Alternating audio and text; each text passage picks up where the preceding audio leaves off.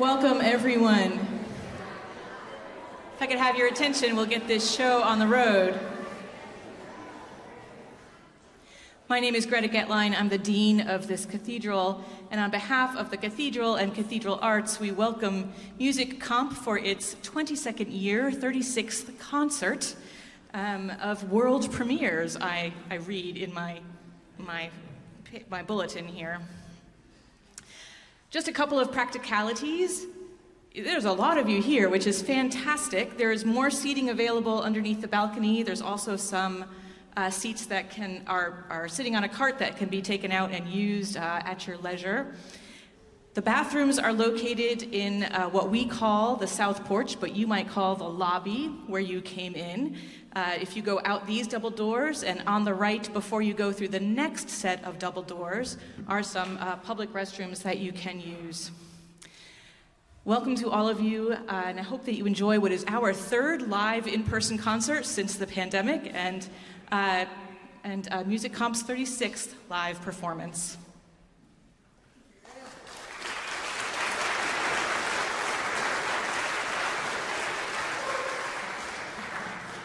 Welcome, everybody, and a huge thank you to the Cathedral of St. Paul and Cathedral Arts for having us here. This is the first time we've ever been here, and it is gorgeous.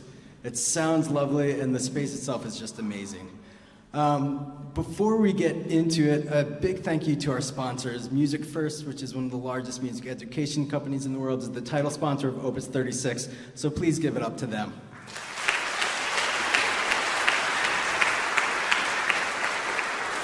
And in addition, our program is helped fund by the Vermont Community Foundation and the Vermont Arts Council, two organizations who do so much for us in Vermont. So please, a round of applause for them as well.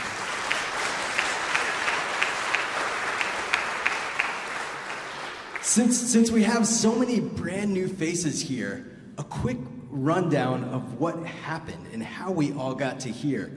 For 30 years now, Music Comp has been teaching composition to young children, and it's been our mission, it's been what we do, and there's quite frankly nothing like this anywhere else. With the longevity that we do, with the amount of premieres that we make, with the amount of students that we connect with. It's amazing.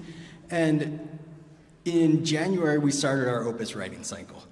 And we had over 90 students from all across Vermont, each paired with a professional composer as their mentor, as they started their piece and took it through from inception to creation, revision upon revision upon revision, until their final product. And of those pieces, we were able to select 25 to be premiered tonight by all of our lovely musicians who are over there in the wings.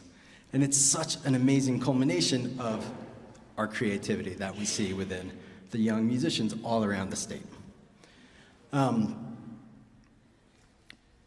Two other huge thank yous that we couldn't do this without. One of the things we do is we make a small documentary, the interviews during the day. This will be broadcast live on TV and then shared on YouTube for posterity, so you can coming back and enjoying the pieces. And LCA TV, Lake Champlain Access TV, is our partner organization with them. And when you see what they make out of this, just keep in mind that, because it is truly quite stunning what they do. And then we have Tank Recording Studio, our friends over there, who will be capturing all the audio. So please, a big thank you for Tank and LCA TV.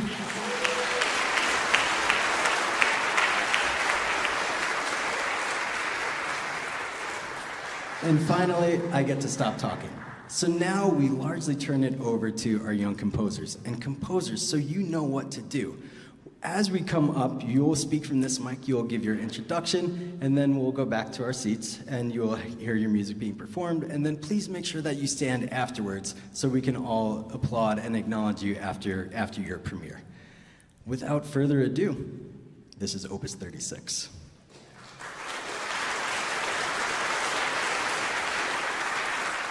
Hi, I'm John Wallace. I'm a fifth grader, despite what the program says, and I am 11. Go to Champlain Elementary School. My piece, Alligator Life, is a bluesy rag combination that sounds to me like a swamp. But not your everyday swamp. It's cleaner than most, where the alligator thrives. Through the misty haze of cypress trees, the alligator goes on about his day, hunting down prey and scaring off invaders and other animals. This piece is written for piano, viola, and cello, and is jazzy. I hope you enjoy.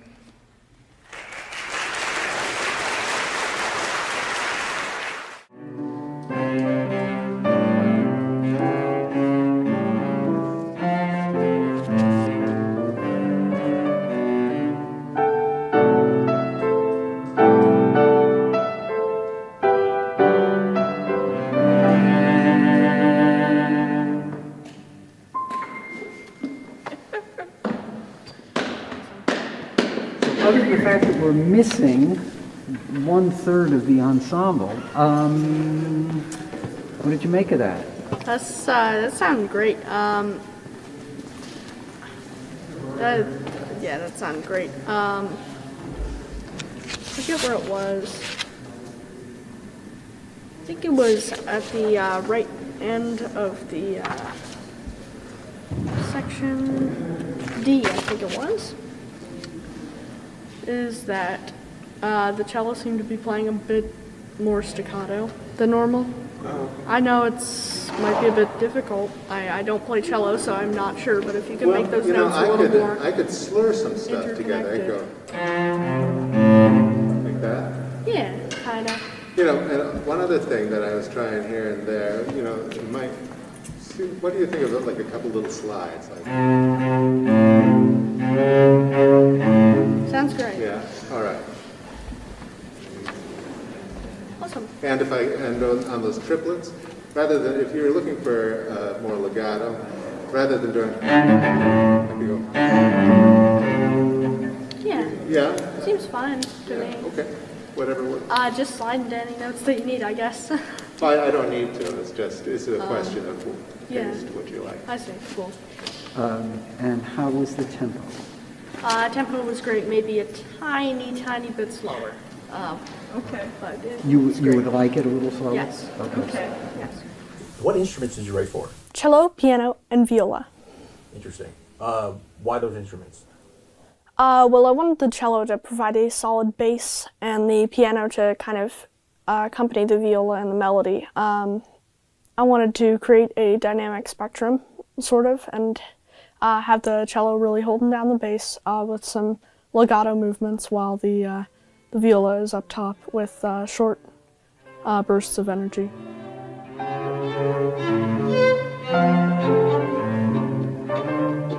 Sorry, hold on a sec. Maybe please again, Allison. Sorry, I'm off. Can I have your A again, please?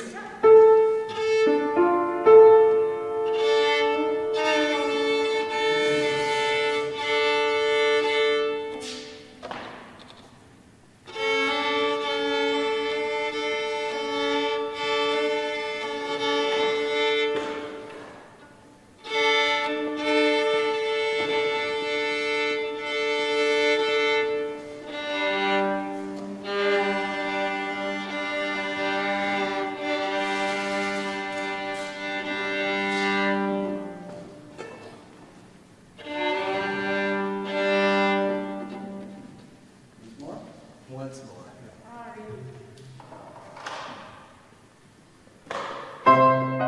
And what instrument do you play? Piano.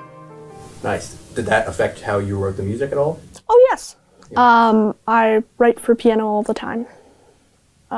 So, yes, I definitely have some kind of preconceived knowledge of writing for the piano. Was it challenging to write for instruments you don't play yourself?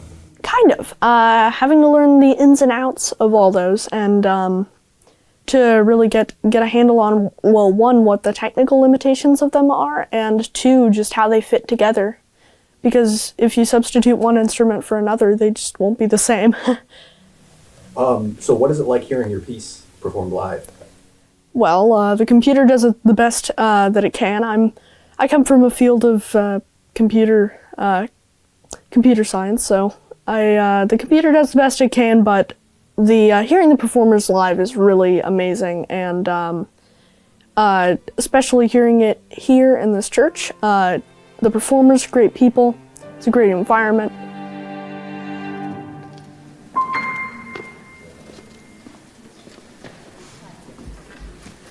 Thoughts, John? Other than my second intonation on those upper F's. Don't judge me. Awesome. Sounded great, man. It was great. Yeah, there is a bit of a tuning issue, so it's a little hard to tell, but it sounds great. Tempo, rhythm, everything. Balance was okay? Balance, yeah. Okay. Good.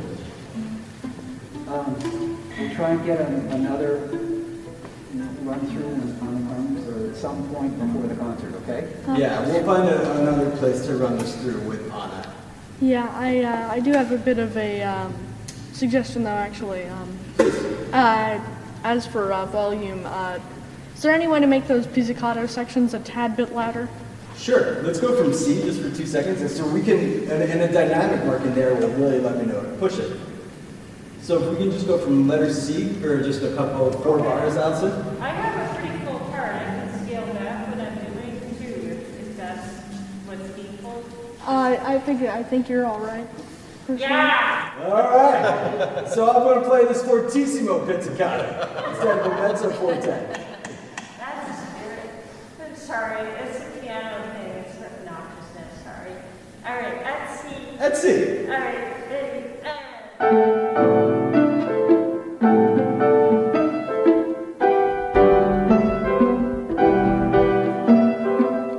Is that more along what you want? Cool. Yeah, so we'll make sure that we tell Anna to make sure that C is nice and loud and forte, and then maybe even just a little mezzo piano. Because I'm hitting it as hard as I can. Yeah. Just a scooch, Allison. Yeah. Okay, got to roll. Cool. So our apologies about Sean, but we will find another time with Anna. Congratulations, John. It's going to be great. Super cool. So what's your motivation for composing? Why do you compose? Well, great question. The motivation, I've been composing since I was 7 years old, so my motivation then was mostly because I'd been inspired by classical music, and I wanted to write classical music because I thought it sounded cool and different. And as I grew older, I figured out that less notes is better, and that and I refined my strategies for composing, and my motivation became more of a to create really deep pieces of music with meaning.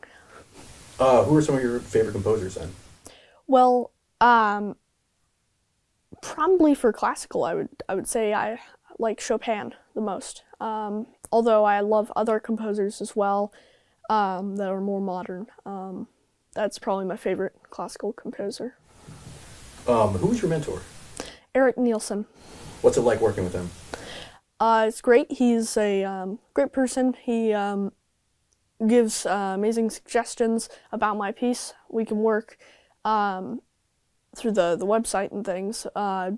Sitting up here working with him is great as well because we can really converse on the ins and outs of each specific note and each dynamic mark, each section, really get that down. And what's your favorite part about the Opus concert? Probably hearing it performed and generally the positive vibe around here and yeah, hearing it live. Is there anything else that comes to mind or that you want to say about Opus or writing music in general? Is that I would thank you guys a million times because it's really pleasure to work with you and pleasure to work with Eric as well. So thank you, Eric.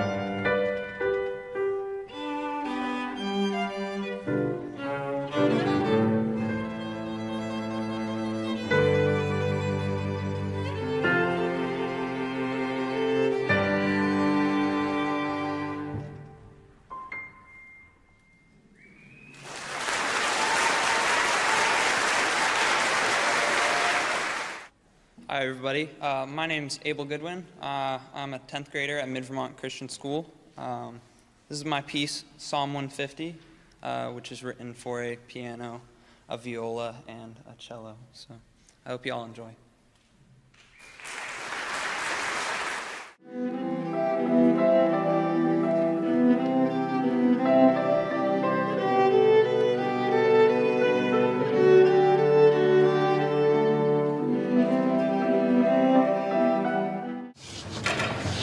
Hello. Nice to meet you guys.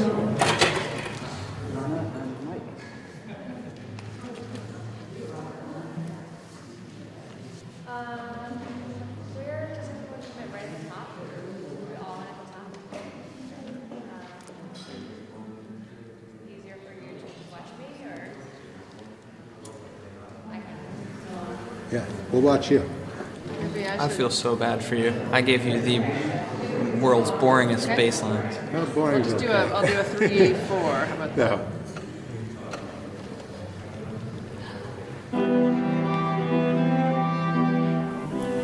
What did you write for? What instruments did you? I used a viola, a violoncello, and the piano. Why did you choose those instruments? Well, those were the instruments that really I enjoy and like to hear, so that's what I used. Who was your mentor for this project? Eric. And how was it working with Eric? Oh, it was great. It was Yeah? very nice. Yeah. How so? The feedback is very helpful when it's coming from him. Yeah. So, Was there anything specific that he might have given you? I was struggling with the ending for my piece, Yeah. and he definitely showed me how to end it. So that was nice. Did this piece have a certain inspiration? No, actually, I just sat down and wrote it. So Did you sit down at the piano, or how did? I did sit down at the piano. That's Is that how I you started. normally write? Usually, I use a variety of instruments to write pieces, but Have yeah. you written for Opus before? Is this I have not. This is my first time. Yeah. We'll get that. All right. So you kind of join me. Yeah. So where do you so start moving? I start moving at the end of one. So I'll leave that one. Balance is good.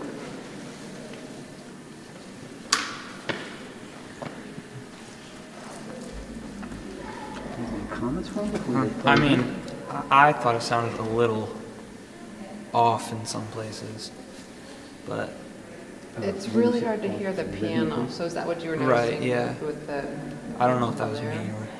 Yeah, and it's also hard for me to lock in because I'm hearing Right. the Tonight you're going to be hearing down the here. echo of you. Tonight it'll be easier. They'll be down I here. can't hear you. They will be down there tonight. Which is very helpful. I like it. That will help. Yeah, That will it help will a lot help. because they're having a hard time hearing. Right. Yeah. Again? Can I hear what you have just in the last 4 measures?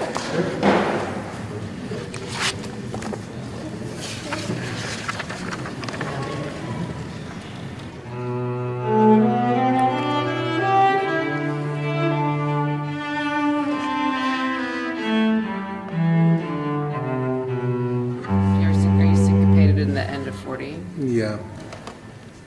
Yeah, so I have 1, 2, 3, and. Yeah, okay. Okay.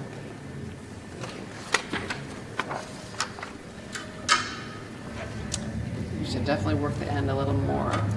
Just do that. 39? From 39? I'm sorry? You gonna try from 39? See if we can connect at the end.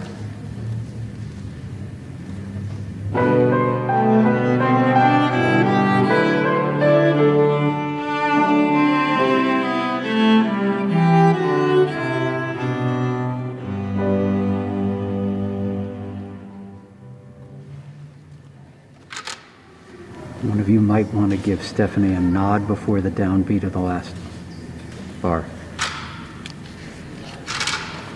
Because she just has whole note for the rest of the bars.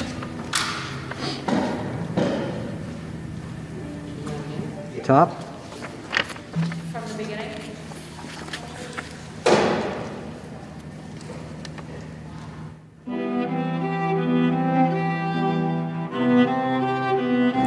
And what was it like when you heard your piece played today? It was amazing, so nice.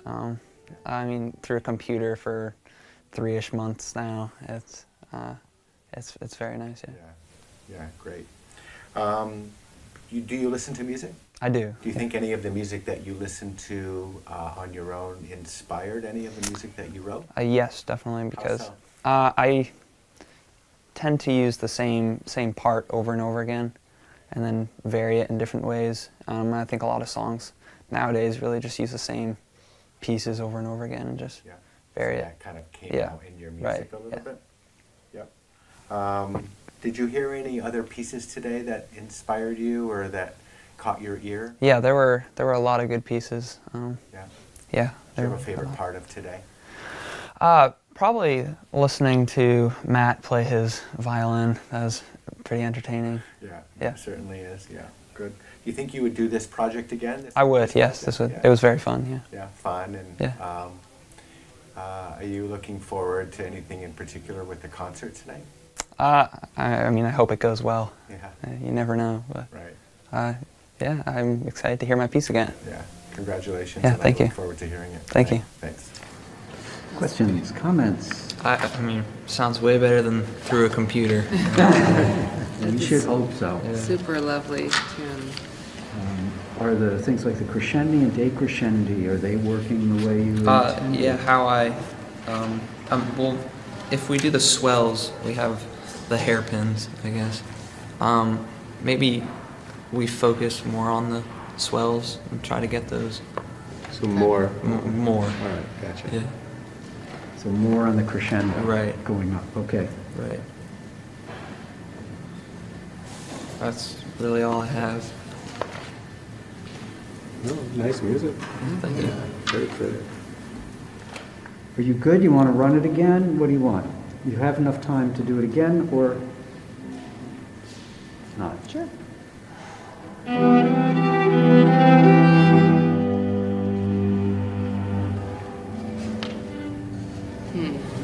Ballpark, anyway. We're in the same ballpark. Sounds good.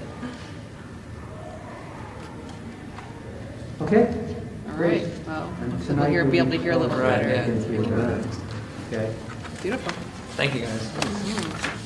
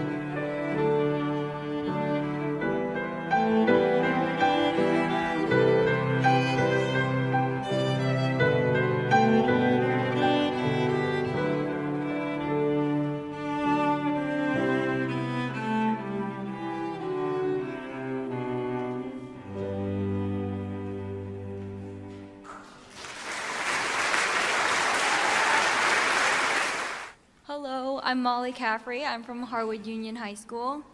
The piece about to be shared is called Raindrops of the Desert. This song signifies the absolute longing and desire for something. The feeling of the song makes you yearn for something that comes rarely but never disappoints. In this instance, it is the beauty that raindrops can bring to the desert.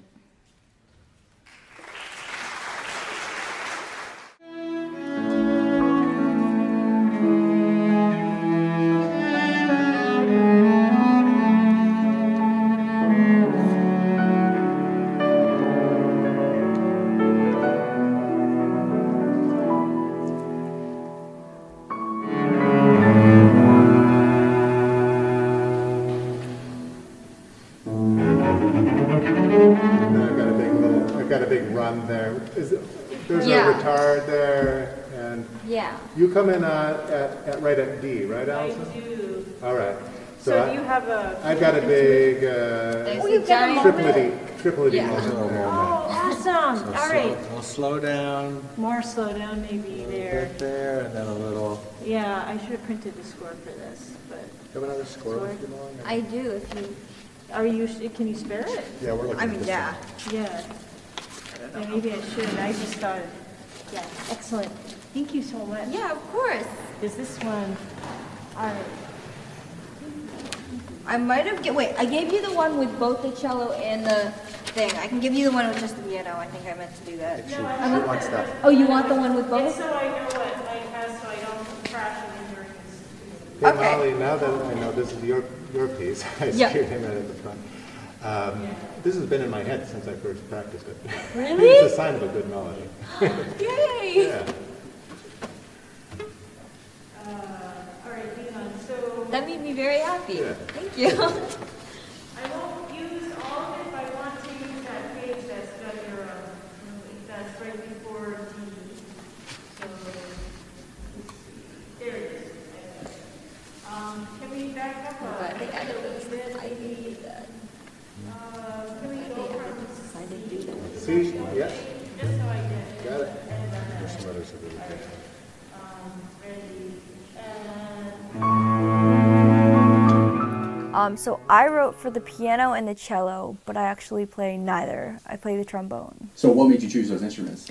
I think I just like to steer away from the writing for trombone because it's something new and different, and because I'm always playing my trombone, and I've actually wrote a lot of piano pieces before, and I just think that the cello is just such a great instrument, and it's like the trombone in a sense because it has about the same range. It can just do like more things that I wouldn't think of on the trombone. Is your piece about anything, or?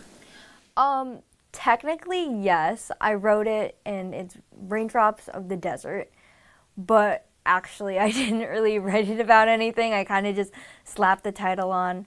I feel like when I write music, I don't really have a theme. I kind of just write about what I feel like subconsciously, because when I go to listen back to the pieces, I'm like, oh, right, when I wrote that piece, I was really happy, or vice versa.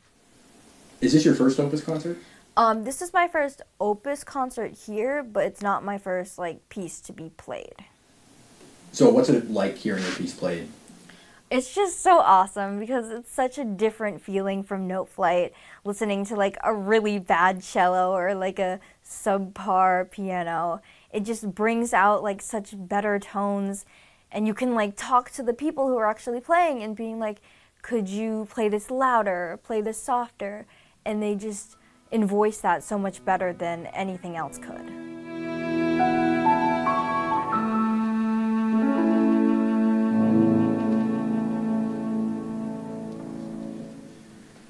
That sounds so good. The only thing that I have notes on is probably starting at D. I feel like for me that's my favorite part of the song. And so when it gets to, I'm trying to find the measure. When I'm the crescendo, and then it comes I want it to kind of feel in a way for the piano at this part here, it's crashing down, but in a beautiful way. I don't know how to like poetically say that, but just have it like be big and loud and then just like come into that entrance at, I don't have a measure number, but Before E? before E. Yes, like 4 before E. Just Oh, I like, do have a crescendo, which I was, yes, I can do Yes. that. E. So just like, because that's why there's like fortissimo. I just want it like, that's like the big like loud moment of the song. It's just like boom, it hits you, but like in a beautiful way. Okay, okay. So, yeah, I'm just worried. It's just he's far away, so I'm like worried about Yeah. going Too hard. erratic. Well, Yeah. and just going off in my own like little Land. Allison land Yeah. where wait. But yeah, I wouldn't mind doing that thing. What if we do before D, like a few bars before D, so I can practice?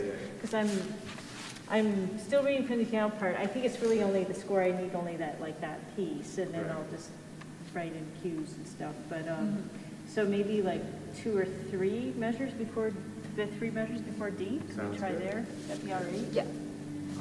Mike, question.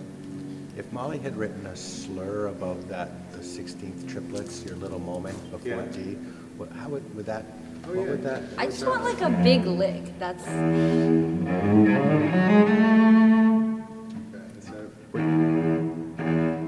I like the slur a lot better. Yeah. It's more fitting in the style I of the song. agree. Yeah, so you mark that, well, that's Oh, not the wait. score, but Well, yeah, so just remember that's one.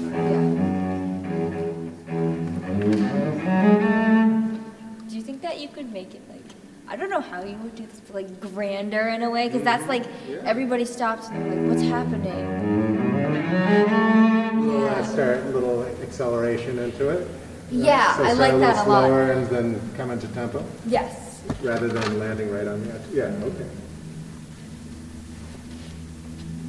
Just like, And- yeah, that's and like a one of the Christian. big moments of just like, what's happening? Like, what's going Yeah. on? And then you just like get there. Gotcha. All right. 3 before. Yeah, sure.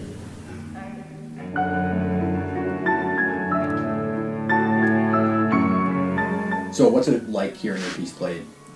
It's just so awesome because it's such a different feeling from Note Flight, listening to like a really bad cello or like a subpar piano. It just brings out like such better tones, and you can like talk to the people who are actually playing and being like, could you play this louder, play this softer?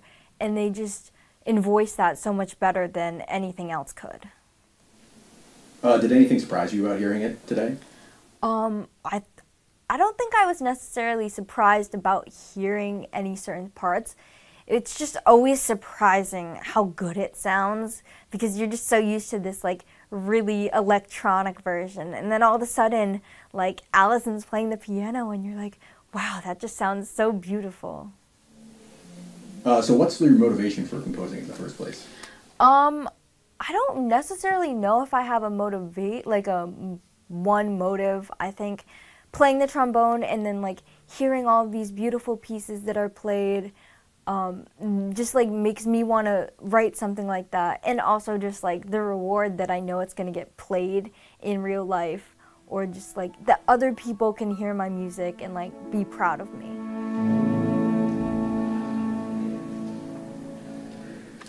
Now, Molly, would you like a big crescendo there in those last two and a half Yeah. bars?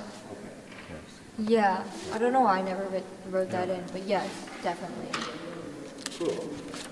Question. Here at D, Yeah. Michael has forte piano. First bar of D, forte, second bar of D, mezzo piano. Oh, yeah.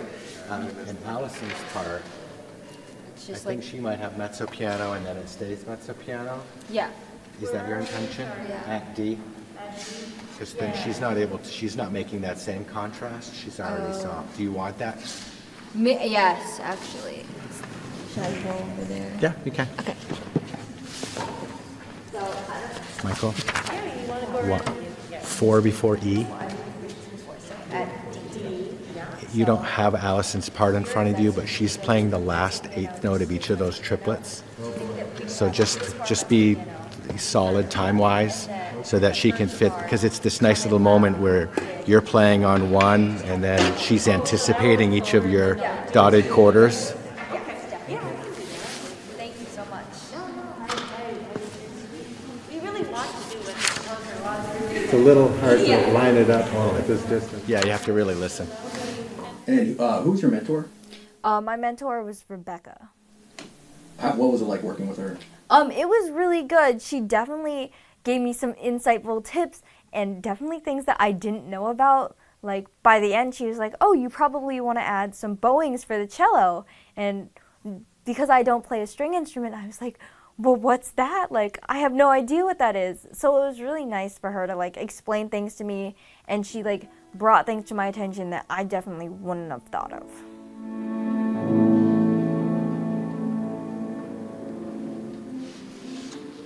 Yay, it sounds so good. Thank you guys so much. Lovely piece, Molly. Chris, was the timing okay in that place? I didn't hear the eighth note you were talking about, but. Yeah, I was It's hard to hear. I couldn't hear. Yeah, But I think it you're was in hearing. time. It was fine. All right. It's good. It's good. Pay attention there. Yeah. Okay. Thank you. Thank you. Thank you, Molly. Thank you, Mike. My pleasure. That was great. Thank you. So, like, what's your favorite part about the Opus concert? Definitely just getting to hear it and also hearing other people's works. I love to hear like things that other people have made that like are similar to my age, because then I can like see like, oh, that was so good, like why didn't I think of that, and definitely get inspiration for the next pieces that I'm gonna write.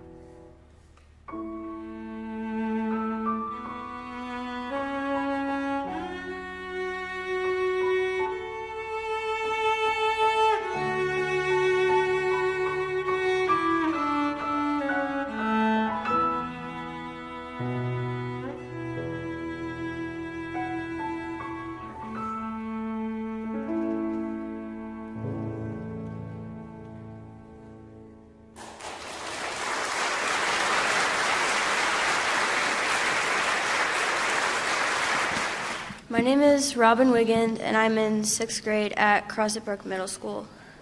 My piece is called Mindstorm, and I wrote it for the flute, cello, and piano. This piece mostly means to me a sort of loneliness, but in a way that you're also angry.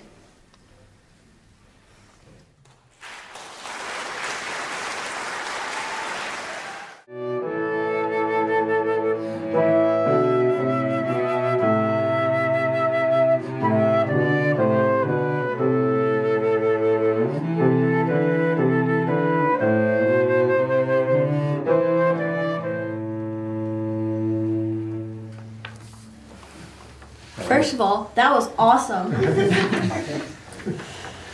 I really like it. One thing about, what measure was it? 49 and 50, when you get like a little bit, when you get quieter, I'm thinking like maybe a little bit more dramatic on that part, just like. Where is this in relation to the letters? Because I don't have a measuring number.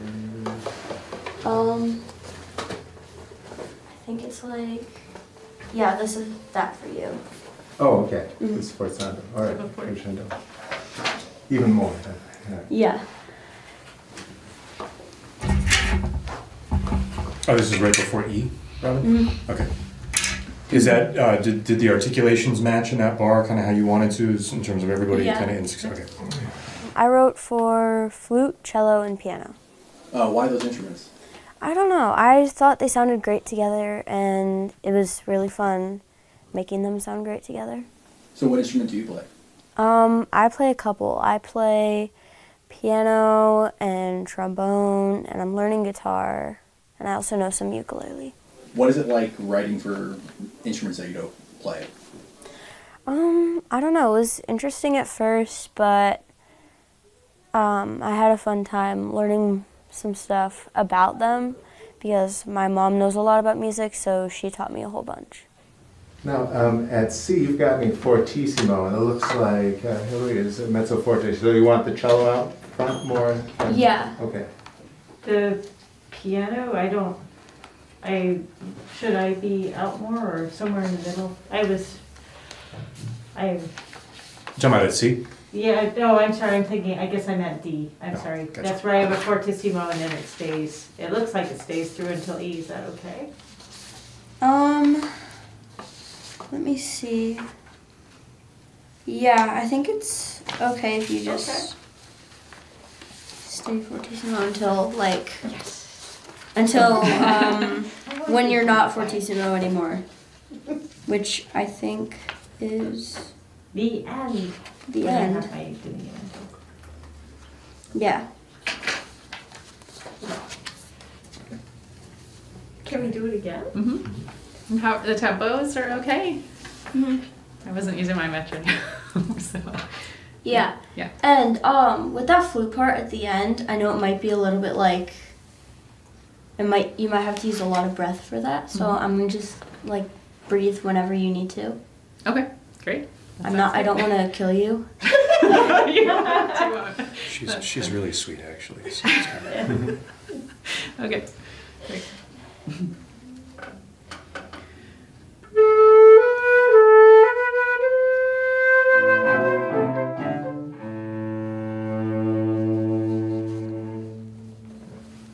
Yeah. Robin, I'm gonna go get set up for my Okay. workshop. You good? Mhm. All right. I'm gonna change my piece by myself because now that I listen to it, I think maybe when the piano does those chords at the end, like at the very end, maybe just like a little bit louder if you can. Okay. All right, I'll do it. I just want it to be as dramatic as possible. All right. Like it gets really dramatic and it just builds up a lot and then it's really quiet. Okay. What's it like hearing your piece performed? So much better than it sounded in Note Flight because it sounded a lot like computer lag. But listening to it being performed live was a lot better, and it sounded amazing. When you write music, do you imagine how it might sound live? Sometimes. I can just like imagine myself performing in front of a live audience and that kind of stuff, but that's about it. Did anything surprise you about hearing it live? I don't know. In No Flight, it sounded It sounded a little bit iffy, but I know my mentor loved it, and anyone who I played it for loved it. And hearing it live, I honestly loved my own piece a lot more. It sounds a lot better than it did in No Flight, because when you make it in No Flight, it sounds like a computer, and the tremolo at the end sounded like computer lag, but it sounds so much better in person. So, Rob, do you want to pick a place for them to start and do the ending so you can hear that extra loud dramatic piano? sure, maybe we can start at section E, I guess. Could we do 2 bars before yeah, that? good idea. I'm Yeah. sorry. Yeah. I anticipated, and we're And probably just, close to together. which, are you doing the sforzando with me there? So 2 bars before E, right on the Yes. first beat? Okay, because No, I'm Mike's on the later. second beat. I'm on Oh, the and second he's on the beat. third. Oh, okay. Just so we all know that, Yeah, because that I was- didn't know you're on a different one either. Right. Okay. So you're on 1, Mm-hmm. and I'm on 2, and Nick's on 3. Oh, good. That's good. fun. That'll be cool. Yeah.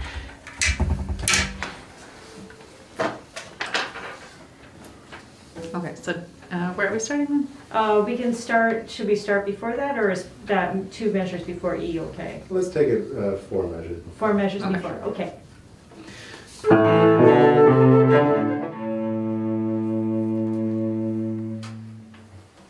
I think for the flute, I think it was 20 and 22. Like when we did that first round. Mm-hmm. I'm thinking maybe the flute should just be like a little bit more legato. Okay. Great.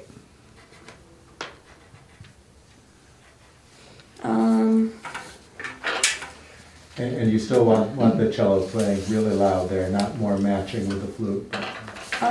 Yeah. Okay. The cello's like the main part there, I think. Gotcha. So who was your mentor? My mentor was Kyle. What's it like working with Kyle? He's really funny, and he gave a lot of great feedback on my piece. Nice. What's your favorite part about the Opus concert? I guess that we get to write our own music, and then it gets performed live. Do you find hearing other people's music is helpful? Yeah, a little bit helps me get to know other people and how they know music and how they write their own music. Great, yeah. Why do you compose? I compose because I think it's fun I love being creative, and I do a lot of artsy stuff, so it's kind of like art, but for your ears, I guess. Did anything inspire you to write your piece?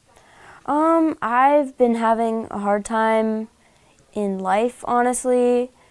I came out as non-binary to my parents earlier, a little bit like in November last year. So I've been going through a lot of hard stuff with pronouns because a lot of people assume, and I feel like there's a storm raging in my mind. So that's why I called my piece Mindstorm. Interesting. So is there anything else that you want to say about Opus or your music or the concert in general? Well, I've honestly had a lot of fun. Maybe the first time the piano plays at, I think it is 9, maybe like a little bit louder. Okay. So, okay. I was probably being more piano than that, so just wanted to fold into the flute there, but I can be a little bit more present.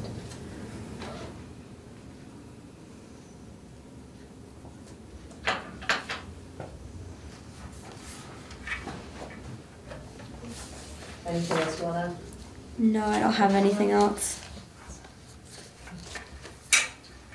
Oh, nice music. Yeah. Yeah, well done. I like your title. Yeah. Yeah. Does anyone have any questions about anything? No? How did you become so awesome? I think I was born that way.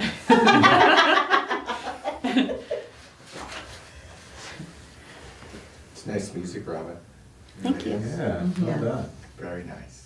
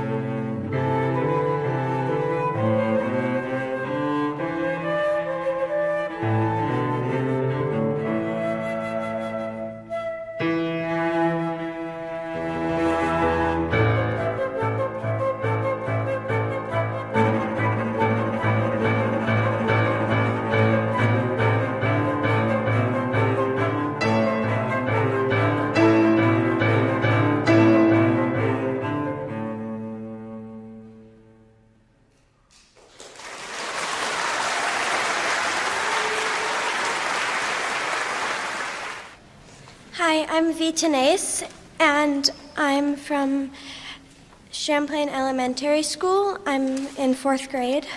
I wanted to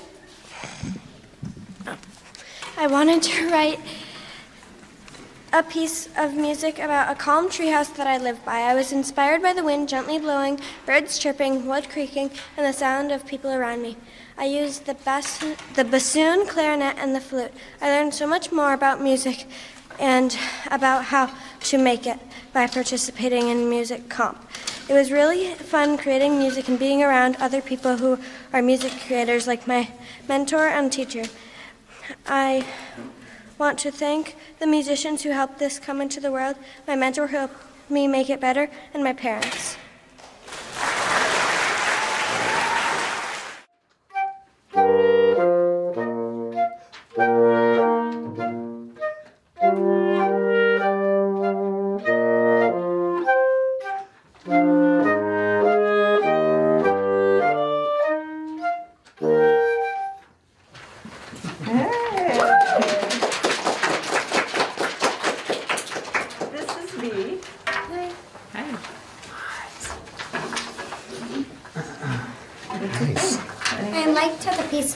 It felt like just how I had it on Noteflight, and it sounded good to me, so I think that's good.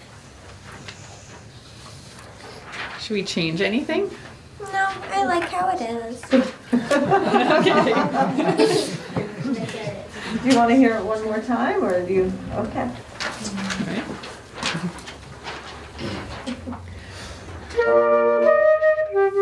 I did clarinet, flute, and bassoon. And why did you write for clarinet, flute, and bassoon? Because I was inspired by a treehouse near my house, and the flute is sort of supposed to be like the birds, and it makes like the same sound for most of the time. And then the bassoon, I think, is like the creaking of the wood and the sound of people. And the clarinet is something else, I forget.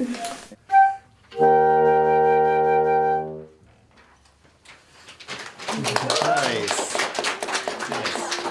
You did a very good job. Thanks. Thank you. Thanks for writing it. Do you have a tree house, or is it? I have like just one that we all share in Red Rocks, so. Fun. I wish I had a tree house. I don't have a tree house in my house. So. Anyway, thank you. Cool. Do you think, Vitanes, do you think that your song represents that sort of initial inspiration? Yes, I feel like it sounds different, but it sounds really good, and I like all the advice my mentor gave Yeah, me. did it change a lot, your song, from the beginning? A little bit. It definitely, like, there's more slurs. Like, I didn't have any slurs. Yeah. But And you like it with slurs now? I like it more with slurs. And what does that do to the music when you add slurs to It, like, sort of combines the two pieces, the two, like, sounds, I think, or something like that. Don't exactly remember. Yep. Do you guys both listen to music?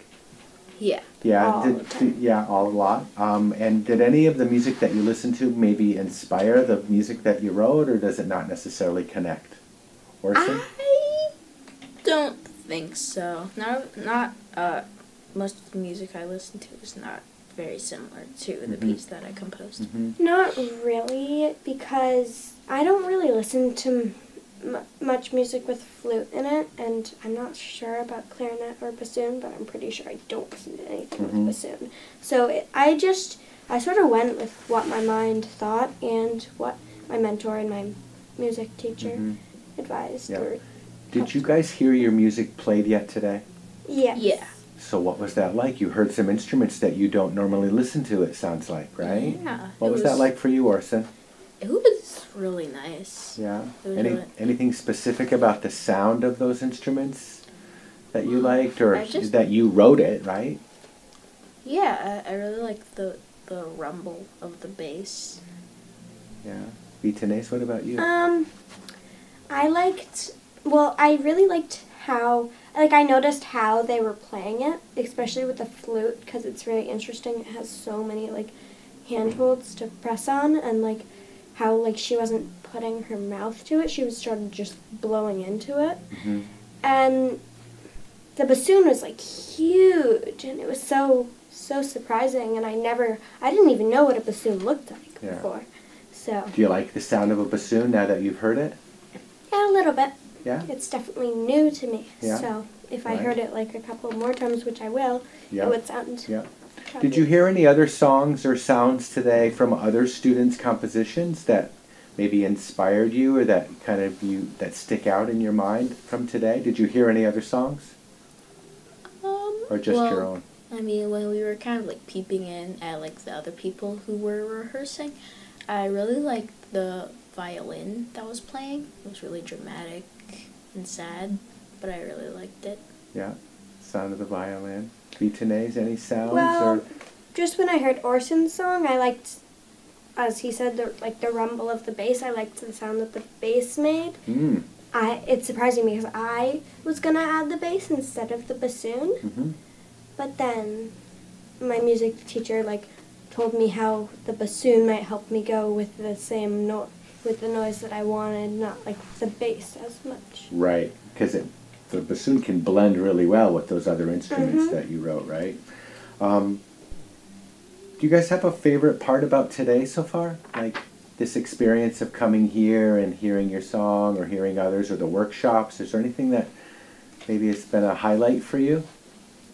Well, when Matt showed us the pedals with the violin and also with the microphone, it was really fun just listening to what everybody said into the harmonized microphone. It was really funny. Yeah, that was cool. Matt sang us a song, and I thought that I noticed the song, and I knew it from somewhere, but I don't especially know where, but it was I liked it, and it sounded cool. Yeah. Nice. I also liked how scared I was, but then realizing it wasn't that bad, and it was just a new experience. Yeah. Do you think you'll keep writing music, you two? After today and this school year, do you think next year you might continue to do this, or? I know I'm definitely going to go back into music comp again and hopefully gonna do composers club like next year. Yep, at your school. Yeah. Yeah. It'll What about be you, Orson? So, yes, I will definitely do music comp again maybe next year, but I'm not sure if I'll like write songs like when I've like grown up and stuff. Yeah, same. Yeah. Hard to say, huh? Yep. And anything else about today's experience or the concert that you want to say or anything about? Well, the concert, I'm still like sort of scared and like not very. I'm excited, but also sort of scared at the same time, and it's gonna be fun, but also different and Yeah. What new. What makes you uneasy about tonight's concert? Well, Miss Green, my music teacher, told me that I might have to speak in front of people. So. So there is that. Yeah. What about for you, Orson? Anything about the concert tonight or your song being played by people and being heard by all these people that you don't know? Well, ahead of time, I thought about what V is nervous about right now, and so I came up with the resolution. I don't think I'm going to speak. I think some other people are going to do it for me. Maybe do it. Because I have stage fright. Yeah. So. You're doing great right now. Thank you. And the camera's on you, right? Yeah. I can't wait to hear both of your songs, you guys. You were wonderful to talk to, and congratulations on being here for today. Thank you. Thank you. Okay, thank you.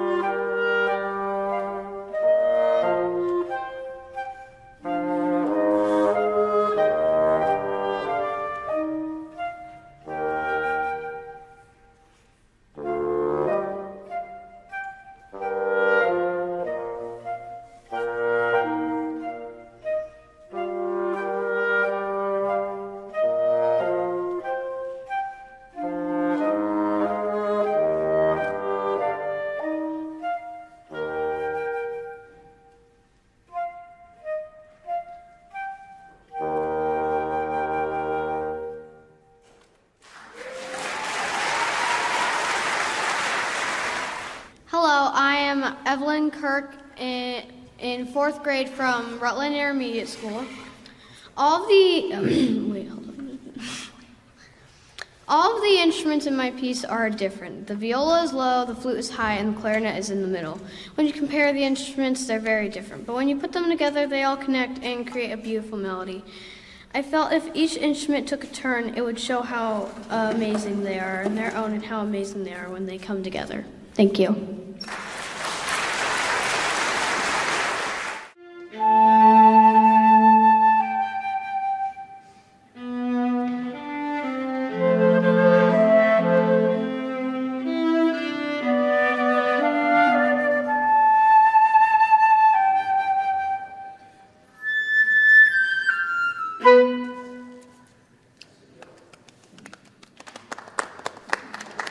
They all moved up.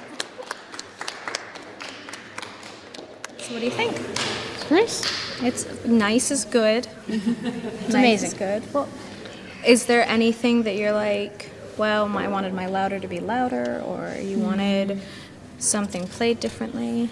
Is there anything you heard that you were like, I wish that would be just a little bit different? Now is the time to be picky. I feel like the end, like maybe like needs to be like a little louder.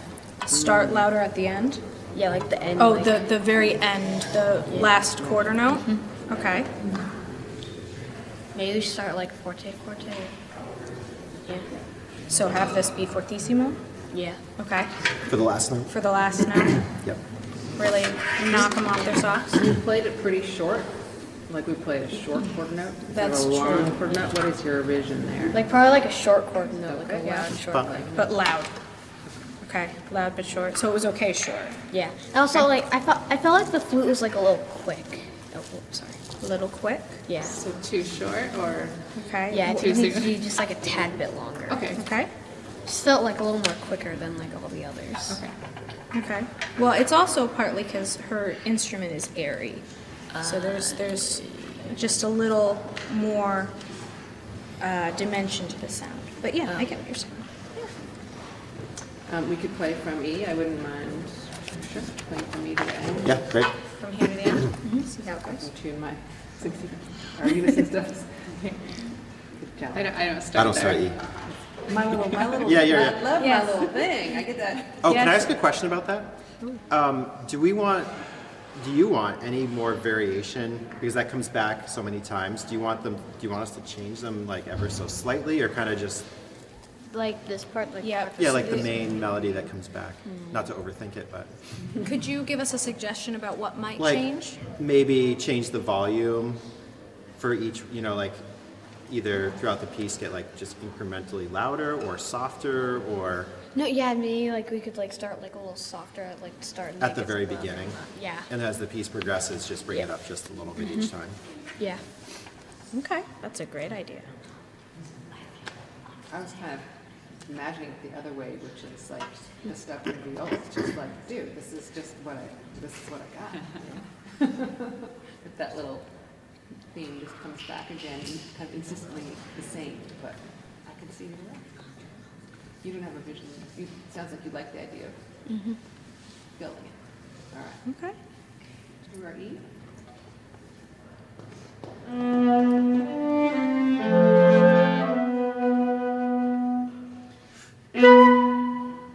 Yes. Beautiful. Do you have, so we fixed the end, and then we're changing so that the recurring section's gonna get a little bit louder each time. Do you want to hear any of the solo parts again? No, I think I'm good at solo parts. I Like, think you're those good on were the really solo good. parts? All right, no issues there. I was wondering if we could play at C to D, and get sort of the rhythmic back and forth. Are you okay with that? If they could try C again? Yeah.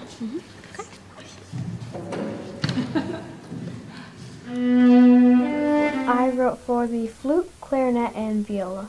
Flute, clarinet, and viola.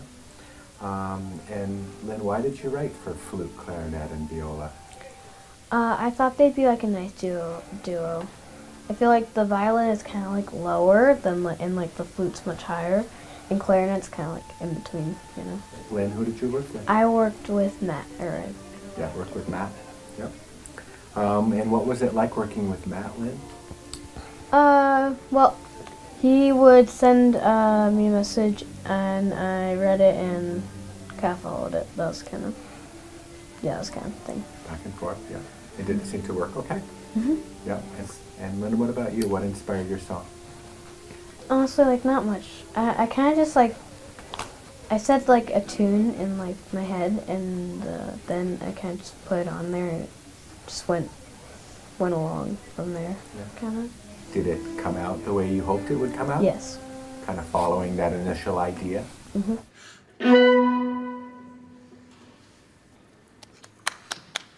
Like it?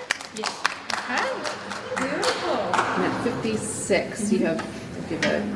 Right on the downbeat, 2 half notes in that bar. I have pickups to that measure. Oh, I guess I was just. So did somebody have eighth notes in the bar before? I do have those on beat 3. Yeah, okay. And I have beat 4. Dan has beat 4. And I'm hearing kind of hearing you putting kind of on the shorter side. Do you like that? Shorter. Kind of. Also, yeah, I think like that was like great, like where it like switches rhythms. Great. Where like the rhythms pass between them, they're kind of like boop boop boop boop boop boop boop boop. You like it? Yes. Okay. Great. And it seems like a nice contrast, like in bar 68. Then suddenly there's the legato eighth notes, which are kind of neat, different texture. So she's saying when it like kind of like you have the boop boop boop boop boop, and then you have the nice long doo doo doo doo doo. She's saying it's a nice contrast. Ah. I like it. Do you start it again, just to start it at the softer dynamic level? That's a good idea.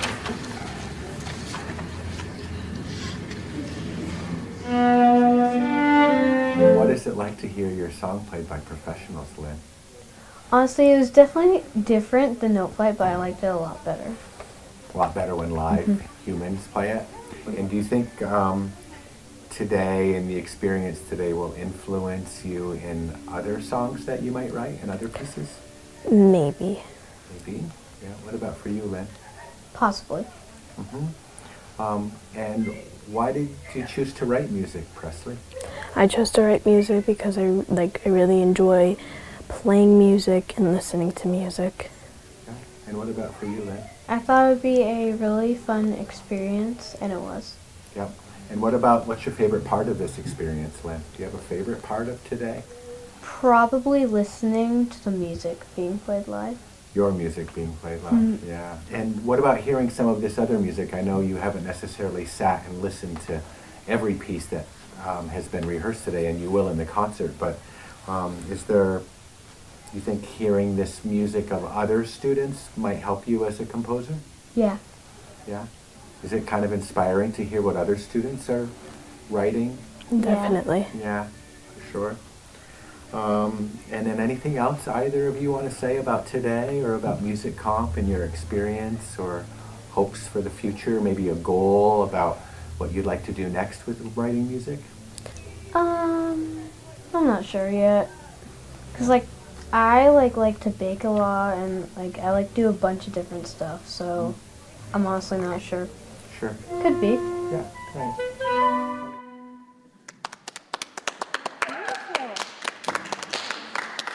You're happy with it? Yes. Love it. That last night note is such a surprise every time. It's not what I expect. He likes your last note? Beautiful. Do you have anything else you want to add? No.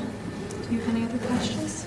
All right. Nice. Thank you. Nice. Thank you. Sounds great.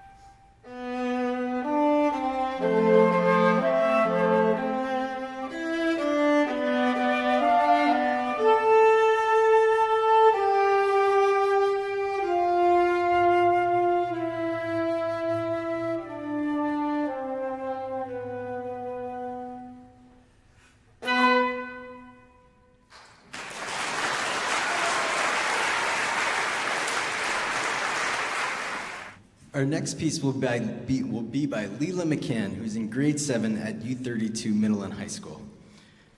Leela writes in her piece's description of Madra Rua. This lively piece imitates the movements of the red fox, Madra Rua in Irish, darting amongst the forest's greenery. The flute is similar to that of Irish culture. I drew inspiration from that style of music as well as nature itself. This is Madrurua, The Red Fox by Leland McCann.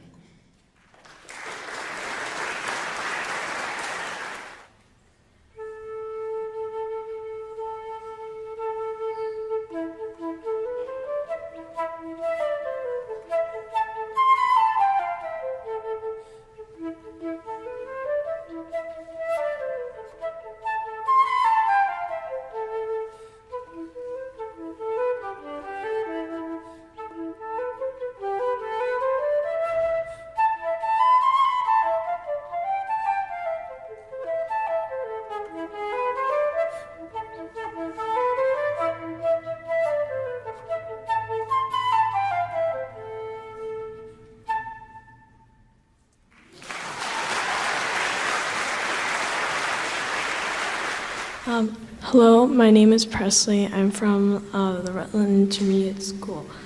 The name of my composition is Daffodil, and I think the name fits this piece because the music gives me spring vibes. Spring reminds me of flowers. Daffodil came to my mind at first when I thought of flowers. One second.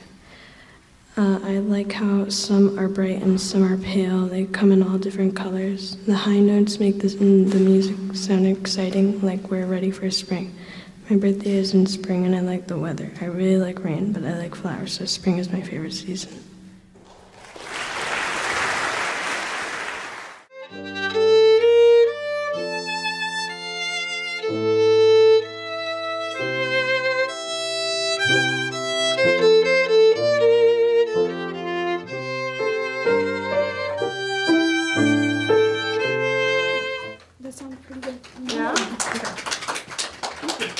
At the very end, do you want it just to kind of keep going without slowing down, or do you want it to kind of naturally pull back just at the very, very end? I want it to naturally Pull back a little bit? Okay. No problem. Was there anything that sounded a little different than you thought? Oh, sorry. No, go ahead. We're attacking you from all sides. Was there anything that sounded a little different than you thought? No. No? It sounds great. Okay. That was me. I was so like, everything's fine. It sounds when beautiful. they slow down a little at the end, it will let the audience know, oh, okay, the ending is coming, and that's always a good thing. Mm-hmm.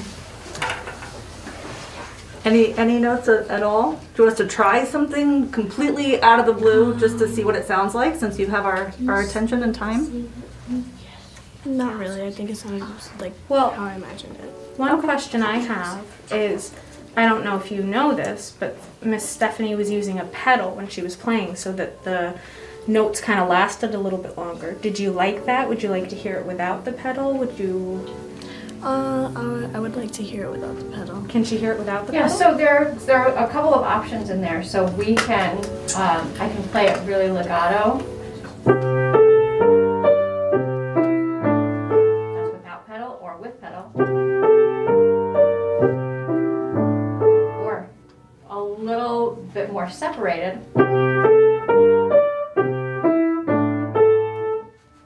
You have a preference on those?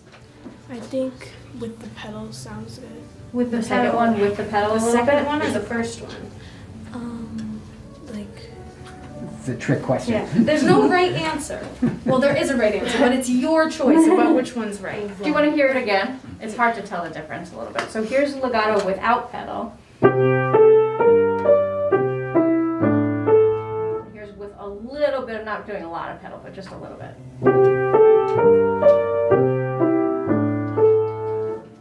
I like the second one. The second one? With the pedal, you got it.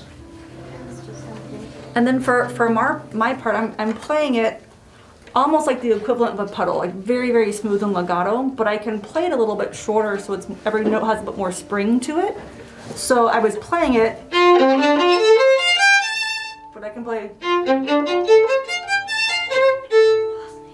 I like the first one. You like the first one? Okay. All right. Should we just play it through again? Okay. I wrote violin and piano because they're my favorite instruments, and I both play them. Yeah. And Presley, you worked with Eric, and how was that for you? He gave me advice on how to make my song sound better, and it was really good advice, and it made my song sound a lot And better. you felt like it started to sound better the more you kind of applied those things that Eric said to good. Nice. And what inspired your song, Presley? Just like different pieces of classical music that I like. Nice.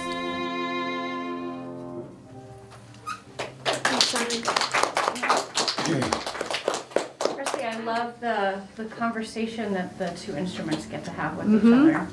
It's really nice. It's fun. It makes it fun to play. Right. It's more collaborative, like it's a true duo rather than a solo instrument with just accompaniment, right? So it lets us work together. Is that an electric violin? It is not, but you can kind of buy devices where you can plug it in to make it one, but this one right now, as it stands, is not. Well, and the reason she has the pedal is because she's using an iPad, so when she clicks the pedal, it turns the page. Yeah. Well, we have other questions from the gallery. Are you all right answering? Sure. Do you mind, Presley? No. Connor? Is it a viola or a violin? It's a violin. Good question. Nevaeh? Are you playing the music that Presley wrote? I am. That's what Presley wrote. It's pretty cool, huh? That is pretty cool. I was Yeah. gonna say that. That's pretty cool. It is pretty cool. All of these guys wrote something. They were all my music conquerors. awesome. So Very, they very chose to cool. came up and support Presley and Evelyn. And a couple other ones. That's awesome. Yes. And then you kind of get to see what it's all about, right? Which is pretty exciting. And All of them are young enough that they'll do it again next year. That's fantastic. Very cool. I love that.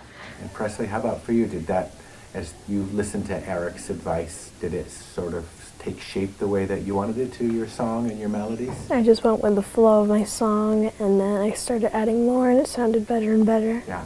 What about you, Presley? Did anything you listened to inspire this? I listened to like many different songs, but the songs I listen to most are usually like classical music and like music with like really heavy beats, but classical music inspired my song more. Yeah, good.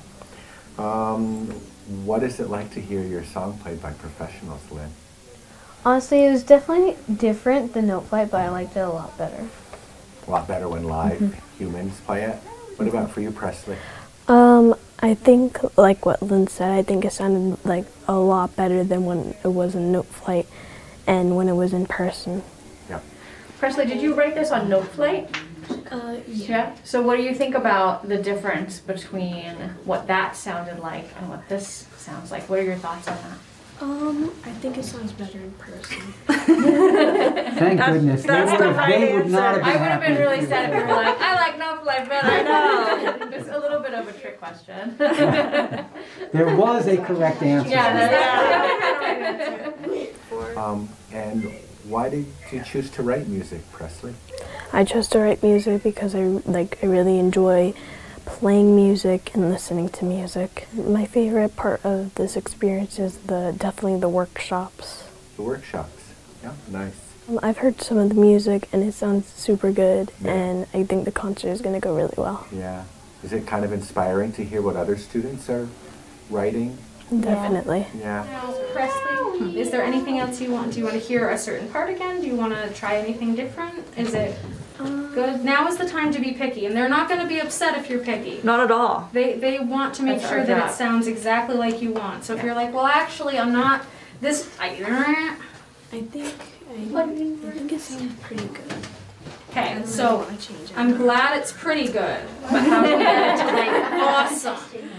Is there anything they can do to make it awesome other than like, you know, getting you another thing of ice cream and doing cartwheels on stage? I do like ice cream. But, you know, things like we had talked about before, like articulation or maybe the dynamics, maybe your forte you want to be a little bit louder, like a bigger contrast between two things. Those are the kinds of things that you can think about and let us know while you're the boss. Is your medium quiet enough? Is your loud enough? You're allowed to say no.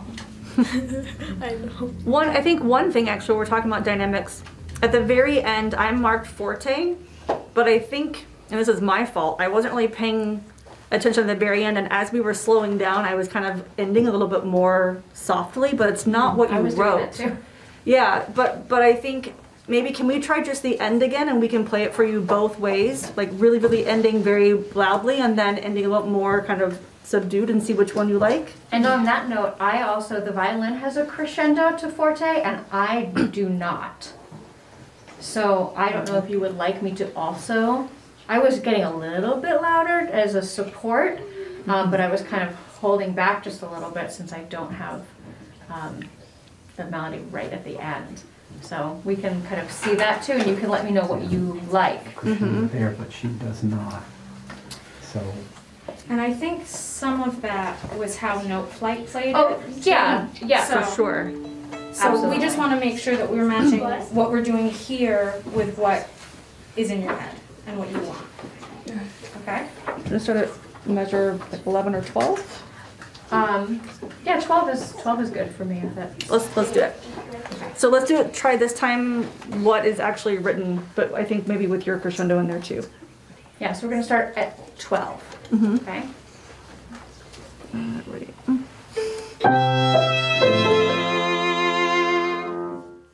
So that's option 1, and then we'll play option 2.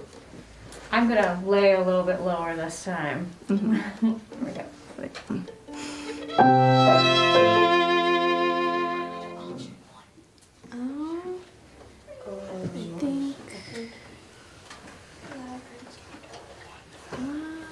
I think option 1, I like option 1 a lot. Good, because that's what you wrote. Good job. And we will make sure that we actually pay attention. Okay, no problem. So that's with the crescendo in the piano also, right? Even though it's not written, that's what she did when she did option 1. Well, option 1, I think we ended pretty loudly. At least that Yeah, was I But you don't also have put a in crescendo. I added a where there crescendo isn't to my one. part. Where you have in the piano, not playing piano. Right. Sorry, I misunderstood. She gets a little bit louder with the violin. Is that okay, or The do you actual want to piano. try her staying loud and her not getting loud? I think it's like. Yeah, you liked the You liked how the it big is. Okay, ending. I just want to You make got it. sure. You know you have options. I know you don't like them, but you have them. It's like I'm composing so that I don't have to talk to people. Exactly. Okay. Well, it feels Fair enough. good probably to us. As long as it feels good to you, then I'm sure it'll. Yeah. Do you want to It will hear it work. one more time, Presley? Sure. Is that okay? Yep, Absolutely. one more time. You got it. And then anything else either of you want to say about today or about Music Comp and your experience or hopes for the future, maybe a goal about what you'd like to do next with writing music? I want to write my own music and possibly be like somebody who composes music for different concerts and stuff. That sounds really good. Yeah, and those little differences that we talked about in this rehearsal changed it. Changed it quite a bit, which is great to keep in mind next time you write something. Absolutely. Right. So you are It's happy? actually a good lesson for everybody. Yes. Notes are great, rhythms are great. What really makes a piece stand out is when you have dynamic differences and articulations. It makes a huge difference in how the piece comes across to the listener. Really, so don't think that music is just the notes and the rhythms. It's all of it. And the more of that you can put in, the more signals you're giving to the musicians as to what you want, and also you're conveying an idea, a feeling, an atmosphere to the listener through how loudly or softly you have the notes played. There's a huge difference between playing one of those passages forte and playing it piano. So something to keep in mind for next time. All right. Well, thank you so much. You're Thank welcome. you. Evelyn, you're-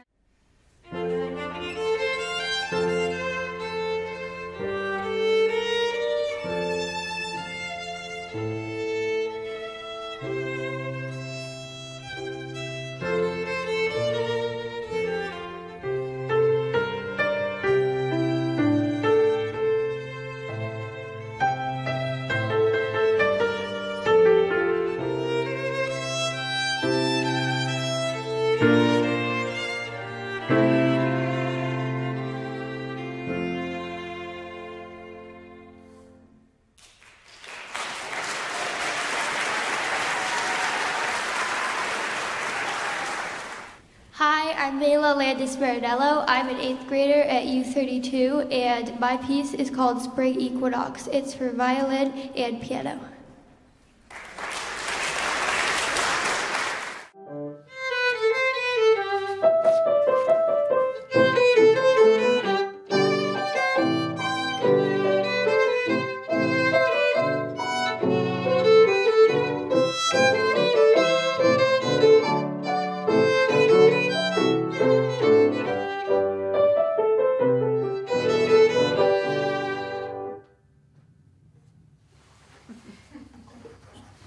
Very nice piece. Thank you.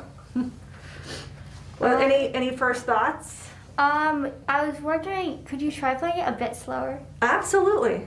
Absolutely. And also, for the piano in measure 37, when you have like the solo there, a bit more staccato maybe. More staccato, sure. Yeah.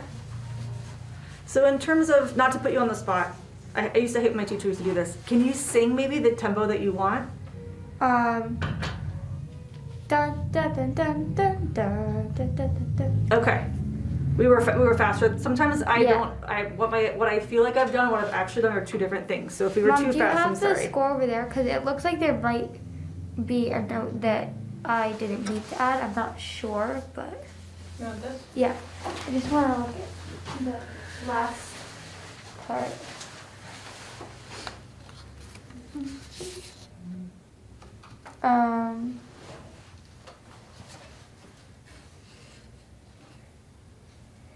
I think there might be, it looks like, wait, this isn't matching up, but there's a note here, I don't know if you have it, but it's in measure 37, you have one note. Wait, that's piano, never mind.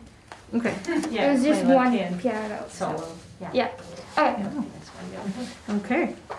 Okay. So we'll try it a little bit slower. Is there anything else maybe that we can play differently as we're playing it a little bit slower that you heard that you want to try differently? I don't think so. Okay. Let's just try it again. Maybe I'll try to hold back a little bit and let us know.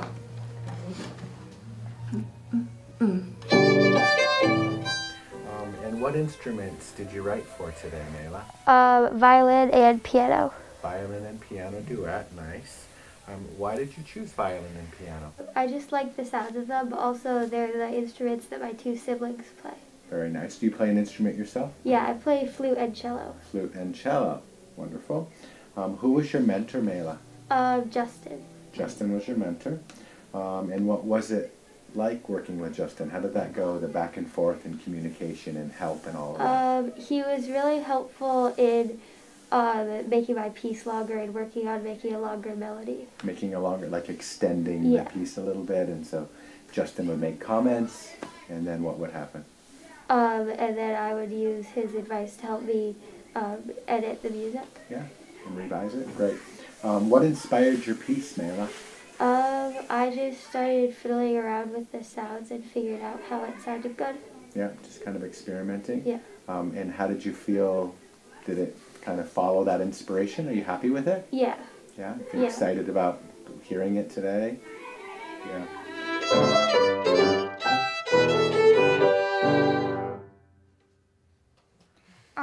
There's one spot, would you mind playing measures 19, 20, and 21?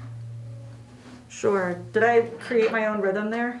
I think there was one that I did. I don't know for where the I did A and G, it was more like two eighth notes. Yeah. That was my mistake, but I'm happy to do that. And also the chord, the last note in measure 21, I think I had to change that because my music teacher at school said it might be kind of hard. A double stop, I think I had you have G and E. I think I had G and E or something before. What you wanted before? Maybe just play it again because I was thinking I might want to change a note there. I'm sorry, say it again? Possible. Could you try playing it with how it is and then changing the C there to a G? You want the G to be higher or lower than the E? Higher. Ooh, that's why your teacher had you change it. So I can try it. It's a little bit tricky. Let me try it and let's see if you like it. Okay. Can we start back at B maybe just to get into Sure, it? that's you there. That's Oh, yes it is. Yeah, Okay. that's okay.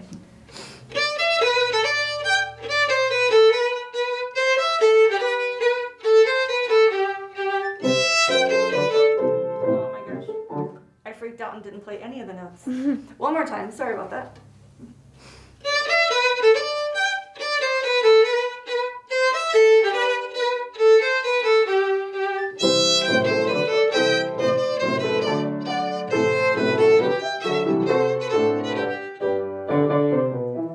Oh, sorry. That's fine. You can leave it how it is. It's not a big deal. I had a page turn thing. It's definitely doable. If that's what you really would prefer, I'm happy to do it. I haven't successfully done it yet, but I have faith that I could in the performance. If that's what you really hear and what you want, I can change it. Okay. Is that what you want? Yeah. Okay. Just give me 1 second. I am willing to try it just for you. And if it doesn't work, you can change it back. We'll make it a surprise.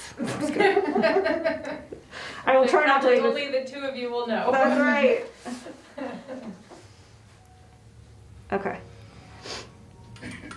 Can we try it one more time? Yes, please. From the top or from B? Either one is fine. Do you have a preference? From the top. From the top. Okay.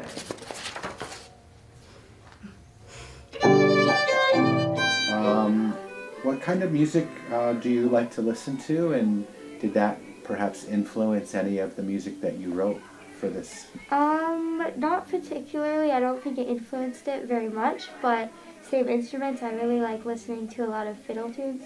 Mm-hmm. So you've listened to a lot of music. So hearing it live today might not be completely new, but it's bound to sound different than what you were used to in Note Flight. Yeah. How do you expect it to be different? Well, in my strings class at school and at home, lots of people have said that the violin on Note Flight doesn't sound very good, so I think hearing it in person it'll sound even better. Yep. Will this experience influence your future songs, do you think, your future compositions? Yeah, it'll probably inspire me to keep writing because it'll probably sound better in person. Yeah, right. Do you know why you wrote this song or why you write music? Make you feel a certain way, or yeah, I just like creating songs. Being creative. Yeah. And what's your favorite part about today so far? The workshops have been really cool. Workshops are cool. Have you heard any of the other pieces today from any other students? No. But you will in the concert? Yeah. You suppose that might help inspire your own music when you hear your it'll be cool to hear other people's styles of music. Different styles, right? Because you didn't have to choose a certain style. Yeah.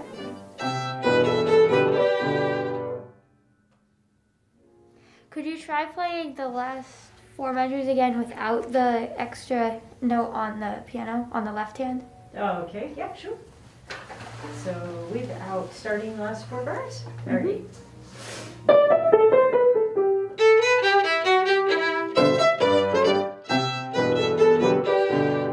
Would you be able to change that so you don't play that note there? Yes. Okay. I can, that's it, yes. Yes, I can do that. I will leave it out. Is the articulation okay? The peckier? Yeah. Okay. Vocally.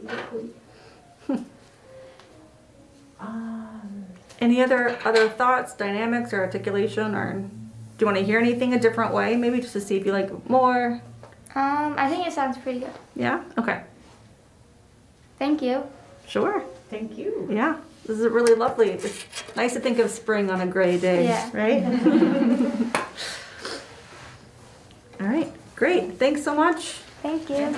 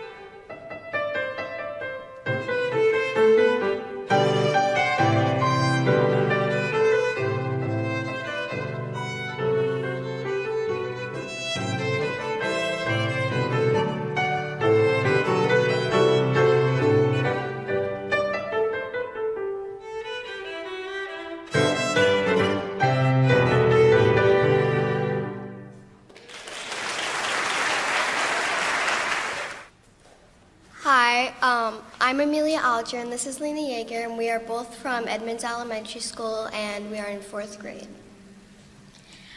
Our piece is called Hot Coffee, and the beginning is about when you just wake up and you want some hot coffee, which I'm sure if there are any coffee drinkers out there, they totally understand. And the middle is about pouring it and making it, and by the end you're finally drinking it and you really feel calm and are getting ready for the day. I hope you like it and enjoy.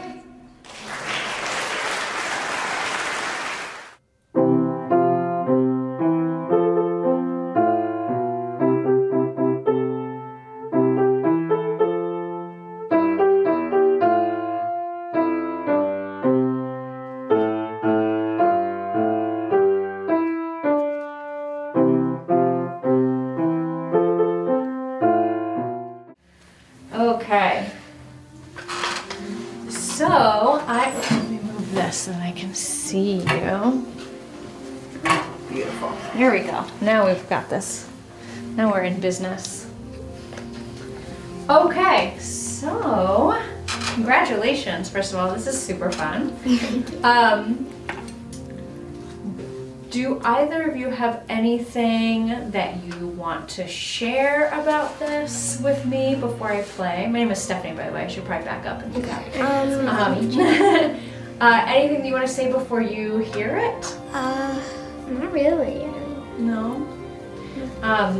So I'll play through it once, and then we can talk about anything that you might have heard that was surprising or different. That maybe was unexpected, maybe you want to hear it a different way, like dynamics and loud and soft, or articulation, which is great that you have some staccato in there, so we can just talk about that. Tempo, you know, if it's a little faster or slower than you were thinking. Anything that you hear, because it sounds really different live than it does on the computer, right? So. You might hear it live and go, oh, wait a minute. Like I was really thinking that maybe this would happen instead.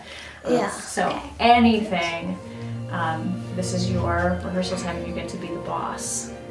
Okay, you get to tell me what to do. Only during this time. All right, fair enough. So let me get, make sure I'm playing the right tempo for you. Do you want me to shut that door for you? Oh yeah, probably. I was just playing a much faster song, so I need to slow my brain down. There we go. Now I'm in the right mood.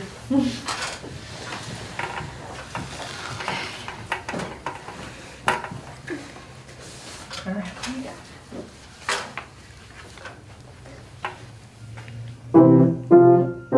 So you wrote a song together. Yeah.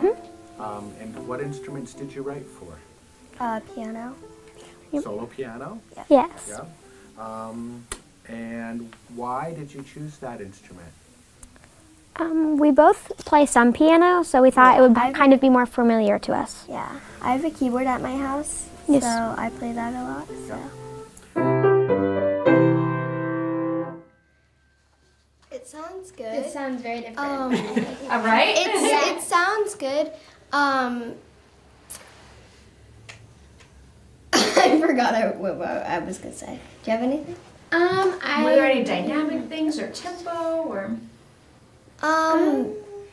What can we hear if it was like a little faster? Absolutely. Do you want to hear that? Yeah, sure.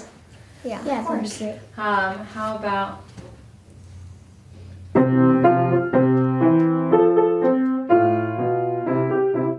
Too fast? I think it sounds good. Like, cause when it's like slow, it kind of sounds like, I don't know. But I like it when it's. That was about 126, which doesn't sound like a big difference between 120 and 126, but actually, it's a What do you big think, change. Lena? I like it. Which way? I like it faster. Okay. But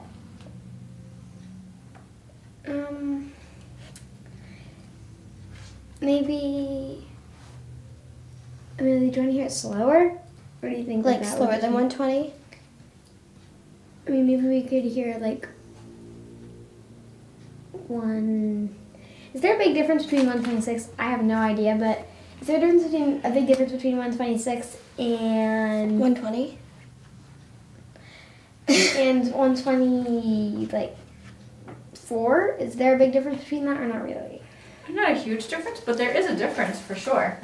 Yeah, can we try that? 124? So this is 124. Do you like that better?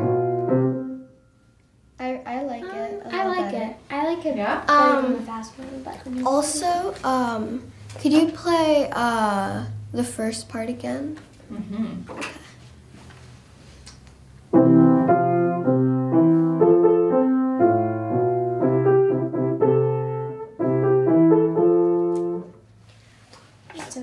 It sounds good. It does kind of sound like a little muted, kind of. I'm just playing it quietly.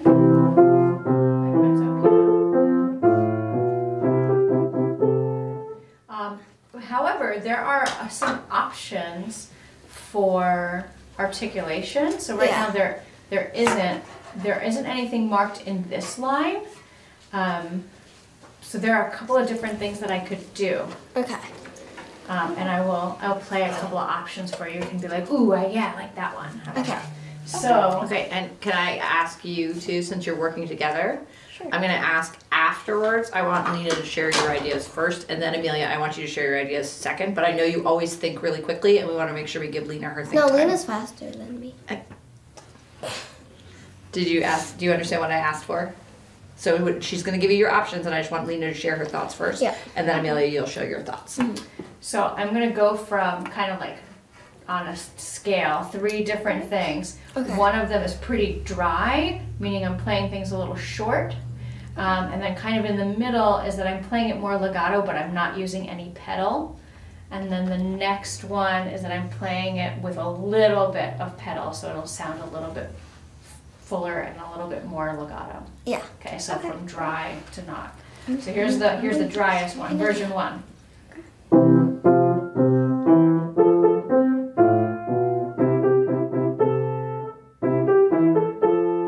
Right, that's option 1. Here's right in the middle.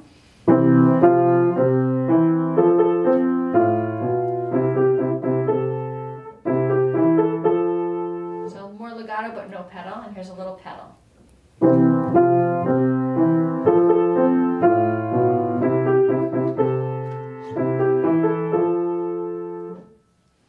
I think I like the middle. I'm not sure. The middle one? The middle one is my favorite, but I kind of like the last one, cause I kind of like I don't really like how it's like I like how it's like smooth and kind of longer.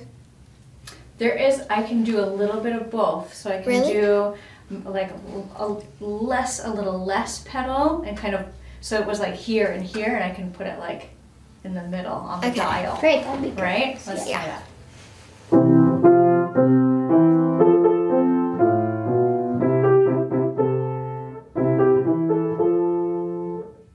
I like that. Yeah, I like that one. Combination. So Yeah. you can put things like notes for your musician. You can put light pedal or legato. Instead of marking all of it yourself, sometimes you can leave these really kind of general notes for your musician so that they can kind of interpret it a little bit, and you don't have to write in every single pedal mark that where you want the pedal or not. Depends on how much control you want to have over everything, right? We can have infinite control, or we can leave it up to interpretation a little bit by the musicians, right? And that's really fun, because then we go 2 measures later and we have that.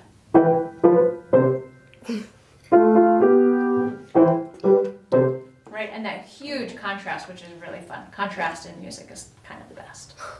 Right? We like that.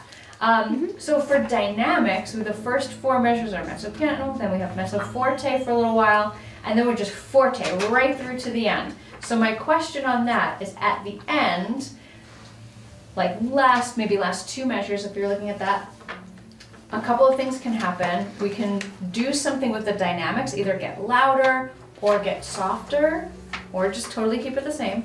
And the other question I have about the end is, do you want it to just go straight through, or do you want it to slow down a little bit? All kinds of options that Do you you have. think it should slow I think down? we should slow like- it down. Can we hear? You want to hear that? Yes. Like, wait, for the whole song or at certain parts? Like just at the very, very Yeah, end. at the end. Can At we hear the it end? slow down a Like little? like last measure. Yeah. Well, I'll play that for you. Here's I'll play the last 4 measures so you can get it Okay. in context. Great.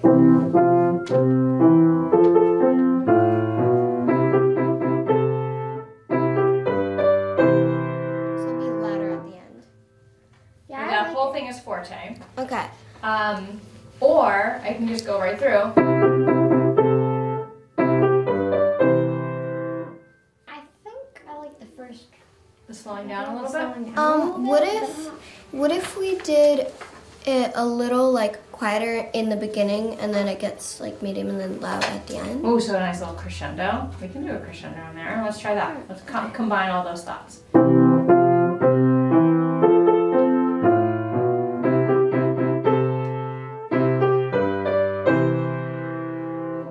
Do you like that? Yes, I like it. Big smiles. Great. So I'm gonna put R-I-T in that last measure and a big old crescendo that takes me through there. Does that make sense? Yeah. And maybe starting that when we come back to the A section, maybe starting that at mezzo forte, right? Yeah, And then crescendoing. 17. Right, because I think that's going to provide a lot of contrast too between your forte section and your C section, that third musical idea that you have. Yeah, Right, it gives you somewhere to go. Yeah. It gives you some space. So I'm going to start at 13, Okay, which great. is the forte, Right so you can hear that contrast.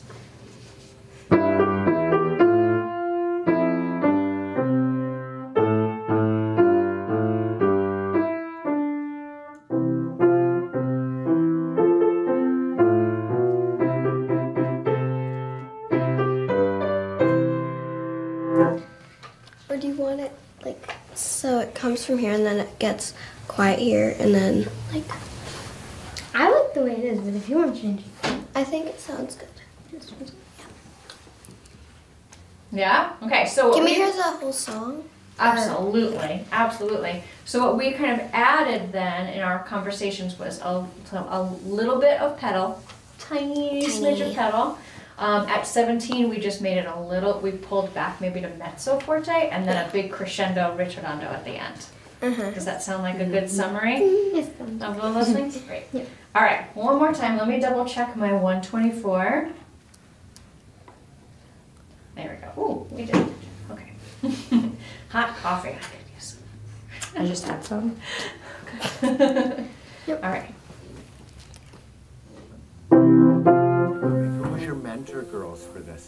Travis. Travis. For Travis, and what was it like working with Travis? He was very helpful. Yes, it was very How was he nice. helpful, Lena? He had a lot of very good suggestions that, since we're not professional at all, we didn't really know what we should change. So he really gave us some really good ideas that we really liked.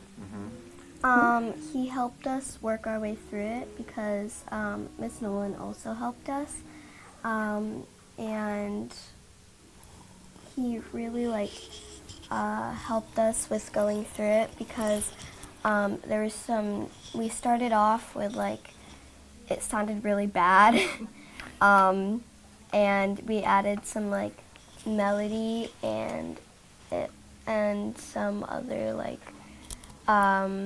notes, and it started sounding really good. He helped us. Yeah. So Travis would make suggestions. Yeah. Did you work on it in class, girls? Like while you were During recess. During recess. Yes. That shows commitment, doesn't it? Giving up your Yes. recess. Did you ever work on it from home, where you guys were both on the computer in your own No. homes? No, we never did that. We did it once every Tuesday. Yeah, on Tuesdays during recess. Yep. Was there any inspiration for this song? Like something that kind of gave you the energy to do this? Yes. We both really like coffee, actually, because like it's coffee called ice hot cream. coffee. I like coffee. The song is called Hot Coffee. Yes, the song is called Hot Coffee. We actually started with the original name Morning Coffee, and then we were like, it doesn't really sound right, so, or I don't know, for the song. And so we changed it to hot coffee because we thought that was more like stronger. Does the song sound like hot coffee now? Yeah. Yes, we think so. You Yeah. think so? Yeah, like getting up and. Do you guys, you listen to music? Do you think the music Yeah. that you listen to at all kind of helped you or inspired you to come up with the melodies for hot coffee? A little bit, but at the beginning we kind of just played with it and like see what we could do. Just kind of play around? Mhm. Like in that workshop today about just kind of playing around and figuring out what notes sound good if you Yeah. for that. Yes.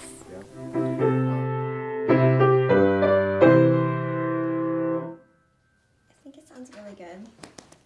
It's really fun. It seemed like all the changes we made were super tiny. But they I made a think big difference. They do make a really big difference. That's the power that you have. Right? A lot better than a computer, right? Yes. Oh my goodness. Much better. So Yeah. much better. And you can talk to people and tell them what you really Makes want. big differences. Yeah, Right? you can't tell the computer what you want. It's really hard. Yeah. Really, really hard. This is really fun. And it's really fun to play. Yep. Yeah, thank you for writing. They were a little worried that there was a little panic before we came in that it was too short. Oh, no. I was saying, but good music, it's not about how long it is or how short it is. It's really about is it a melody that you can catch? Mm-hmm. Does it have a good feeling to it? Absolutely. So I think it's a really good length. And I think it has just enough repetition, right? With those ideas. Is this the first time that you've written something together? Yes, it is. Oh, very fun. Very fun. There are some pretty famous writing duos out there in the world. Maybe that's the next one. We'll see some major works by Alger and Jaeger. I think so. So I'll keep an eye out. Yeah. Well, thanks, Stephanie. You're that welcome. sounds great. Yeah, this is really fun. Yeah. Well, I'm sorry I Do we missed have, Sorry I missed your workshop. It's okay. Do they have interviews or did that already happen? At 4:20. Okay, great. So they And have did you see where that room was? downstairs somewhere. Downstairs I would saw. make a left instead of a right. Okay. Amelia, do you want to change your clothes before the interview? You heard your song played today? Yeah. Yes, we What was did. that like to hear your song not played on a computer? It was so different, and I think it sounded a lot better, actually. How did it sound better, Amelia? Cause on the computer it's kind of like, the computer doesn't really know how to read stuff. It's kind of just being told what to do. So in real life, it's actually more smoother instead of kind of, it's not really stuttering, but it's kind of just short. It's not really smooth. Maybe how a computer talks versus how a human talks. Yes, right? that's a great example. Yeah. Yes. Why did you guys write this song? Well, first we were kind of playing around, and then we joined composition club so that because we kind of got bored at recess and we wanted to do some music, and we didn't really know why we really started it. We were just kind of playing along. Yeah. And But it must have been fun. Yeah, wasn't it was to keep Yes, doing it? it was very fun. I really like music and piano and things like that, so I really have always wanted to write my own song or something like that, but I really never had the time until composition came, and that really changed. Yeah. Do you have instruments at home, you guys? I have a play? keyboard. You have a keyboard at home? Yes, I have a keyboard And too. you both, so you have keyboards at home? Yes. Yeah. We also play ukuleles in school. Both of you? Yep. Wow. So that's 2 instruments you play. A little keyboard and some ukulele? Yep. What was your favorite part about today so far? Maybe, I really liked hearing other people's and what they sounded like. And that was really interesting, and I also liked hearing our piece. Yes, What about you, Lena? I liked the workshops because they really taught me more things about music that I didn't know, but I also liked hearing ours out loud and how it changed from computer. Lena, did you hear any music from other students that you really liked today? I loved all of the ones with violins in them, but I really felt like I couldn't understand how. It was so confusing to me. That's why I didn't really choose to write a violin piece, but I'm so amazed at what people can do with violin. It's Yeah, amazing. like the sound of it. Yes, it sounds so cool. Especially in that room, it's beautiful, right? Yes. Anything else, girls, that you want to share about today, or about the concert tonight, or about maybe composing next year? I'm kind of like excited, but also scared, because I haven't really been in an experience where a piece that I've been working on has been like people will like hear it, because usually like sometimes I do art, like I don't really show like a lot of people or like stuff like that. Yeah. And what about for you, Lena? Anything? I'm really excited. I, like Amelia said, have never really had something I made shared with other people, so I was super excited to hear that ours got chosen, and I think I'll do it next year too, to see if I can get it again. Yeah. Yep. I can't wait to hear your song. And maybe have like, this one was good, but maybe have a better piece, because we can always improve. And maybe you'll continue to learn more in music class, Yeah. and learn Yeah, more of course. in composition club, so that the next time you write, it's maybe even a better song. Yeah. Right? Great. Thank you very much. I can't wait to hear your song tonight. Yes. Very nice meeting you. You too. Yep.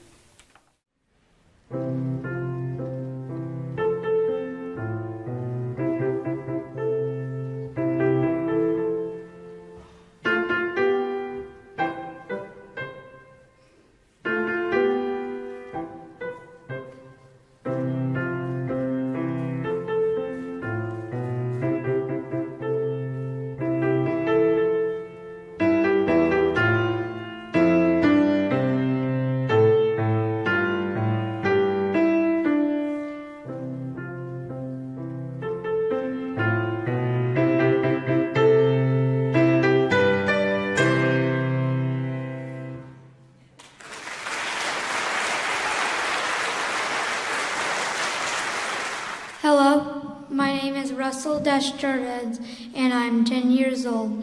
I live in Lyndonville, Vermont. My composition is called Question and Answer. Question and Answer is a short chromatic piece played on the piano. In the first section of the song, it has a first phrase that sounds similar to a question, and then a second phrase that sounds similar to an answer. After repeating this phrase several times, it goes on a journey to a new, more fast-paced section of the song. After that, it has the third section, which is a repeat of the first section and ends slightly abruptly.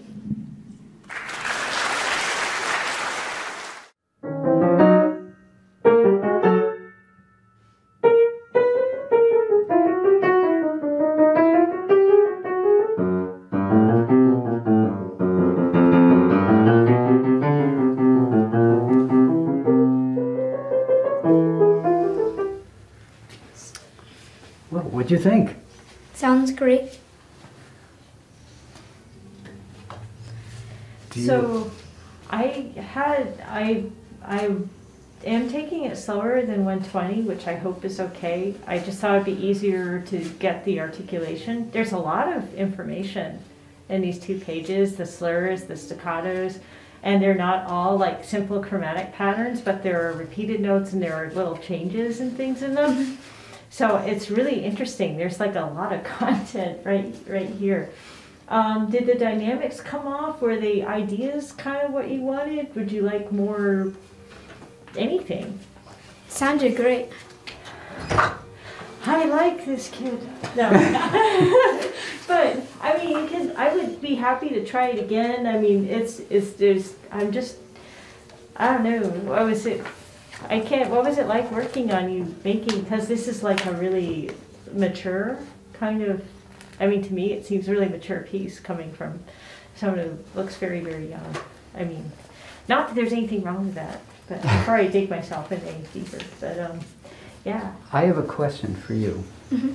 There's some places where you have notes marked as staccato quarter notes and other times where there are notes marked as accents. So for instance, you've got an accent here, but you don't have an accent there, and these are both staccato. I'm looking just before E. and I'm wondering what you were thinking about that would make this accented. I mean, really, this is the question and this is the answer, right? Mm-hmm. Okay, so you've got it slurred to an accent, and then you've got it not slurred to a staccato. Is she bringing out the contrast of those two enough? Yes. Oh, that's true, because I tend to, when I don't see articulation, my default setting is sort of slurred, but maybe it could be a little bit more detached. That's really interesting. Why don't you try it a little more detached, but not quite staccato? Yeah, so it'd be like 3 layers of articulation. I was wondering, so that answers my question about A, that figure comes before A and the one before E. I was thinking that would be,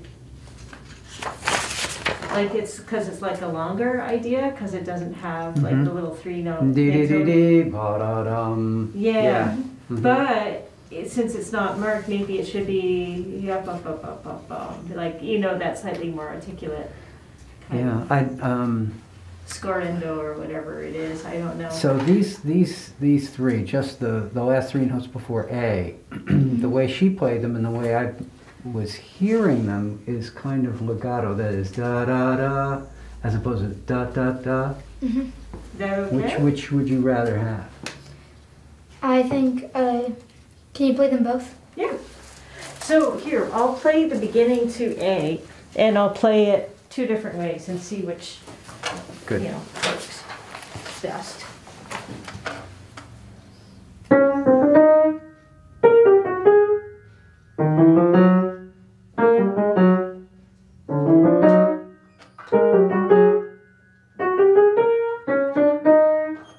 Now here's brand X, or the option B.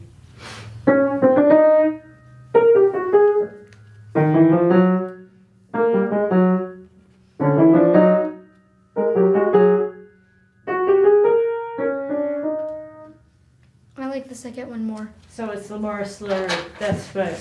Yeah, I kind of like that. And that's a nice contrast to the other ways of playing it. I mean, the other parts that come before. Because they're so short, and then this is it's like that classical thing where you have a little nugget, and then you have a longer one, build to a longer one. Yeah. Let's see. So this is all should be mezzo forte. I'm not sure I quite sustained that. I'll try to do better so I can build to the forte before C.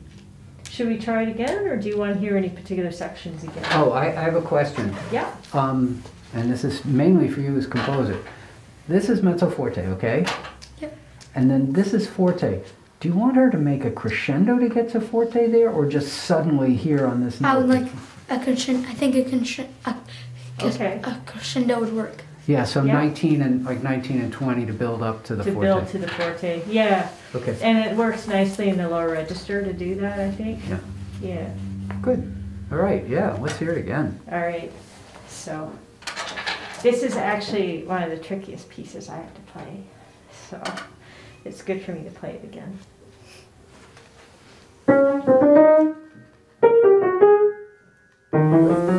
What instruments did you write for today?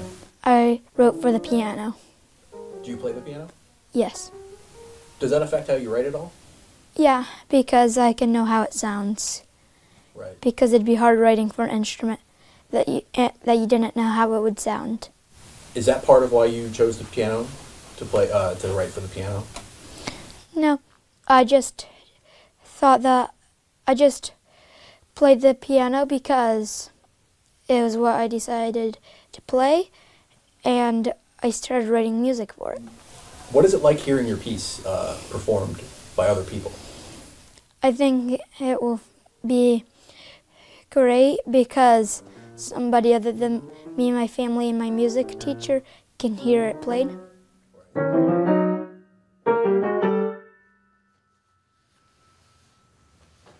I wonder if I can space those last to make them more emphatic, maybe, or is that too much? Is that okay?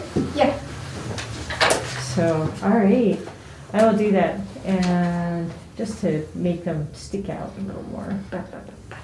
Allison. Yeah. I would say your mezzo forte was a little strong. You didn't give yourself much room to grow into the forte. And likewise, the diminuendo just before C didn't really come down until the last beat or something. Okay. So you could make more of the bar before C, more of that coming down.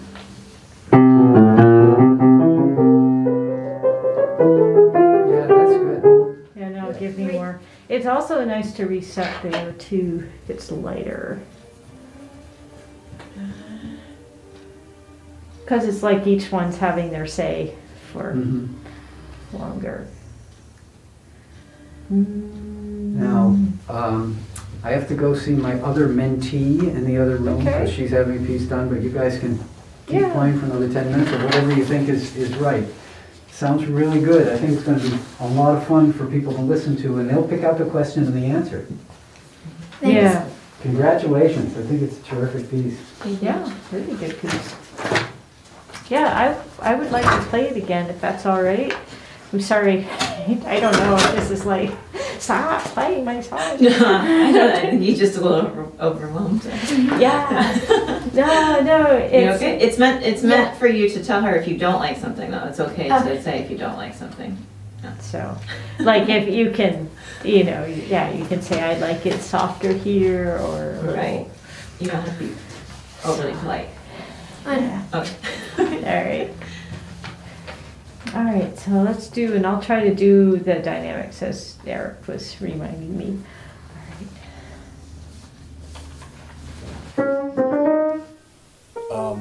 And why do you compose? Why do you like composing? Because I like making new music that nobody's heard before. So what's it like working with Eric? It was great because it helped me perfect my piece.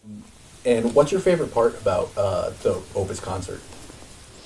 That my piece gets to be played for a big crowd. So I will review a spot before D, where my left hand gets all darned. But any other thoughts about it? Not really. I think it sounds great. Well, keep writing. This is great. Have you done music comp before? No. Wow. Because there's a lot going on in here. Reminds me of Alfred Hitchcock movie or something. Yeah. Yeah. I don't know. Yeah. Soundtrack. Yeah. Yeah. I'll have to read. That's all I can think of when I hear it, but I'll have to watch some of them again and see. That's right. Yeah. See. Wow. Okay, I guess we're set.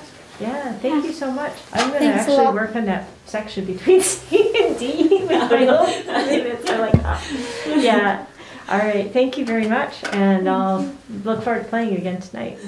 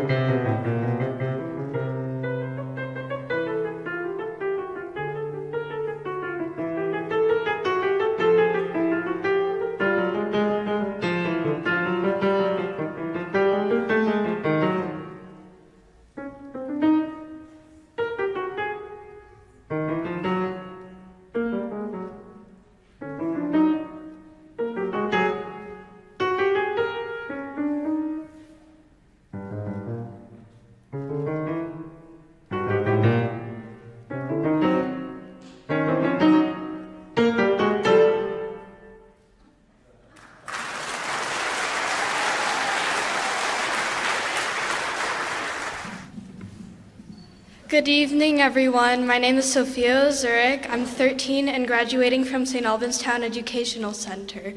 My piece is titled Shimmery Sunshine Band. It's about a band playing on a bright, sunny day to cheer people up. Once the audience is happy, it makes the band members happy and encourages them. I'd like to thank my mentor Travis, the musicians, and my orchestra teacher at school, and everyone else who made this possible. I hope you enjoy my piece. Thank you.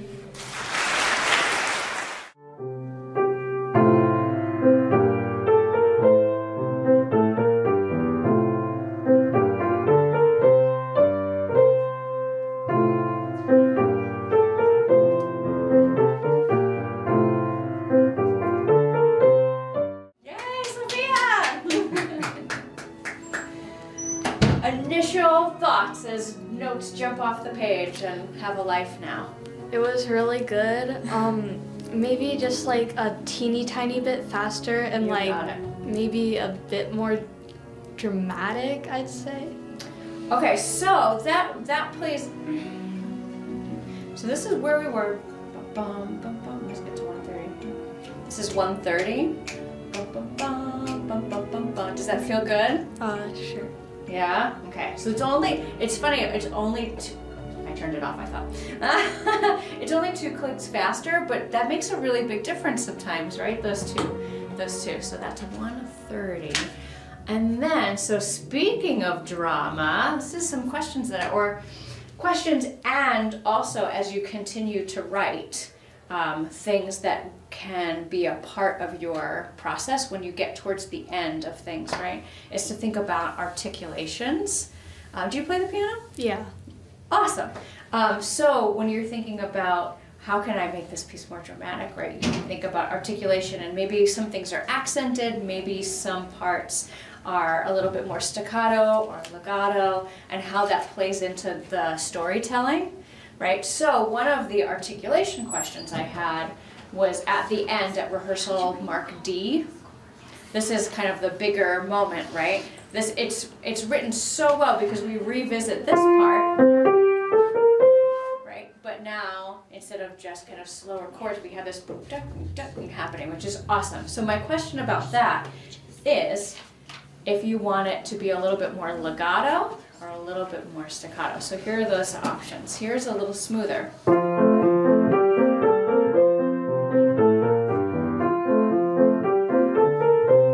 Right, there's that option. Or a little shorter.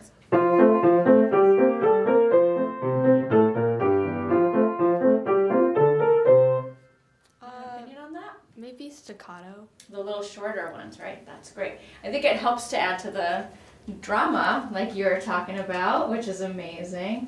So those are huge choices. That totally changes it, right? That's awesome. Did anything inspire you to write the music? What inspired me was the music I listened to, because it kind of like hypes me up and gets stuck in my head a lot. And sometimes it's not in English, which proves that like the musical language is universal, and you don't need even lyrics to like get the message or like feeling across. And it was also because like the sad things going on in the news today, so I wanted to like make a piece to cheer people up. So what is it like hearing your piece performed? When it's like actually performed, it's so much different, and you can hear the emotion, and there's like, it's much different from when it's just being composed. Did anything surprise you about hearing it? It was just like really more with emotion, and when it's just being composed, it sounds kind of flat. You're the boss, so you get to make all those cool choices. The other articulation question I had is, you have these awesome times where we get to do. I love those parts that we get to revisit that, by the way. Do you want, how do you want that to sound? That's kind of the same question. It can be a legato, like that. My fingers are pressing really smoothly, or it can be a little bit more accented. Maybe accented. Would you like that to always kind of be the case for that little figure? Yeah. Okay, you got it. You got it. I'm just gonna make those little marks in here. And remember that this music is still living, breathing material, right? So you can even after today, you go in there and you can make little changes. You can update articulation, because just because you get a world premiere doesn't mean that you have to stop messing with it, right? So you get to continue the evolution of this music that you wrote even after today, which is really exciting. And then the next time you write, now maybe you'll think about these other really cool things that tell your story. So that kind of makes it sound like this.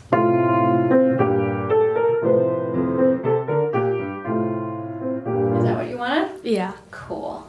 Very cool. And then we have, I have a dynamics question going into C. So just before C, we're at a mezzo forte, and then at C, we're at mezzo piano. Did you want that to be kind of a more sudden mezzo piano, or do you want us to decrescendo into that? Probably decrescendo. You got it. You got it, boss. All right, so that, it will sound like this. I'm just gonna go maybe at 3 before C, okay, so you can follow along.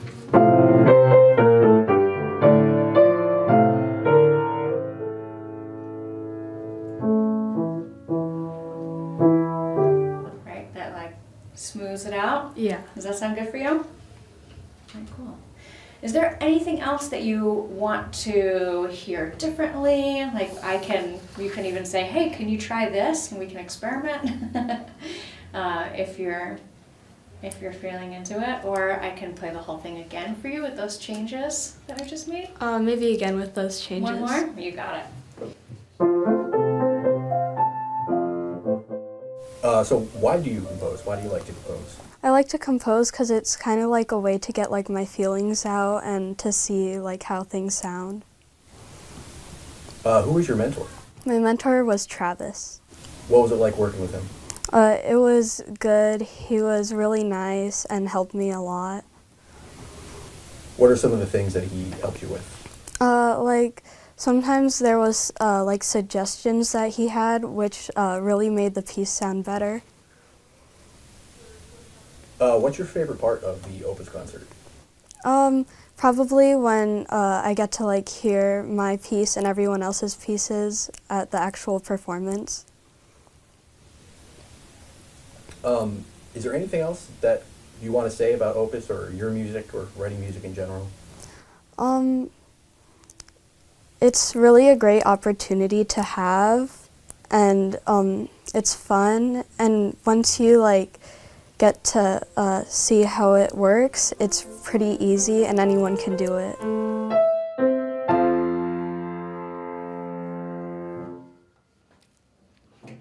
Yay! How was that? Good. I was thinking maybe at like B, the like measure that starts B, that starts B? Yeah. Yes. The high E, like maybe a bit accented. So we've got that. Yeah. Bum. I love it.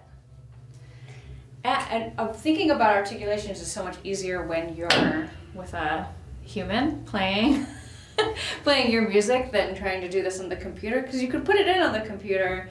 Sometimes it's really hard to tell the difference, right?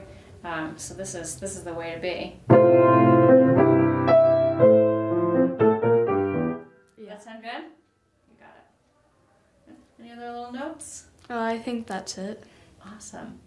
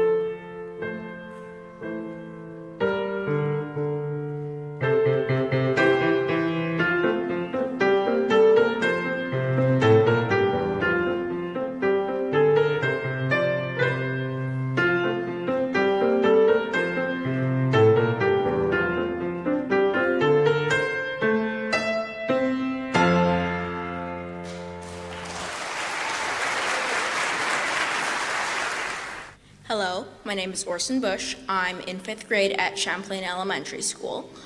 This piece is called I Will Name This Later. I did not. It is for the piano and the bass. I hope you enjoy. Thank you.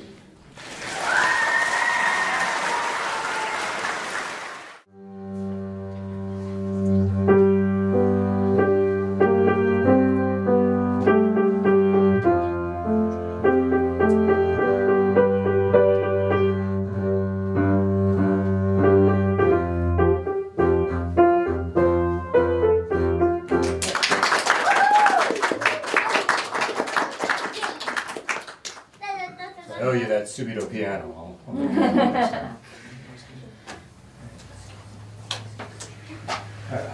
Thoughts? That was great.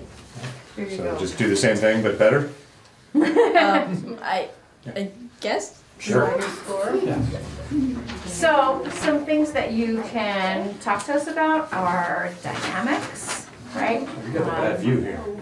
And tempo, articulation, if you want anything to be more legato or more staccato. Those are the kinds of things that are really helpful to talk about now.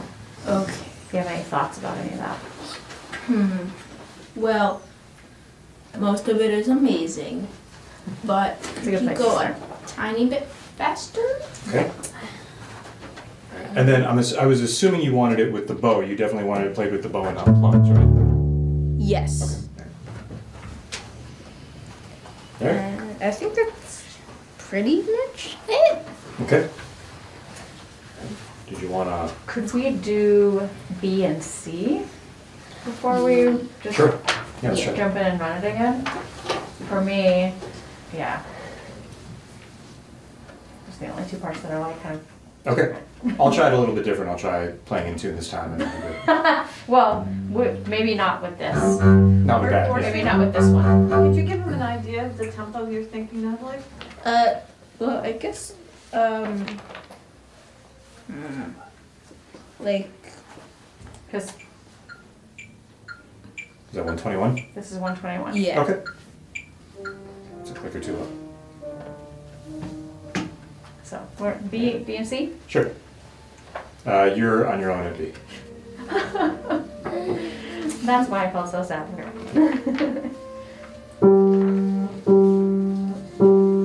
I didn't really have a theme for my piece. I kind of just went with the flow. It's in the key of G, so yeah. My mentor was Matt LaRocca, I think. Yeah, and how did that go with Matt when you were? It went really well, Yeah? except How so?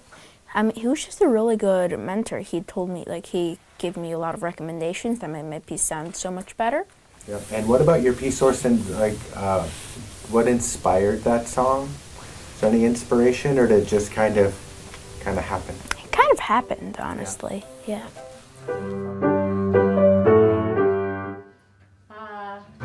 How was that tempo? That was great. Yeah, that was Good? perfect. Yeah. Orson, what do you think about a little crescendo from both of us into D, where it goes into the forte? Yes. You want to try that? Yeah. Okay.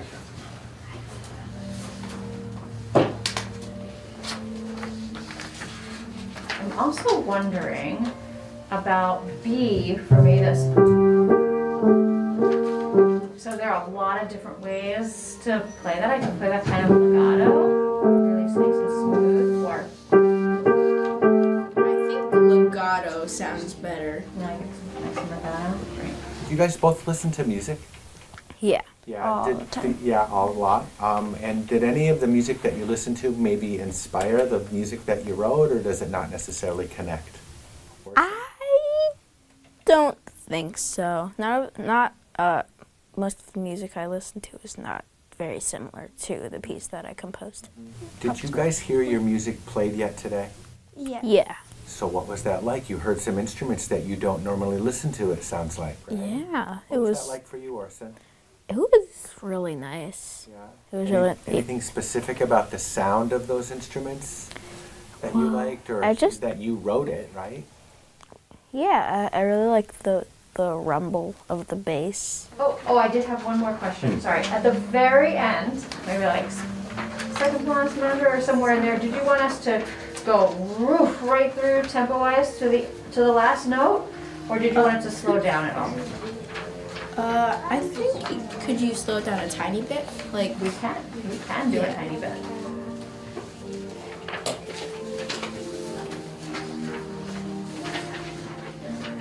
Kyle, what do you have in that second to last bar there? I got a quarter note on beat 1, and then I rest until the final bar. Great. Well, that makes it easy. So you just go ahead and I do you. have 4 quarters, so that's super easy to do. Cool. All right. We'll rock it. One more time? Yeah. All right, let's do it.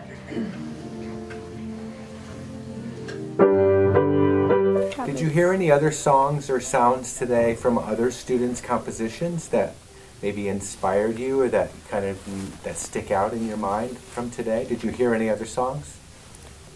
Or just your Well, own? I mean, when we were kind of like peeping in at like the other people who were rehearsing, I really liked the violin that was playing. It was really dramatic and sad, but I really liked it. Do you guys have a favorite part about today so far? Like this experience of coming here and hearing your song or hearing others or the workshops? Is there anything that maybe has been a highlight for you? Well, when Matt showed us the pedals with the violin and also with the microphone, it was really fun just listening to like what everybody said into the harmonized microphone. It was really funny. Do you think you'll keep writing music, you two? Like after today and this school year, do you think next year you might continue to do this? Or? Yes, I will definitely do music comp again maybe next year, but I'm not sure if I'll like write songs like when I've like grown up and stuff. Yeah, same. Hard to say, huh?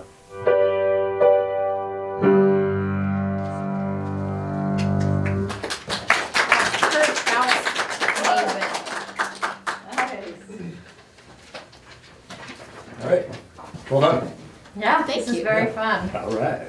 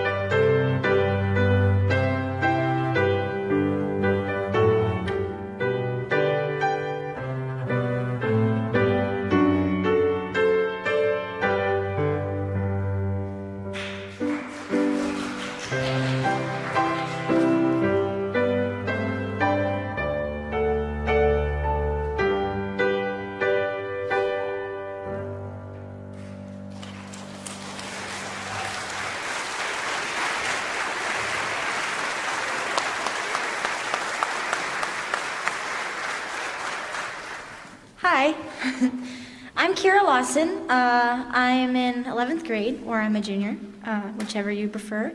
I'm from Essex High School.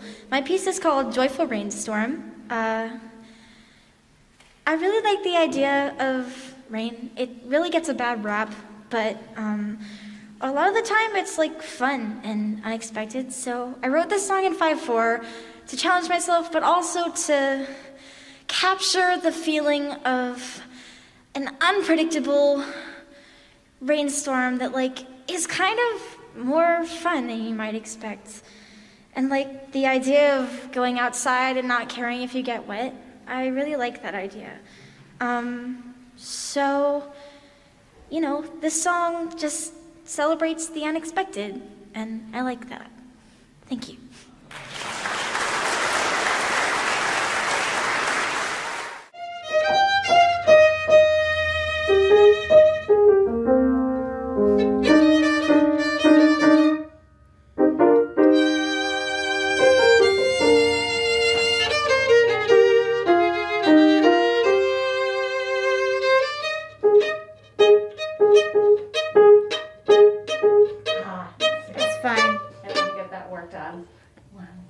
piano part's harder than the violin part there. There we go. Now I've got it. What's a good spot for you? One before D makes sense, or after that? I don't know what you are. We can do that. That's fine. So we'll start in measure 33. Do you have measure numbers? Yes, I do. Okay. Perfect. You know, 1, Seems like a good measure to 3, start. 4, 1, 2. Why did you choose piano and violin? I was sort of making my song about a rainstorm, and I just kind of felt like they had those sort of components that sounded like a storm to me. Also, they're like two of my favorite instruments. I really enjoy string instruments, and I took piano lessons when I was very small, so I guess I don't know, I've just always loved the sound of those instruments. Yeah, piano and violin are beautiful. Who was your mentor when you were working on this song, Kira? His name was Travis. I haven't met him yet. But you worked with Travis online? Yeah. What was that like when you were working with Travis? Like He was really nice. did he message you about your song? Yeah, it was a bit like emailing, except it was on a different site. Like you'd put what were comments, but you sort of phrase them like emailing, and he talked about different measures, like how to get the rhythm so that it was easier to read, and if some places sounded like a little bit bare or lacking, like sort of suggestions for what might sound good there. I thought he was very helpful. And you would take those suggestions and then you would kind of go look at your song and try to... Yeah, and I'd tell him sort of like what I wanted it to sound like or why I did some of the things that I did. And so he was very helpful? Very.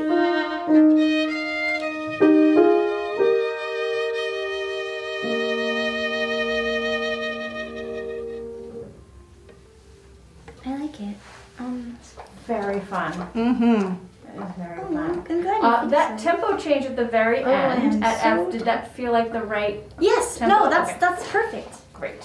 Stephanie, can we try? I was a little confused coming in initially. Yes. So if we can just try a couple minutes before letter C to make sure I've locked into your tempo and rhythm. I'm just gonna say right now, I'm really sorry I made this piece so hard. It's You actually didn't. no, it's No, not you that hard didn't, at all. actually. This is what you're hearing is us playing it through together for the very first time. Oh, I see. So this is us kind of getting used to each other at the same time that you're Oh, I hearing see. it. So I think by the time we're done with our 20 How minutes, long have you been practicing this? like individually, Yes. I don't know, when did you finish? You only finished, I think, submitting everything like 2 weeks ago, so. Oh, that might be true. Yeah. So we'll be fine. Don't apologize. What you've written is really cool. There's a little bit of like very cool. there's some like Broadway show in here a little bit. I feel. What? It's a good thing. It's a good thing. So I don't know where you want to start, Stephanie, before C. Is 3 before? Okay? Sure. That starts me at a Mm-hmm.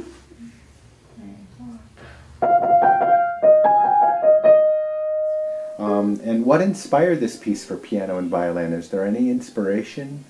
I don't know. I was just sort of messing around.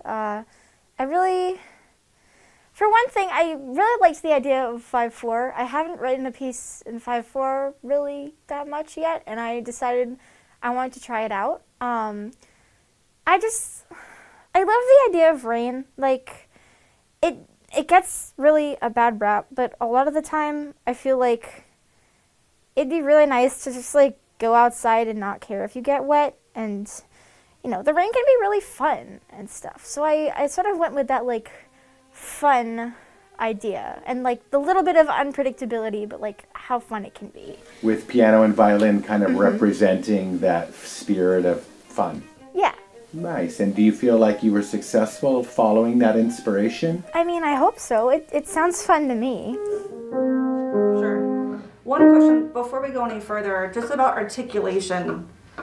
I kind of hear this a little bit more like punchier, like da da da da da. But really, what I'm doing is not really playing what you've written, which is rather than. I like the first one better. Sorry. No, don't. This is what you've written. It's okay. I want to make sure that I'm doing it the right way, so I should be apologizing to you. Well, no, it's a cool idea. But just not your idea. So the more it's So can I help? So let me just say here, I'm not the normally more this shy, information you give your musicians on the page, yes, the more apt we are to play it exactly the way that you want it. So including things like articulation, and when you get to that point when you can add bowing, if that's something that you want to add, you don't have to. But articulation in particular is huge for us, because then we'll have less questions and we're less likely to just interpret it some other way. So similarly, I don't have articulation either. So I'm doing the same. I'm kind of making it up. Or. Oh, I like that one. The second one. So more legato. Also, would you mind? Well, hold on. I just want to. So Sorry. you like the more legato one? Yes. That. Yes. That's good to know. Yes. Go ahead. Go for it. Would you mind, like, whenever you do like the main refrain, like the one that you start with at measure 5, would you mind doing it a little more staccato?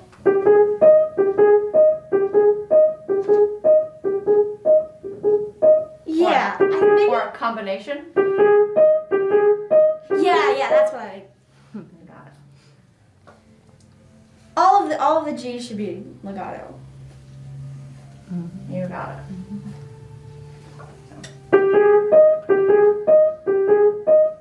Perfect. Oh, good. Let me see if there are other. Yeah, I'm looking too.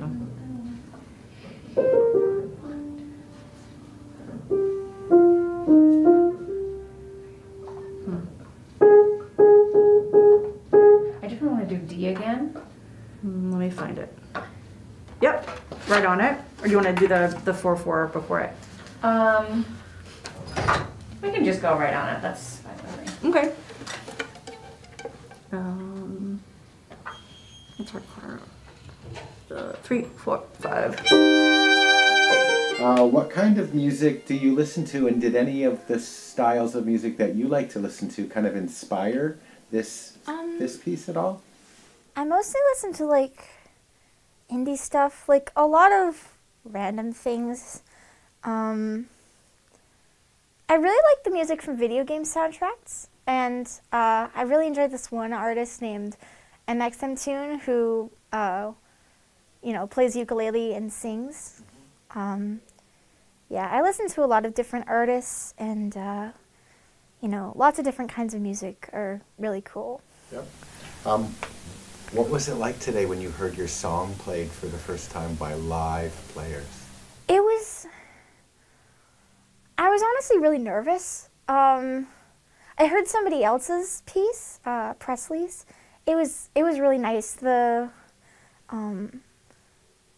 violin especially was very it was surprisingly strong and raw and real. It was wonderful and Real in a different way than a computer is real? Yes. I mean, I love the way the computer played it, but I really love music as it's played by people. And these people were very nice. I felt kind of bad for making a piece that was kind of hard, but they said it was fun, so. Yeah, because they had to work through it, right? And you saw them kind of struggle through it, right? Maybe a little bit. Yeah. Do you think today and the experience today will influence you to write more music? Oh, most definitely, yeah. I think I hardly ever get to work with real musicians, so, I mean, other than my friends who are of course real musicians, but musicians who've been around for a really long time and are making a living, doing those things. It's really cool. I think sometimes my music sounds a bit bare. I sometimes sing a cappella, and a cappella is real neat. But sometimes it feels it needs a little extra. Sometimes I accompany myself on ukulele, but like, it's nice to hear like those big instruments sometimes.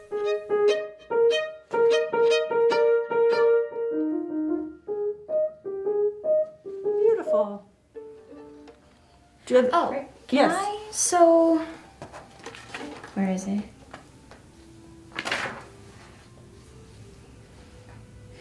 Measure 35. Those 4/8 notes, can you connect them? Yeah. Do you want them to... And also the pair at 37. And at 37, sure. Do you want me just to play them legato, or do you want me to actually bow them all in one bow? So let me show you the difference. So at D, we've got...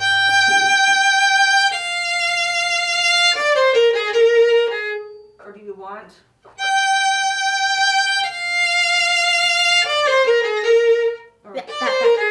Yeah. Third. Okay.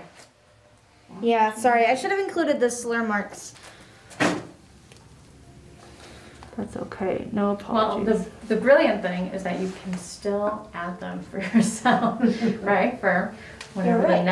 the next Wait, not this life that this song has for you, right? Yeah. What do you mean? Well, I mean, it's not just because we're playing it today doesn't mean it can't be played another time. So anything that you get out of these conversations with Brooke and I, you can add into your score. This music is living, breathing work, right? Most actually kind of living composers that are even writing for big symphony orchestras will do one version, and then in the rehearsal we'll kind of do revisions and have to scramble and do revisions before that concert. And then oftentimes, even after the concert, we'll go back and revise the score before the next orchestra plays it. What was your favorite part about today so far? Honestly, I think it was hearing Presley's song. It was really cool to see another person who'd really put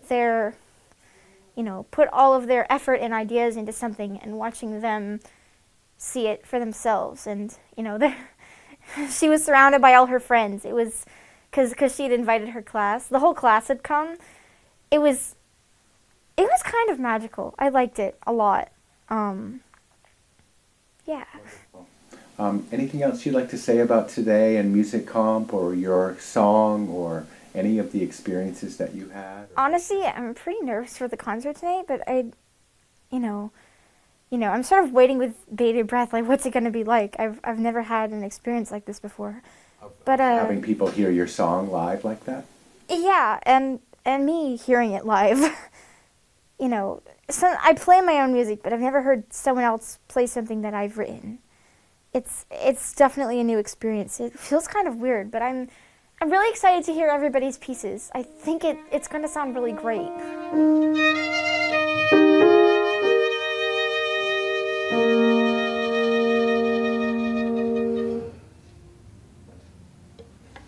That was lovely. Thank you. Sure, this is really fun. Any Really final thoughts? Can you play? Where is it?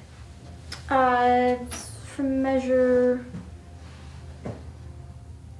25. Can you tell us what you're looking for specifically? Is it for me to play the right notes? Like, because I did not that time. Okay. 27 to 29. I just want to hear how that's played. Sure. But I'm figuring to lead into it, we should start at 25. Okay. Just want to make sure we understand where you're coming from. Yeah. Okay. 3, 4, 5.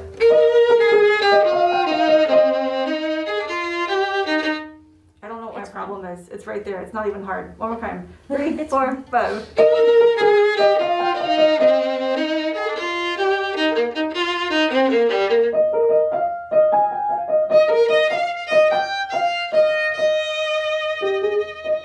Okay, so can you do 29 again?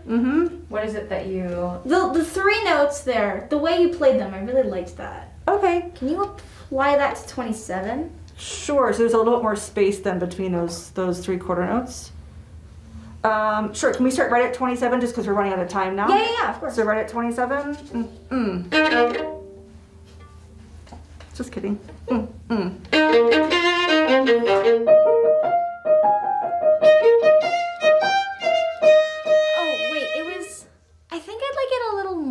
legato, like a little less So it's the space. opposite. The opposite. The Got opposite. it. Sorry. One more time. Perfect.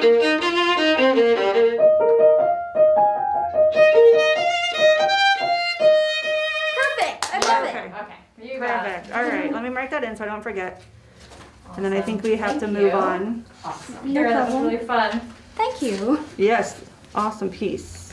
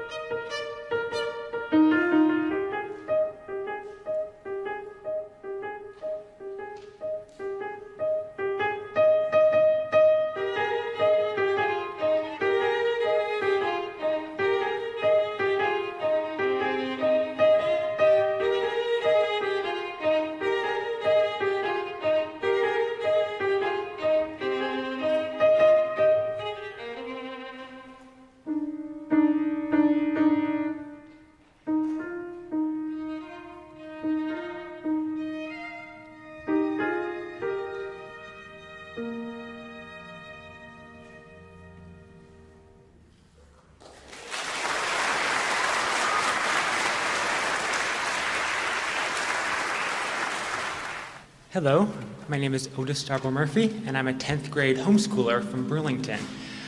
My piece is titled Whimsical, and it's written for a piano quartet.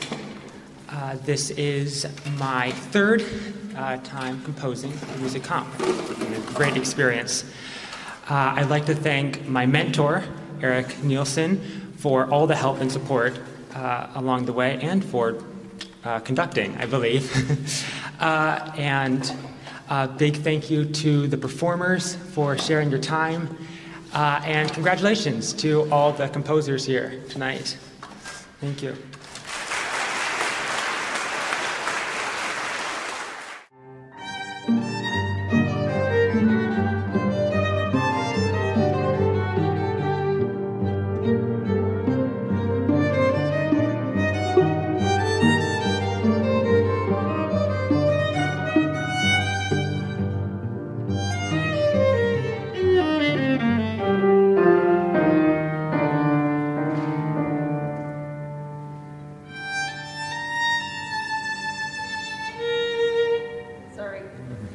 Right there and at the 4/4. Yep, the 4/4. Yeah. I should probably put up on the score. Well, and I have a question because my part was different than from the score, and I don't know whether my part is the. So, for example, in my printed part, I enter on the downbeat of the second bar of B, and in the score, I'm entering in the third beat of B. The same thing. You should come in on beat 3 of 1 after B. 1 after B. With Mike. I mean, B is bar 14. And the violin has that while the piano is holding. Da-dee-dee-da, and da, and then 3, 4. Okay, that's a third option that I didn't before. So I have printed on the first bar of B, and then the score said I was supposed to come in. Oh, that's so bizarre. And you're saying I'm coming in here, just on the A? Yeah, and only here. It should be like that. There's B, and it should be like that.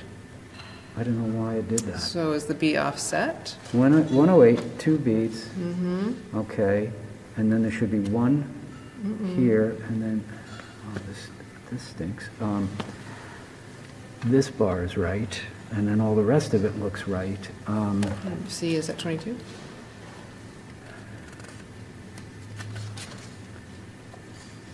It's at 23. 23. Yeah, you know why? It's because it compressed this, and I don't know why it did. So Extra bar of rest here.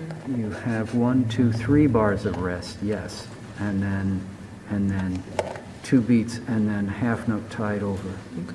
And this my cue is still correct. Yeah, that's bizarre. And All then- right, so I've got like an extra 2 beats here. Yeah, right? and then you come in, so it should be this and then this, yeah. All right, I'm just listening for those Oh, half no notes. flight. How I love you. Why did you choose those 4 instruments? I always start with piano, or I have in the past because that's the instrument I play.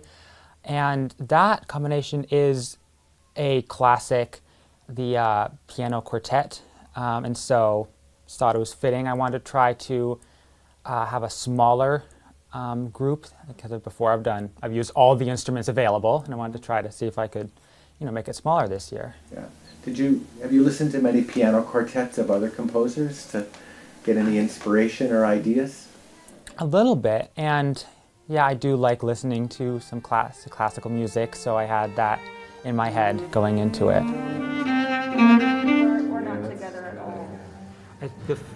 The first, both of your first notes should be at the beginning of the 1, 2, 3 down. So you.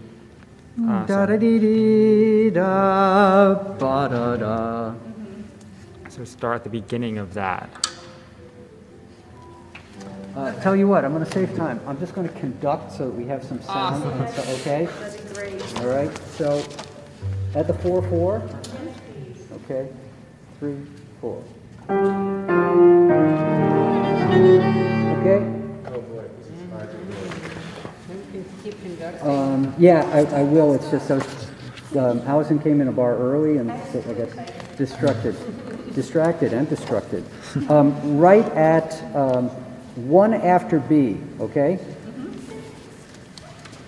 3, 4. My mentor was Eric Nielsen. Have you worked with Eric before? I have not, although I did meet him last performance. And how did it go with him? Was he helpful? Yes, very. He's very, he's a great composer, you can tell. But super helpful. I had a pretty complex idea, and he really helped make it actually playable for the musicians, which was, great. Yeah, and the idea started on piano? Yes. Yeah, and was it complex rhythmically, or just the theme itself, or what was complex about your beginning of this? Yeah, so the tempo changes just because I come up with all my ideas just on the piano, and so they're naturally going to be pretty loose, and so getting that to be in a structure can be pretty difficult, and so he really helped structuring it in different tempos and different time changes. Was it hard to figure out the rhythm, like the notation of rhythm? Is that what you mean more? Yeah, definitely, and he was very helpful with that. That's something that I worked a little bit on in the past, but not a whole lot. I don't actually. Hello. Down, down, down again. You like that drama? Yeah, it's perfect. Is that helpful? Yes. B still feels really weird for me. And do I come in with her? You do, yeah, on the second half of that. And 2 half notes. You have tied half over. No, I don't. Well, you ought to. Okay. You ought to have a tied G, and then. Okay. So I'm supposed to come in. You're playing off this one. This I am now. Yeah. She Okay. plays solo, and then. I gotcha. I see. And I had to All do right. the same thing with Anna because she didn't have that. either. Okay, So, all right. I don't want to know if I did that. Yes, ma'am. I think that's supposed to be 6 bars. In my defense, in my defense. 1, 2, 3, 4. Okay, from the 108. D, da, da, da, B, da. Hold 2, 3, 4. Hold 2, off. Oh. That's the problem, I think, is that goes that I don't far. have, I guess I have an older version, because mine just hangs over, but it doesn't have the... Oh, okay, so that's your 6th bar there. There's Yes, one. I have it here too. See how it hangs over here? Yeah, I have it, I guess I printed it earlier. And then beyond that bar, you've got 1, 2, 3, 4, 5, but it's beyond that bar. So you're kind of right. She said. This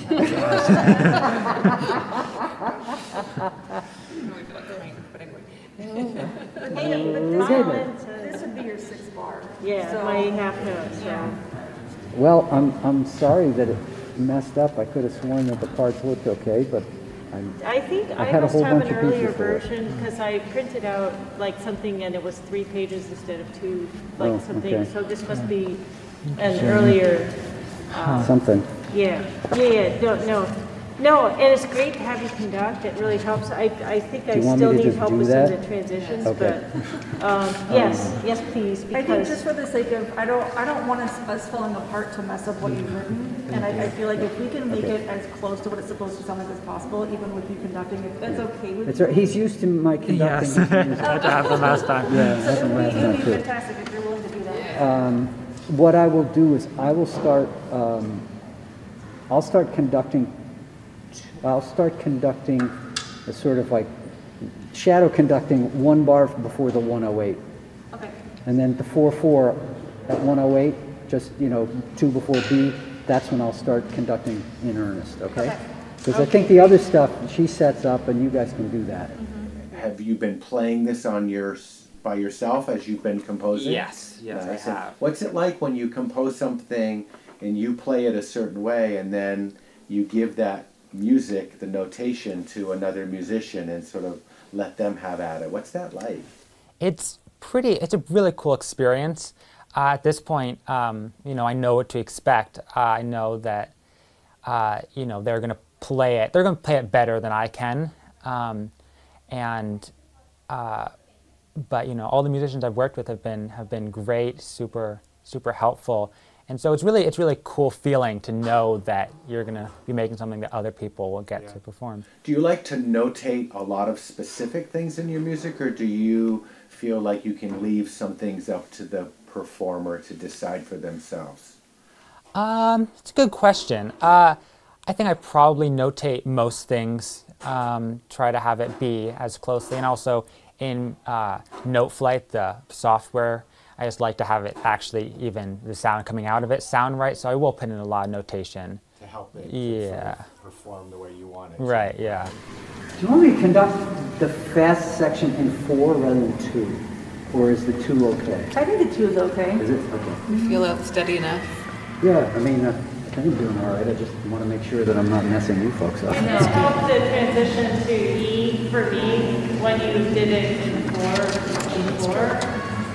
So. Oh, like the last 2 bars? No, last like 48, like it's bar 48. Yeah, before E, yeah, I'll switch over to 4 there. Yeah. I think at E, our triplets are actually too fast, right?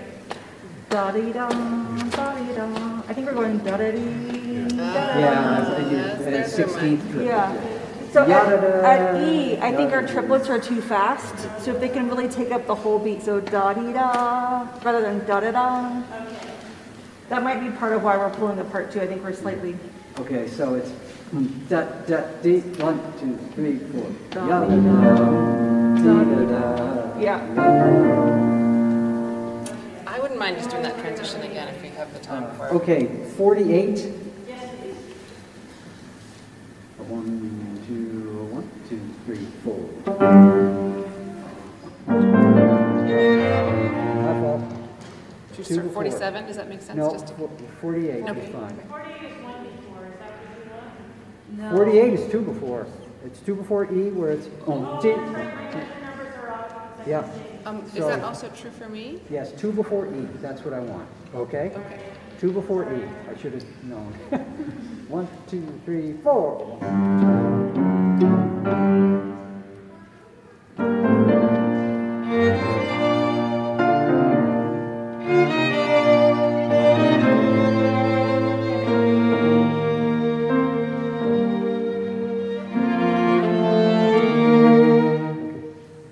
Okay, better? Yeah, okay. Sounds great. Thank you. I just maybe one note. You kind of played how it was written, but just listening to it, the second note in 57. So there is a crescendo going through that, but maybe just have if you have this the second note just be loud, be like in. B forte? Yeah. You want her to arrive at forte on the D? Yeah, I think that just that I prefer that Okay. sound. Okay. Yeah. Thanks. Oh, especially because the cello comes down immediately after that. Yeah. Okay. Yeah. All right. Thank you. Thank you. Thank you. Yes, thank you so much. Are you happy with how your piece has sort of evolved with the work that you've had with Eric? Is it at a place where you're excited? Yes, I'm very happy with it. Originally, it had a ton of ideas, and he really helped narrow it down, and so now it's, a very, very put together piece, and I'm very happy with. Yeah. So that helped to sort of figure out just what's important. Definitely, yeah. It's like a movie that starts out 3 hours that ends up 2 hours. Yeah, exactly. Kind of figure out through revising. What are you most excited about for tonight? What do you want people to hear in your song? There are a few specific kind of bars that I'm very happy with, but I'm really happy with how the strings play together in this. There's 3 of them, and I'm very happy with some of the pieces that they work together. And it sounded very nice in the rehearsal, so I'm happy about that. And it's clear that you love music and you like to compose. Do you plan on continuing to write music and be creative with your music? I hope so, yeah, I do. Wonderful. I'm excited to hear your song tonight. Thank you. Thank you very much for talking with us. Thank you.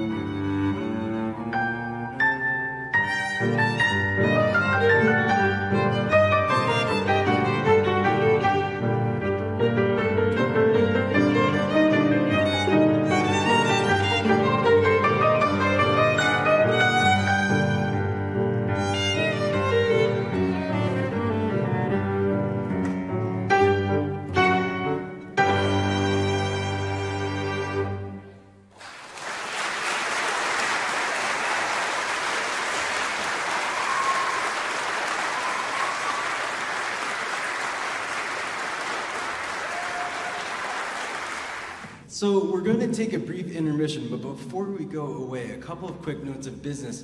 Young composers, everyone who has their piece premiered today, we send you home with a composing book.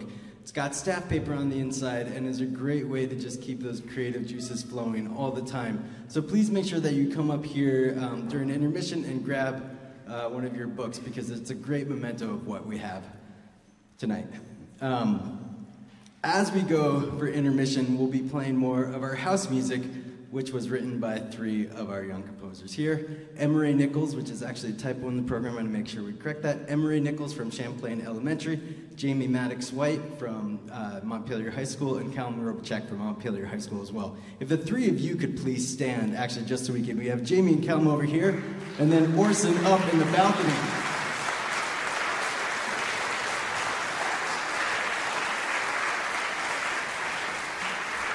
One of the mentors that we work with is Will Andrews, or Wilverine, who is a producer in town and an amazing electronic musician, and this is as much as part of what we do as anything else. And then finally, as you're going away for intermission and looking for things to do, you can think about making a gift and donating. This is a lot to keep running for a program, and the only way that we're able to sustain what we do is through individual support. Without it, we would not be here. So it's important to us. One of the things that I've done since taking over is I've taken a running tally with a spreadsheet of all the pieces that have premiered since our first Opus concert back in 2000. And at this moment, we're at 898. Yeah. And after our 15-minute intermission and then another 25 minutes of music, we will be at 908 world premieres through our Opus concerts and other music comp events. So, if you value this, if you want this to be a part of our community, a part of who Vermont is in our musical landscape, and there for our young musicians throughout the state, please do consider a gift. I will happily take money. Find me, find our Director of Education, Stephanie Wiggin, or there's a nice handy-dandy little QR code on the back of your program as well, which will take you to all those wonderful places where you can become a Music Com supporter. Thank you so much, and we'll be back in just 15 minutes. A short intermission, please. Hi, my name is Chase Ehrlich. I'm a sophomore at Montpelier High School, and my piece is called Cloud Dance. Writing it, I kind of was trying to go for a free kind of light sound, which reminded me of the way clouds move across the sky on a summer's day. So, hope you enjoy.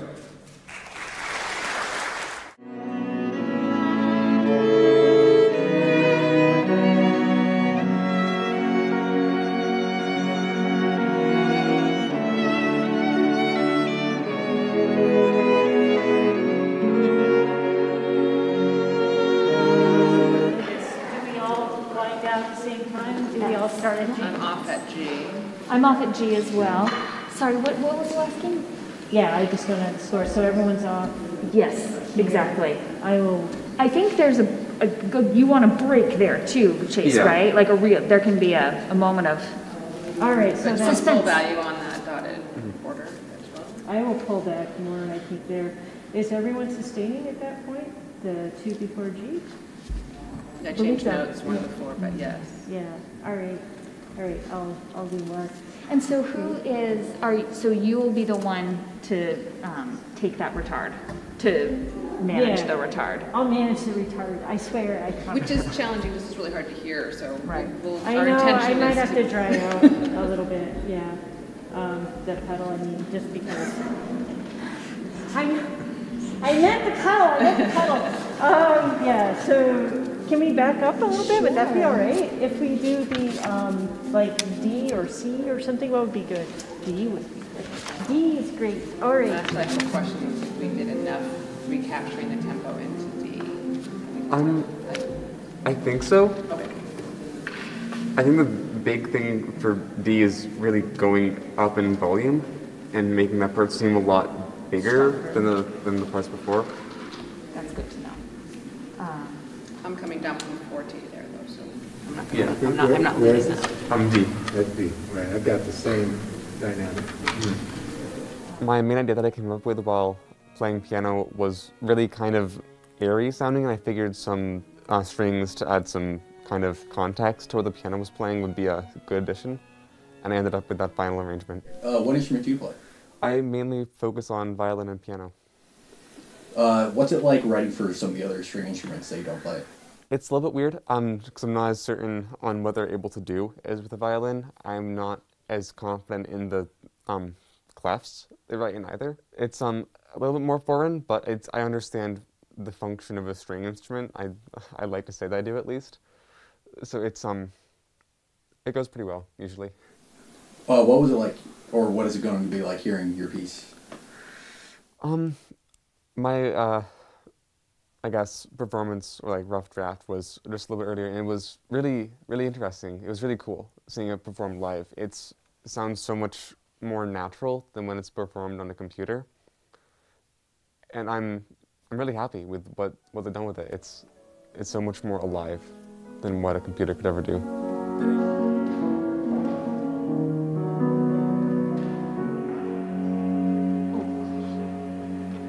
Sorry, I was just enjoying it. I love it.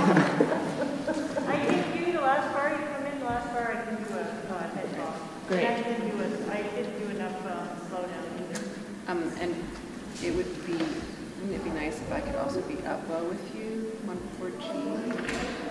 You're ending. Yeah, I'm ending up bow. It's rather dramatic and lovely, so I'm just It helps the crescendo as well.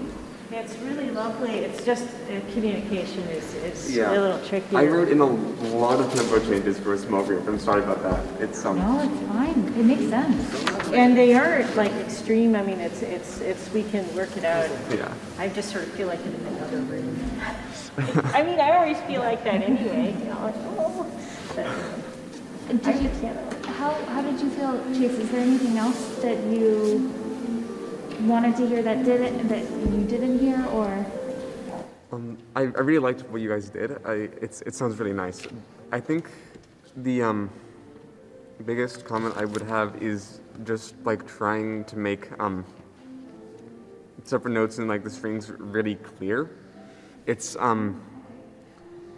because there's a lot of like kind of out of key chord changes in this. I think it's really important to try to make those like really stand out to help establish like the direction it's going, if that makes any sense.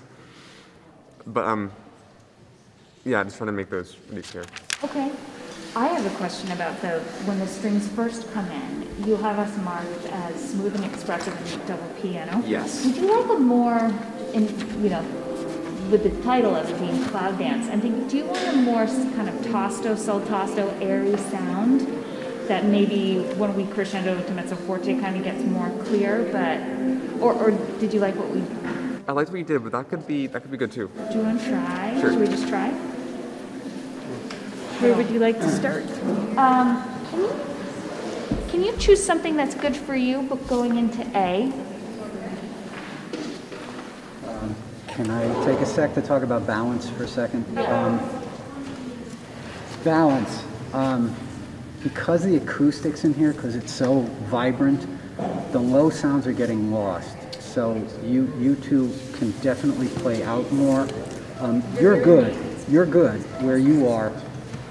You can play out a little bit more. I think they'll hear you better. And for another thing, because your part is so prominent, don't be too hesitant. Okay. So how about 4 bars before A? Sounds good.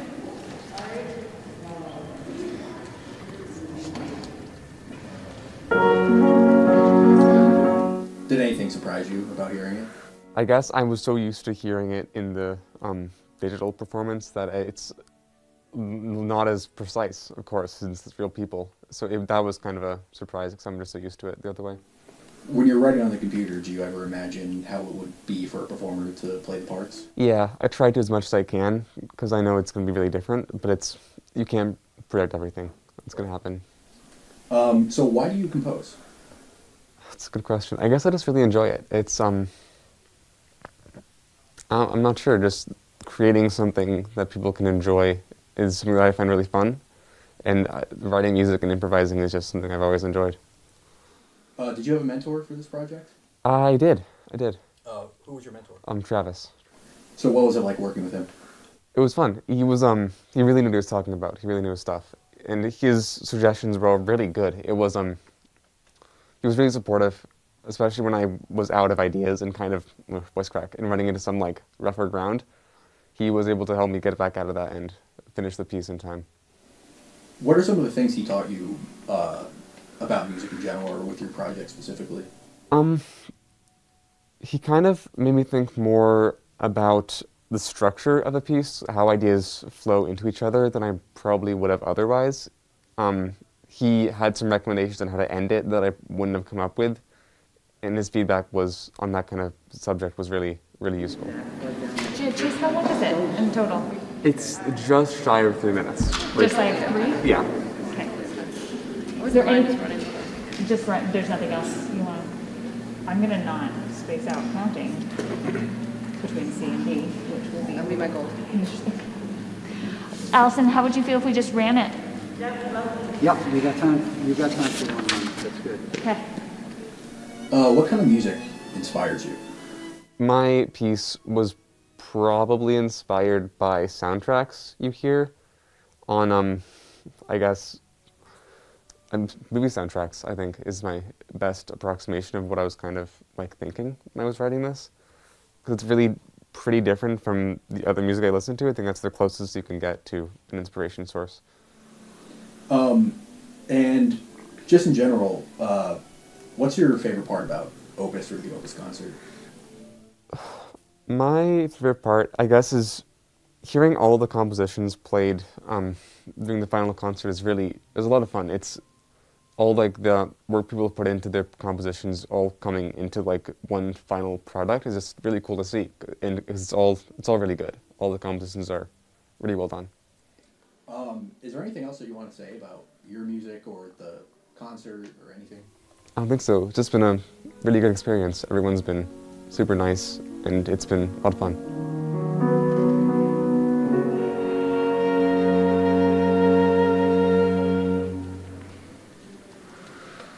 That's really good. Really good. Thank you so much. You're welcome. Yeah, it's fun to play. That's good. That was lovely. Your opening, you just sort of emerged from the text. That was great, yeah. Wonderful. It was really terrific. Good. In the places where you two are sort of playing in octaves and everything, you can still bring that out a little bit more, okay? But it sounds great. Sounds great. Really terrific. Cool. Nice. Thank you again. You're welcome.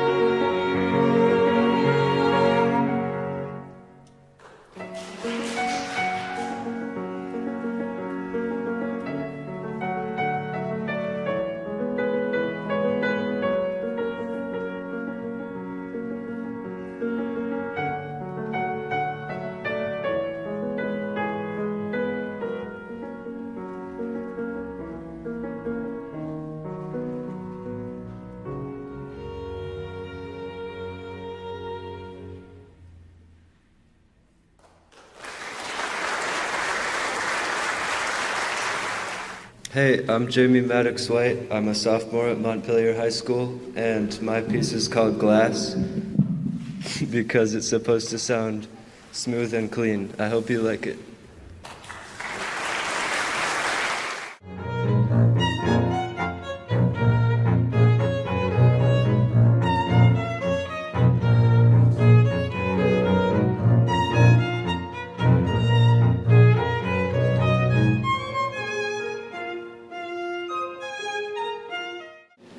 And I know you didn't want any retard in this towards the end, did you? I think there was one at some point, but I'll just check. In the score at the end, it said a retard, but that didn't carry over to my part. That didn't carry over to my part, actually. I think I heard that too. Yeah. I mean, I saw that as well. I don't see it in here, but I think that there was one. So maybe like if you start it at like 4 bars before the end, maybe. Yeah. Now, the final bar. Retard 4 bars to the end? Mhm. Even with the last, ba, ba, ba, ba, da, ba, ba. Am I the only person with that? I do, yeah, I don't know. I can't remember where I put it. It's weird that it disappeared. Why did you choose that instrumentation, Jay? I started off by just like with piano chords that I came up with when I was just fooling around on the piano, and then I just from there felt like it like would sound good with more instruments, so I just filled it up with some string instruments that just seemed like they would fit. Yeah. What instruments do you play, Jamie? I play the cello, and I'm learning like jazz improv on the piano. So both of those instruments. Is this your first song that you've ever written? No, I've done lots before. I also make electronic music, so I have a ton of stuff I've made before. Yeah. Do you make music every day, Jamie? Yeah, probably. Yeah. Nice. Some kids play video games all day, and it sounds like you make music all day. Yeah, pretty much. That's nice.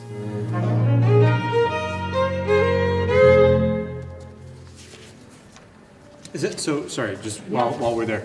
So on B and C, Michael, you come in right on the downbeat of the 3rd bar of B and C? Yeah. Okay, all right. Is that right, Jane? Okay, right on. Well, is there a retard going into B? I do. I have one on the Okay, 2 alright. beats before B. 2 beats. All right. It's weird. Two beats before B. Do you want to do that again? Do you want to? Yeah. Do you want to just, or do you want to? We can jump, who has what at D? Is that piano? 4 bars of rest at D. Same. All right, why don't we jump in on E then, Yes. since it's similar material, and then we can do the ending? So this is a little past the opening.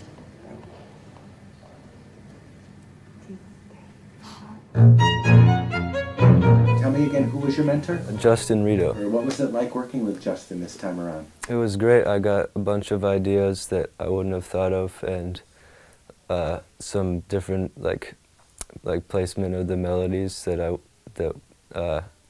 just like make the song flow better. So it was nice. Nice. Is there an inspiration in this piece where this came from? Not really, but it started off with just stuff I came up with while like playing the piano, and it was just supposed to sort of sound smooth and peaceful. Mm-hmm. Yeah. And how did it sound today when you heard it? Did it sound smooth and peaceful? I haven't heard it yet. I think the rehearsal's right after this, but I'm excited to see what it's like. Yeah. And you've had that experience before, writing music and then hearing others play it. Yeah. What's that like? Describe that. It's really cool. It's sort of getting to be a little bit more like normal now that I've done it so many times, but I remember the first time it was really cool because I've like seen lots of live music before, but just seeing something that I made was just super cool. Is that how you're envisioning the retard, or should Yeah, it be like, we're not something- plowing through, right? It's like, it's definitely slowing down. Yeah, something like that, yeah. I think I made Should it it slow be? down a little. Should we slow down more? Maybe just a little bit, yeah. A little bit more. Okay, I think I put the brakes on a little too quickly. Yeah, but I would assume we're not slowing down until the third bar from the end, right? It's right on the whole note? Yeah. Before that we have the figure. I think that would be good, yeah. And the E, Jane, you're on the end of 1. Yes. Okay. Can we do E again? Sure. I got turned around in my notes and I did not represent what my eyes were seeing. The body did not do. Spirit was willing. That's great. Step into my Sorry, office. that's You probably listen to a lot of music. Do you think any of the music you listen to inspired this music today? Yeah, definitely a little bit for this one, but I mean, I would say it's like a lot for when I'm making electronic music, I can sort of combine different genres and stuff where it's like making any sound, so it's cool. So some of the music you write is not in notation. Yeah. But this is? It's in something called Ableton, which is like you can write notes in, but you can also use like just recorded audio and just like edit the sound, so it's like made to be listened to like digitally. Yeah, wonderful. And do you share your music with your friends and others? Yeah. What does that feel like? It's really nice because like you can work together on stuff and just show people what you've made, so it's fun. Okay, so we gotta lock up on that. Yeah, we do. Sorry about that. So you come in on the and of 1. And of 1. Okay, and I come in on 2. Okay. Oh, really? Okay, so and you come in right on the A flat? On the A flat. Yes. Okay. Wait, Michael, does your music have a bar of rest at the end? Okay, I think note play was just, so I'm not gonna, I was holding in because I thought you guys were actually playing that on the last bar. Okay, gotcha. There's a piano chord there. Oh, there is, okay, great. Sorry, I gotta find that B flat too. I just annihilated that shift both times.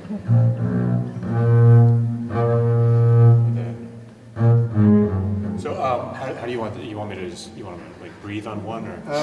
Sure. Oh, wait, but you. Sure. Yeah.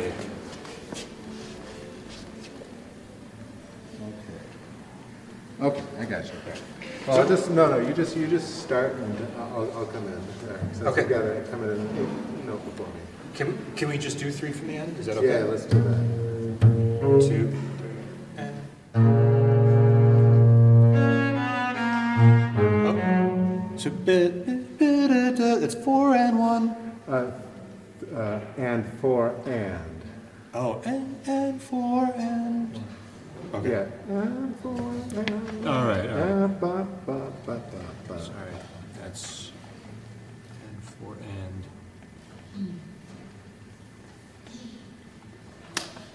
and. Jamie, it's always situational. Sometimes, especially if there's like a retard or something, like sometimes it's really helpful just to see, okay, this is the rhythm that's happening, and then everybody else can kind of time off that. It's sort of, I mean, sometimes it's just clutter, right? But I always try to err on more information.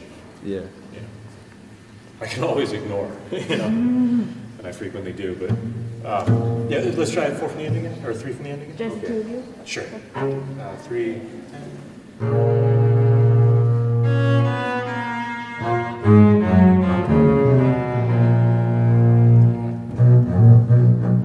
Let's do that again. 3, 4.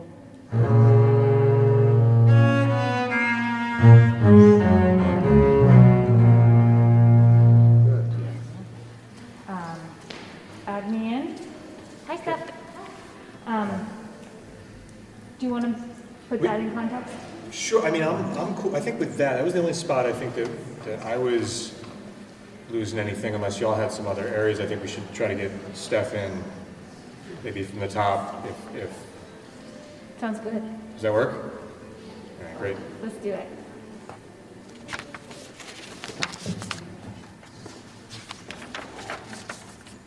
It's all you for 16 bars. Yeah. For how long? 16. 16. Okay. Till A. Oh, Yeah, I think Jane comes in at A. Yep, I come in at A.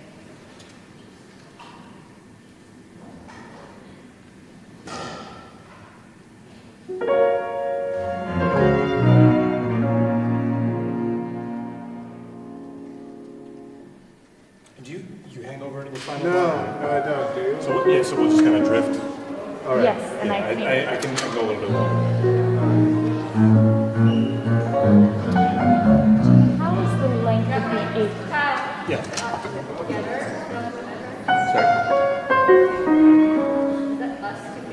In what, where at? Last, second to last. Second to last, yeah, and Michael joins us on the second beat. And then you have a solo chord at the end. Okay. So don't worry if you're behind us all, because we'll technically should have completed our part. Jimmy, how are you liking the eighth note, the length of the eighth note? Just like in general? In general. It seems good to Yeah, me. okay. I'm trying to make the distinction between the half a dot. Yep. Da, da, da, da. It sounds good. Is there anything else you wish you heard or were hoping to hear? I don't think so. Sounds good. Cool. I think the one at E, I'm the only person with a downbeat. Or Steph, do you have a downbeat ready at E? Okay. All right. So I'll try to be more demonstrative.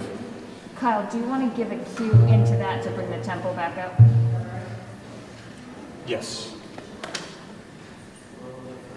And how were the tempos feeling to you? Were they working, or do you want a little faster at the beginning?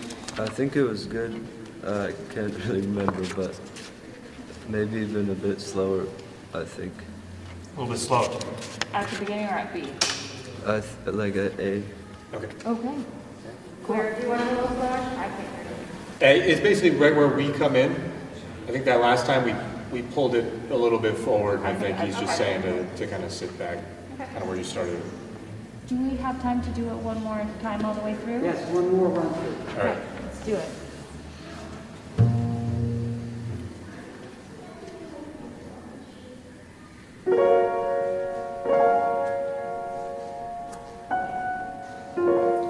What's your favorite part about Opus? I don't know, I like writing the music a lot, and just hearing it come to life is really cool. Yeah. Do you think you'll continue to write music after high school? Yeah, probably. I'm not sure what, but some type of career in it. Yeah. Were there any pieces you heard today of other students from around Vermont that caught your ear or gave you any inspiration? Yeah, it's cool to hear all the different like genres and styles that people write. So, yeah. Nice. And anything else about today's experience, Jamie, that you want to share about music comp or being creative or any of that? Not really. I'm really excited to hear it though. It'll be cool. Great. I'm excited to hear your piece. Thanks.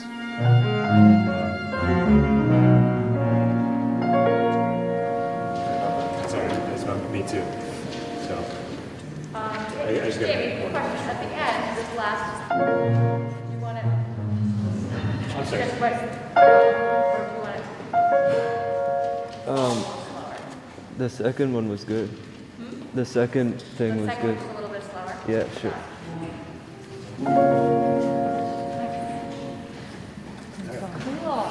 Any notes real quick before you walk away on dynamics? It seemed good to me. Okay. Sounds good. Thanks. Nice job. Thank you. Yeah.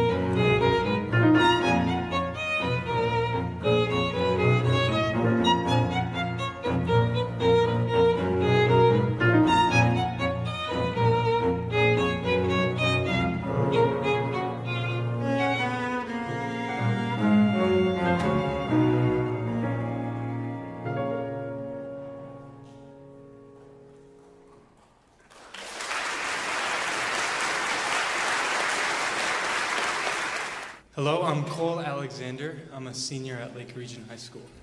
My piece is called A Troublesome Saltation. A saltation is defined as the movement of hard particles such as sand over an uneven surface in a turbulent flow of air or water. But another definition is an Old English word for a dance between two people. So in my piece, I'm using a dance as a metaphor for a relationship. And maybe it's just a me thing, but relationships don't always go that well. So I tried to capture the ups and the downs of a relationship between two people or two parties in this song. There's times where there's harmonies that go well together, and there's times where they clash with each other. So I hope you enjoy. Thank you.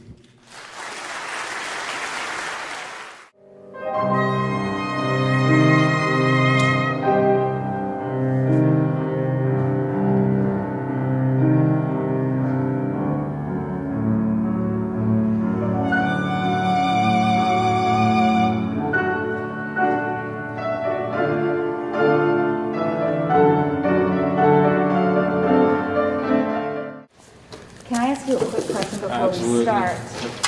Third bar of B, well, end of the second bar of B when we, I guess, bar 25. What would you like my crescendo to max out at? About how loud you crescendo to the measure before that. I know know they're different sizes, but yeah. Keep about the same intensity and then come down. Okay. So maybe like a mezzo forte or a forte or something, or Yeah. So you start at piano, very soft. Yes. Crescendo up to probably just piano to mezzo forte, back down to almost nothing, and then come back in a mezzo piano at 27. Oh, I'm so glad we're talking about this. Okay, I did not think that was what you wanted, which is I'm so glad we're talking about this. Okay, so you're saying for 2 bars at B, I crescendo only to piano? Yes. Mezzo piano?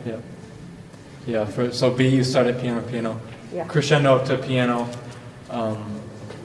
That's the top of the hairpin? Yeah.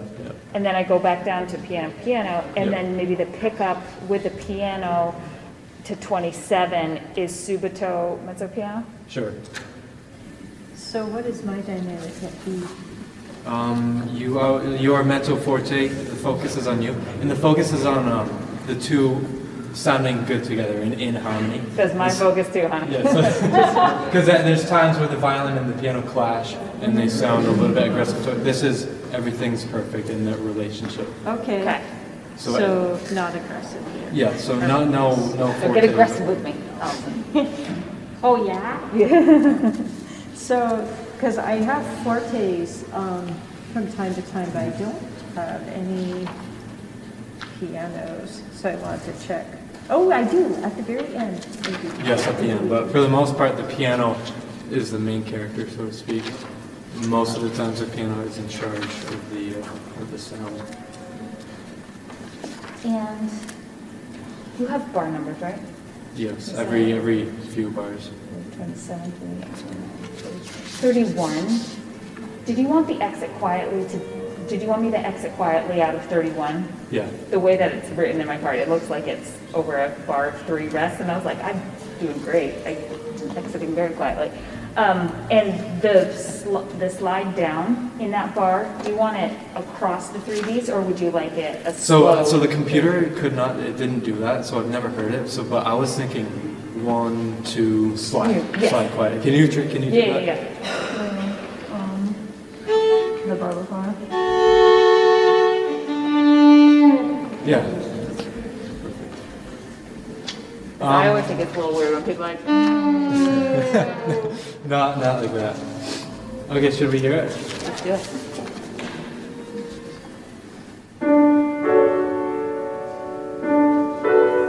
Okay, real quick. I think we should slow it down. I know 95 is written there, but I was thinking more 1, 2, 3, 4, 1. So just a little bit more relaxed.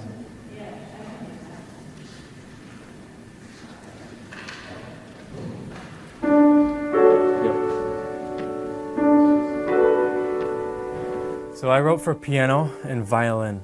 Why that instrumentation? Well, piano, because I play the piano and I love the piano. And I actually started out intending to have maybe 3 or 4 strings. But I put the violin in first because I feel like that's for me the most direct to write for. It's the easiest. It's in G clef. So so I wrote for it, and then I was listening, and my mentor was like, "You really don't need any other instruments. This speaks fine for itself." So I know at first I kind of disagreed with him, but I think it was, I didn't feel the need to add any more instruments after a while. And who was your mentor? It was Kyle. What was it like working with him? It was good. He does a lot of things, including playing instruments, so he knows how to write for instruments, obviously. And he's a established composer. I believe he's always out doing gigs around Vermont, so I think he brought his expertise to the table. So yeah. Did anything inspire you to write this piece?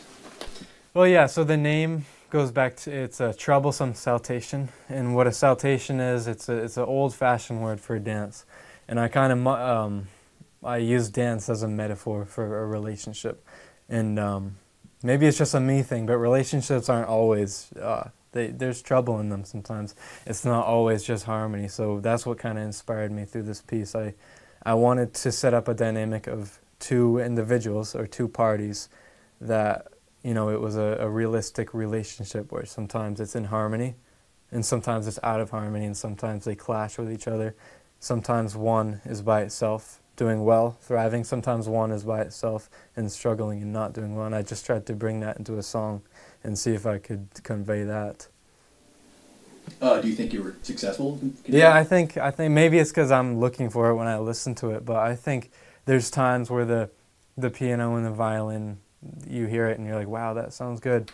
And there's times where you hear it and it's like they're almost going at each other, right? And there's times where the piano's by itself doing a beautiful medley. There's times where the violin's by itself doing a beautiful medley. And there's times where the piano's by itself and it's in a chaotic sort of state. And that's meant to represent how sometimes people can be out of relationships or in relationships or in harmony and out of relationships not in harmony with themselves.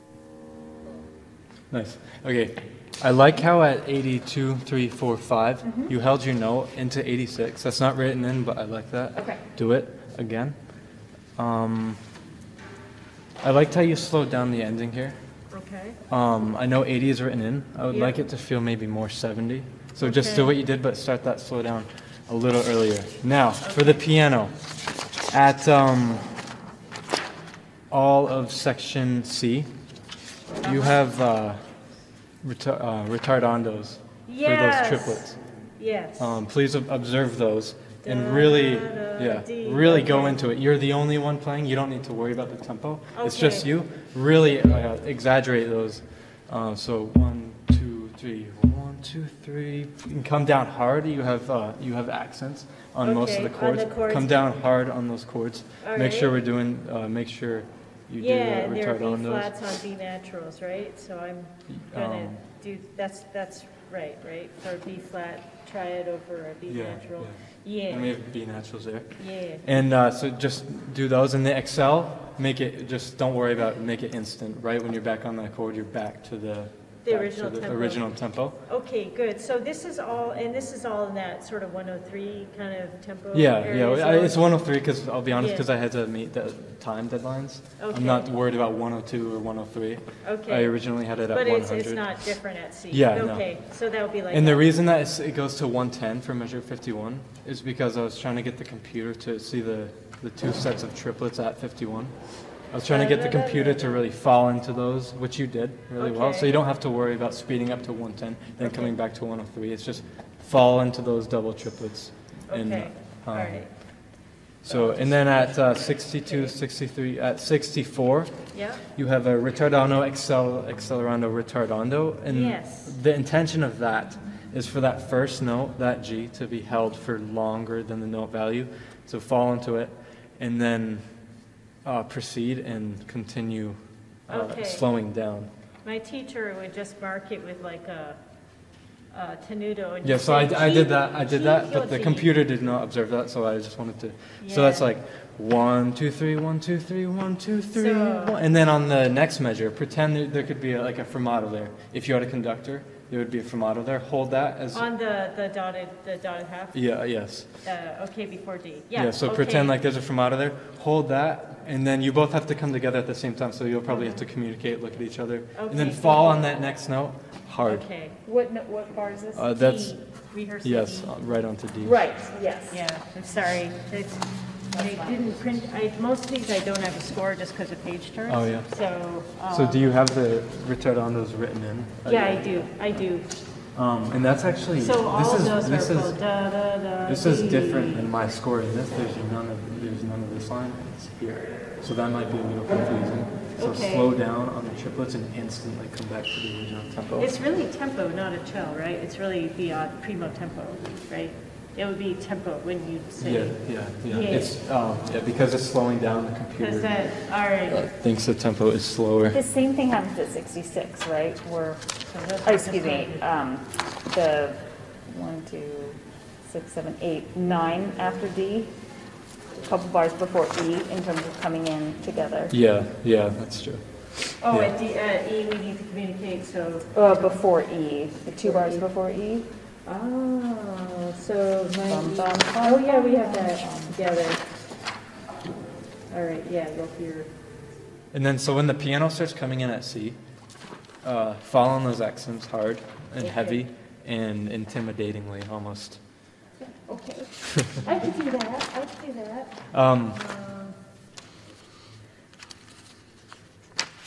And also from like 37 to 40-ish, just be your marked forte, but even a little louder, just intensity-wise. Like it's just you, and that's meant to be some of the piano's time, kind of from 33, 34, from like 36 on until the start of that next section. That's all you.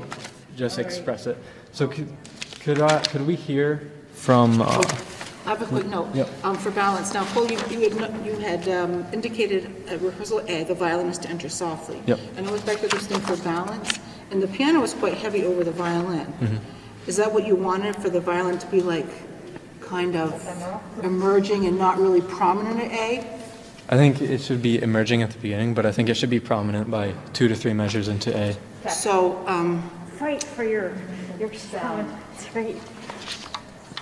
So the piano is a very powerful force. It's a bright, dark instrument. So I'm a little worried about like when you want that voice to be prominent and if it's going to come out. So why don't you tell me where you want that violin to be really bright, and I'll listen for that. Okay, a few, just 2 to 3 measures into A. The violin is kind of it has a melody there, so that's That's where my emotion is. Yeah, and that's the original melody that will be repeated throughout the song by the violin and the piano later. So we want to get that out there in a way that we can hear it.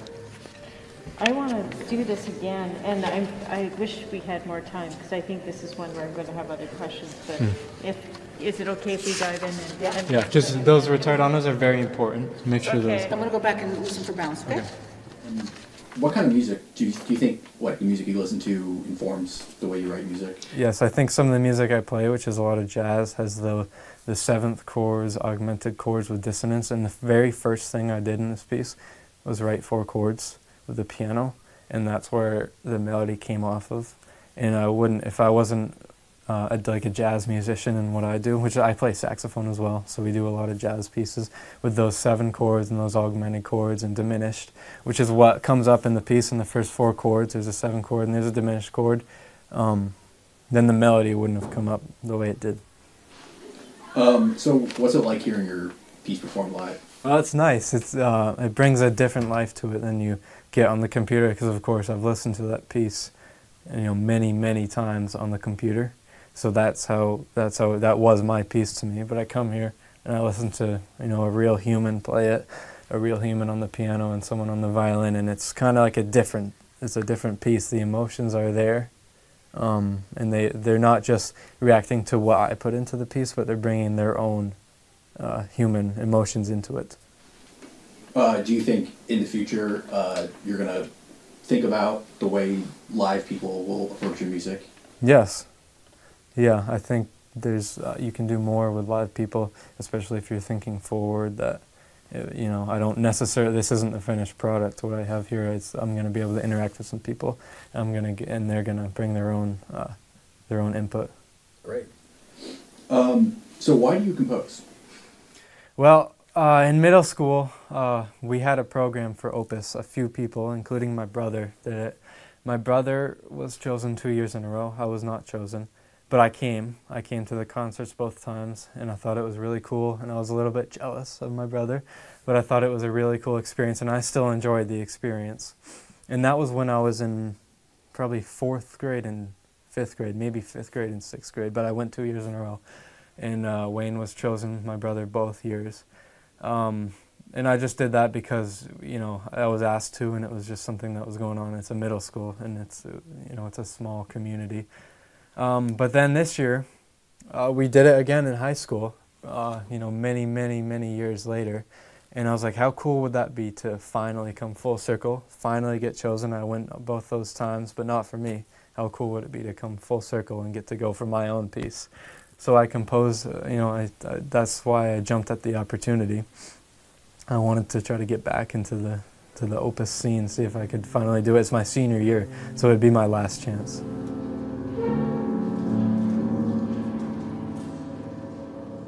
Okay, good. I was just a little behind on that in bar 84. Okay. Okay, that's fine. So I would, again, I would relax the tempo. I would slow it down a little bit before you did. Maybe right about at F. All right. I feel like it was kind of a little fast, which it may be 80, but if it... So, and is it supposed to speed through, all the way through, getting faster, the cello all the way through until 86? Until, yeah, until that note, until this note, pretty much. And then it's all you. Okay, so this note. All right. Yeah. All right. Okay, and you were at 84. Did I beat you? I mean, did you beat me at 84? Do we have, are we out of time? Yeah. So the only note I would have is I would probably at 15 mark the piano left hand down to maybe mezzo forte. Just come down a little bit so that violin line can emerge. It's still marked forte, I think. At 15? Yeah, just bring it down a little bit. And I could not hear that line at 81. Yes. I would, if we had more time, I'd say try it all up and off. But. And one last thing, if you can fall even harder on the accents that you have after the slow down and speed up, just fall hard on those. Like don't louder on the accents. And you can be more dynamic with your pace. You don't have to just slow down and go back to the very original tempo. It's all you there. Okay. Just you know, you can do your own pace and just.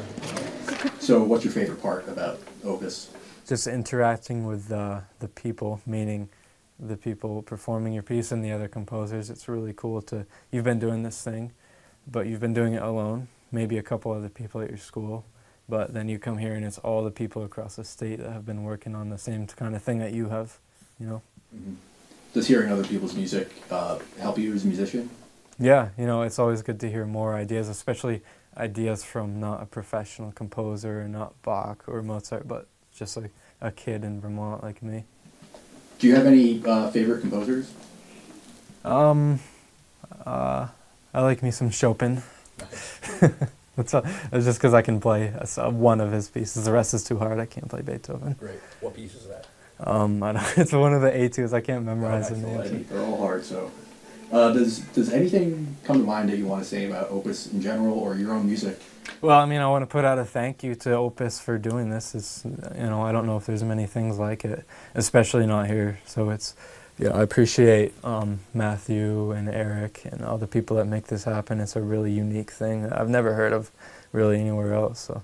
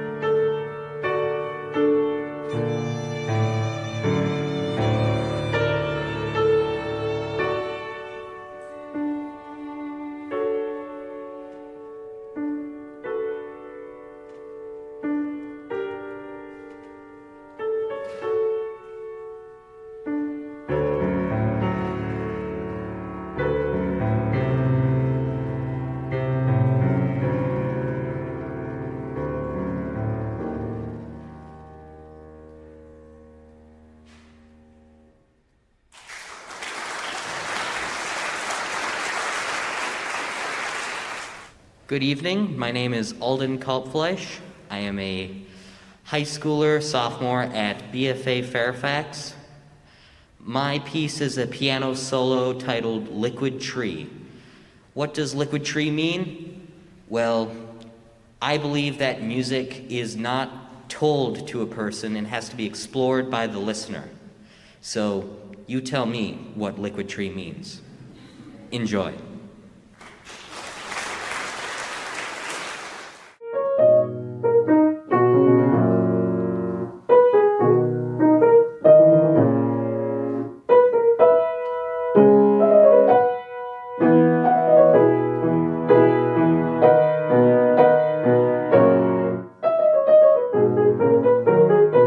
I liked it as a whole.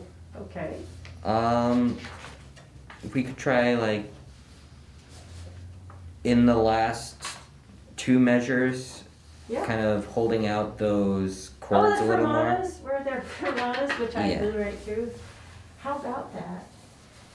It's not personal, I ignore directives from dead composers too, so it's all good. All right, yes, that's it.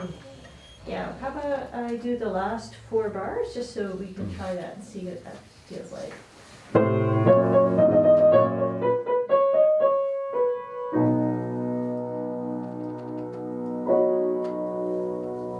Yeah, that's much better, and that's better for me to have more time for the decrescendo. Why did you choose solo piano? At first, I was thinking of adding more instruments to the composition, but then the key I had selected made it difficult to add more instruments, so I ended up going with a piano solo. And so the swingy 16ths, I'm doing some, I'm not doing super a lot because I'm afraid I'm Mhm. not getting them to speak, you know, so I need a little wishy-washy on swing. I could try, I don't know, it's more subtle, but I could play with that more. Dynamics, not probably very piano in the beginning, I'll try to be softer. It's maybe it's a little trickier in that register, but it would give me some place to go. So I may use a little soft pedal just to, I don't know, give me somewhere to grow. Do you play piano? Not really. So I have to ask, what made you choose A flat minor or C flat? I guess we're in C flat. Everything flat. I honestly don't know. Well, Beethoven's written stuff, and I've asked this myself, the same question, why do you write it like that? Everything's flat, I have to remember everything. But no, there's nothing, wrong with it. I mean, you can write in whatever key you choose. And it's good for my brain to remember that, the white keys are flat too. All right, well, should we try it again? Is there anything you want me to try differently? Yeah, could we try playing the grace notes a little faster? Yeah, okay. Yeah, I like that. Yeah, it's tricky right before getting into 49, I find too. Trying to do that gracefully. It's still very hard for voice. If you can take a pause there, Maybe a sort of little like a time. cut off. That might allow me to be more refined if I do that. All right, so do you want actual breath or just a little time? Whatever you want. It's your piece. You I get feel some like either say. would work. Okay. So I was thinking, so let's try it with the breath this time. That's with the break. And then just time.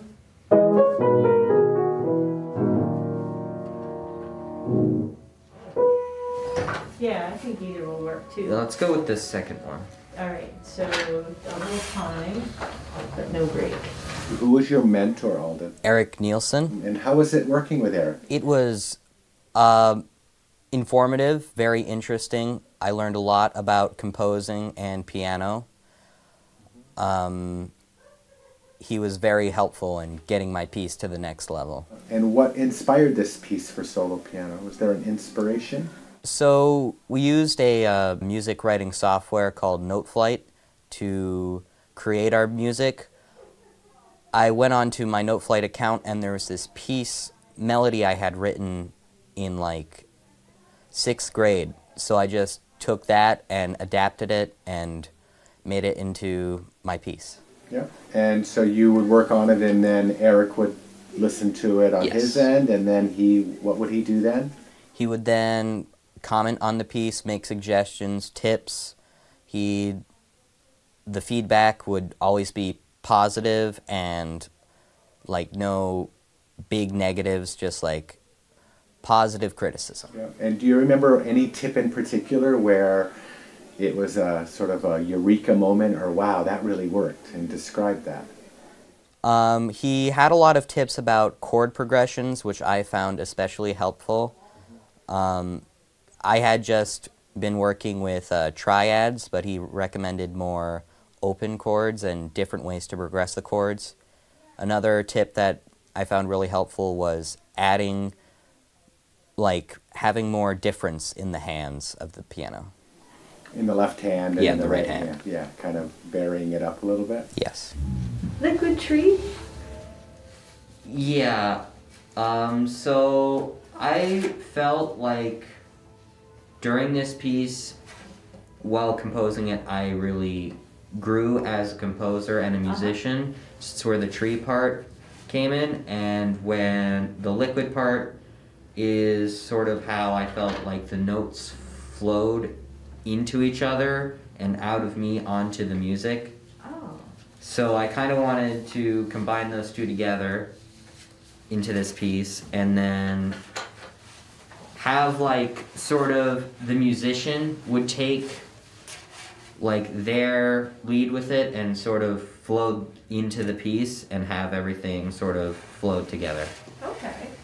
So, so that might give me some ideas on articulation too.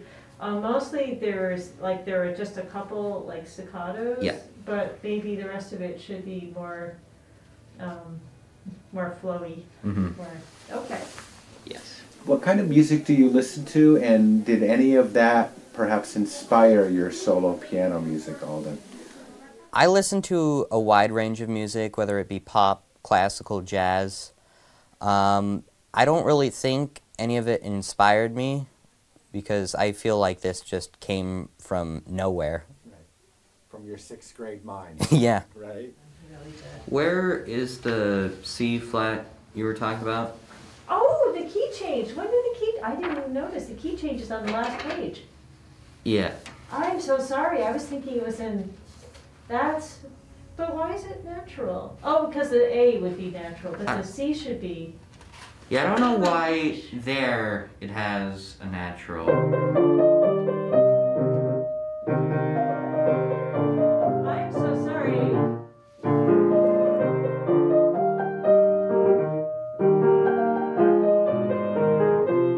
And so it's going to be this, right? So it really is a key change. I'm so sorry. I didn't even spot it.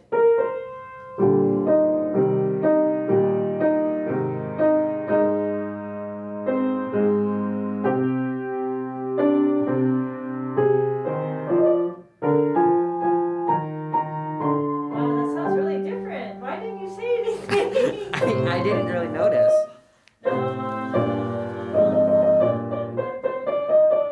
So it's going into C minor. Yeah, I don't know why those accidentals are there on in measure 61. Well, the A flat, I mean, the A you have to. Oh yeah, the A. Yeah, the C you don't need, the C natural, but software does like funny things. Right. But that's totally different. I'm so sorry. You must have been confused. Why is she playing it like that? That's not at all what it sounded like in my head.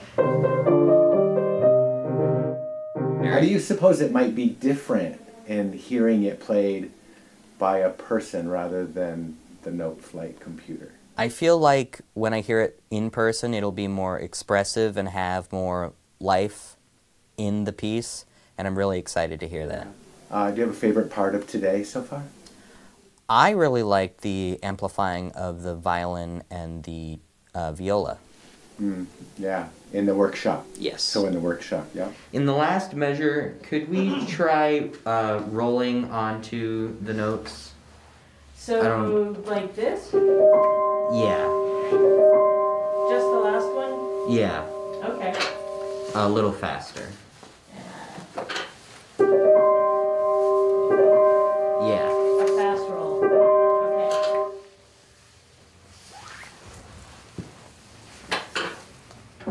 All right.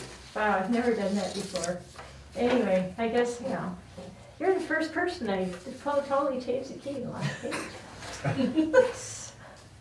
It is weird how it printed on mine, at least. Well, no, that's, sorry. It's okay. Yes, well, yeah, I'm a highly trained professional, as you can see, Follow the key signature half the time. Well, 2/3 of the time. Probably have quite a few pieces to play and learn too. Well, let's try going through that with the key change in mind, Alrighty. and we'll see what happens. Anything else that you can think of before I play through it with some of the That is glaring- it. All right. And what about, did you hear any other student songs today, their compositions? Yes, I really enjoyed them.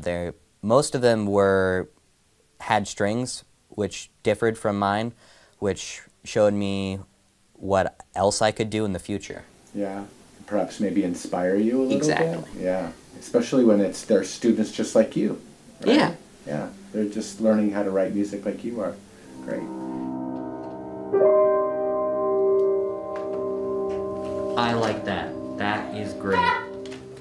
Oh, I'm so sorry. I was playing a whole last page wrong. It's fine. Really? No, it's I really like how it sounds in person instead of on piano, on the on computer. the light or the whatever Yeah. it is. Well, no, it's fun to play, and it actually lies better at 49 now that some of those flats are gone. Okay. I was like, oh, it's just I can try this now. But, yeah. Alrighty, thank you. Thank you. Anything else, Alden, about today? Wishes for the future in writing music, or goals or things about Music Comp you'd like to share? I hope next year we do this again. I don't have to get in, I just have to try my best. I hope to do more than just a solo next year.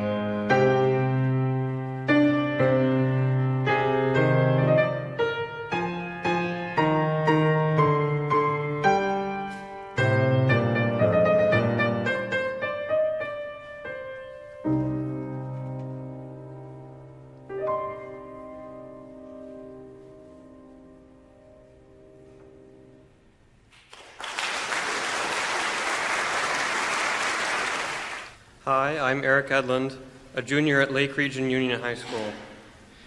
This piece was not originally intended for Opus. A friend and I were asked to perform for an event earlier this year. He's a classical violinist and I'm a fiddler, and we were struggling to find something we could both play. I wrote and titled Violino Classicalo Normalo Duetto as a spoof on all the traditional classical music he plays. The song ends up being a love story with two intertwining voices. Enjoy.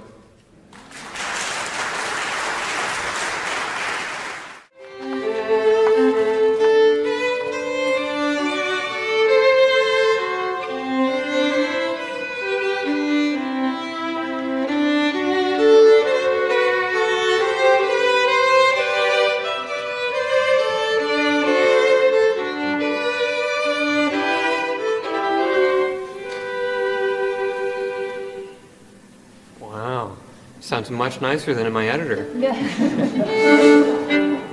So, Brooke, could you play the first, like the first three measures of your parts? Want to hear it again? Sure. Any notes on what you were missing before, or? I'm trying to put it to words. Okay.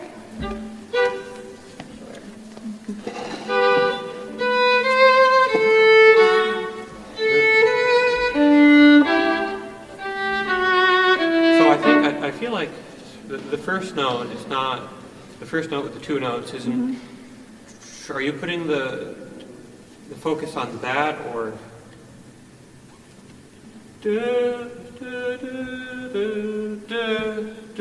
I really should have put little marks above those two notes. Do you want the double stops to be accented? Accent, yes. So I think what you're asking for is about the phrasing of it, right? In terms of the direction of the line. I can certainly put more direction there. Let me try that and see if it's what you're looking for.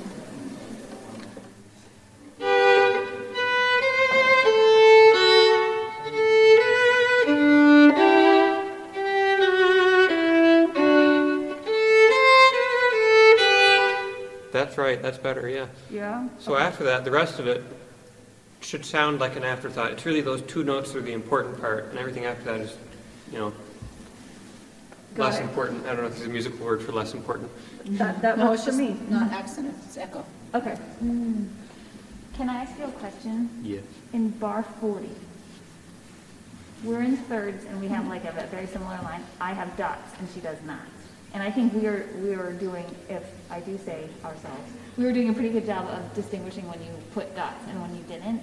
Do you want those? Do you want that, since we're playing totally together, do you want that discrepancy in the articulation, or would you like us to match? Could I hear it again? Sure. You want to start with a B, maybe?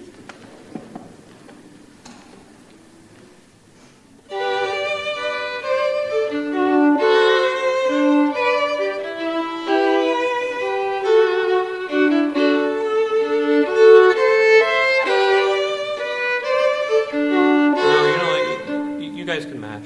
I think if you match, that would be Okay, better. which way? Which direction? Full. Right. So what instruments did you write for today? Violin duet. Cool. Why that ensemble? I play violin, and I was asked to play something with my friend for a school event, and he's a classical musician, and I'm a fiddler, and we really couldn't find a lot of music that we could play together. So I wrote this so that it's classical, but it's got two parts, one simple part that I can play and one complicated classical part that he does. Oh, that's interesting. So is this your first Opus concert? Yes. How are you liking it so far? It's really, really cool. I just got done talking to the people up there playing my music. It sounds way nicer than it did in my editor. It's lovely hearing it. Yeah. Would you say that's the biggest thing with hearing your music live? It's getting to hear it and not have it computer generated, yeah. Really brings life into it. And I had a similar question. I didn't know if it was just a typo or lack of input, but if you count B as 1, 2, 3, 4 bar of B, my last note does not have a dot, should it? Where is this? Fourth bar of B. Fourth bar. You measure 36. 1, 2, 36. Or my part does not have a dot. Right here. That should have a staccato. Oh, yeah, that should be a staccato. Nice Okay. catch. I just don't know because sometimes you slur in that third beat, so I thought. Yeah, but not yet. Good idea. Do you play an instrument, Eric? Yeah, I play violin. Okay, is it okay that I wanted to do a down bow on those third beats into the first beats? You can bow however you want. I put this here because I was told it would make it easier for you guys. Did you learn anything from hearing it rehearsed? Yeah, I did. It's about phrasing, and one of my notes was too high. It had to be pronounced differently. I didn't even know music could do that. And there was I don't know how to explain it. I didn't learn the vocab words yet, but it's interesting parts of it. Did anything surprise you about hearing it? It's nicer than I thought it sounded. That's a good answer. So why do you compose? You know, I've played violin since I started when I was 6, and when I was 7 my teacher died and I quit for quite a while, and I got back into it recently. And I gotta say, although I've tried really hard not to let music be a part of my identity, it's really, really cool. And I took an independent composition course this year in high school, and yeah, I might go to college for it as a minor.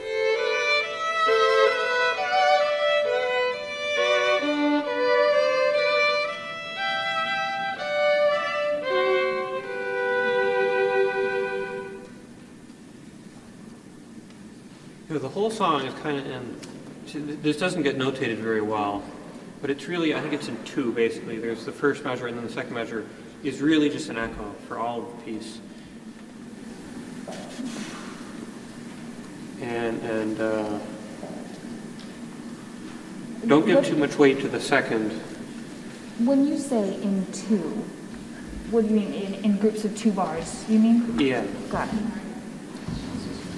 In other words, this maybe perhaps could have been notated in 6/8. Maybe. I'll have to look into that. It was fun. It's beautiful. Thank you. You're welcome. You see, we have a little more time if there's anything else you want to. You had a question mark here. Oh yeah, so on 13, that note sounds wrong to me. I might change it? Yeah, maybe. Could you play it again? Yeah. Do you hear something lower or higher? I think it should be lower, but I'm not sure. Ooh, interesting. Okay, can I play from 11, 10, 9? Sure.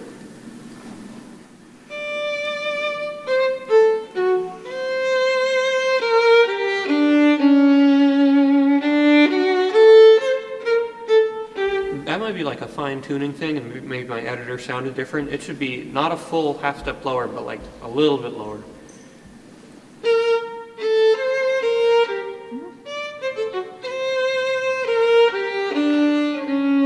That's it.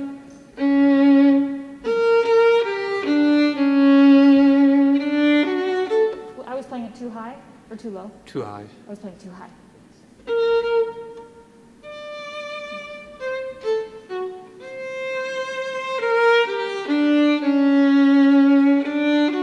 Go a little lower. That's it. Is that a full half step? Huh. Well, it would make sense if it really was a. No, I can see. You can try it. You can play a C sharp. Yeah, Just try a it. C? Just a Play C. no whole step? Yeah.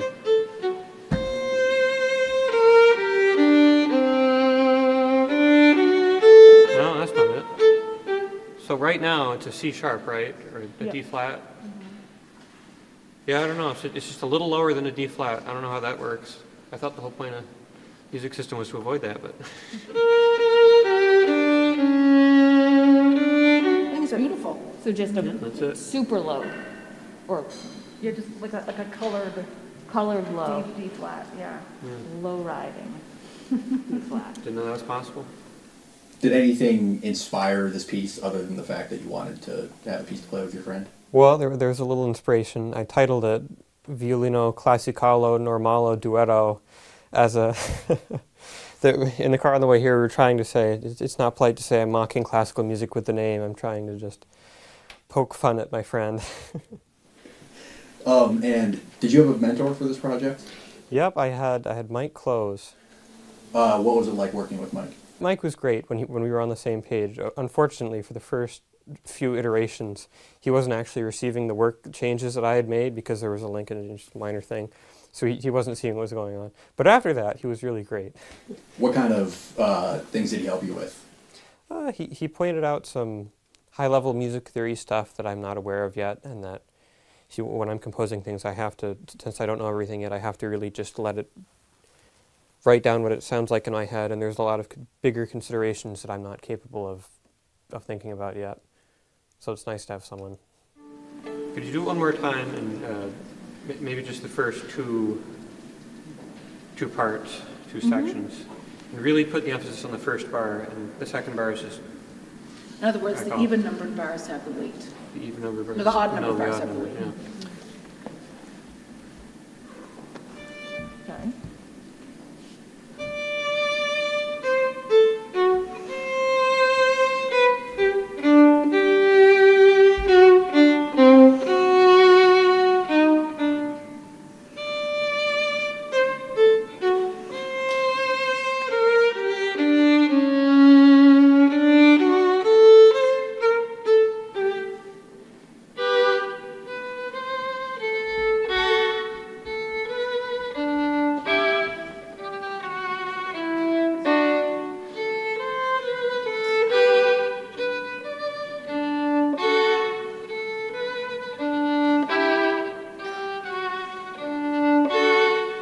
I just realized I'm doing this wrong. So on your part, it is the odd bars that have the weight. I think on your part, it's the even ones. That makes sense to me. It does make sense to me. That's what's going on. Okay. Could you play your part? Sure, but you still want me to punch out the double stops within that? Try it with just evens, and we'll see if that's what's really going on. Okay.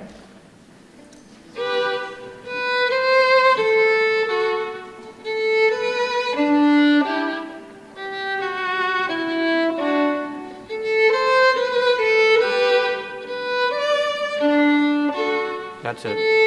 That was it. That works. That feels so much better to Yes, me. yes, that makes a lot.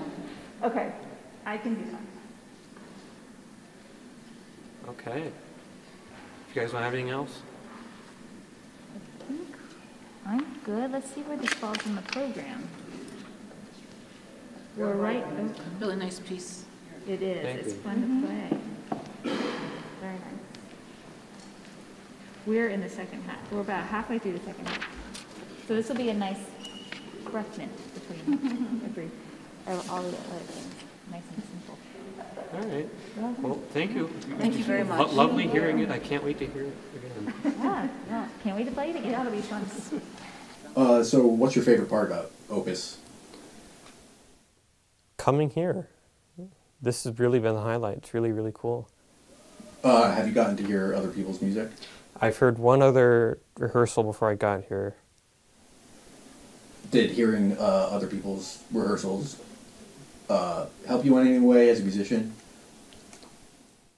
Well, it's just kind of amazing how good music sounds when people are playing it live compared to, and they have the stage with the echo chamber and everything sounds wonderful, and it's really kind of ethereal.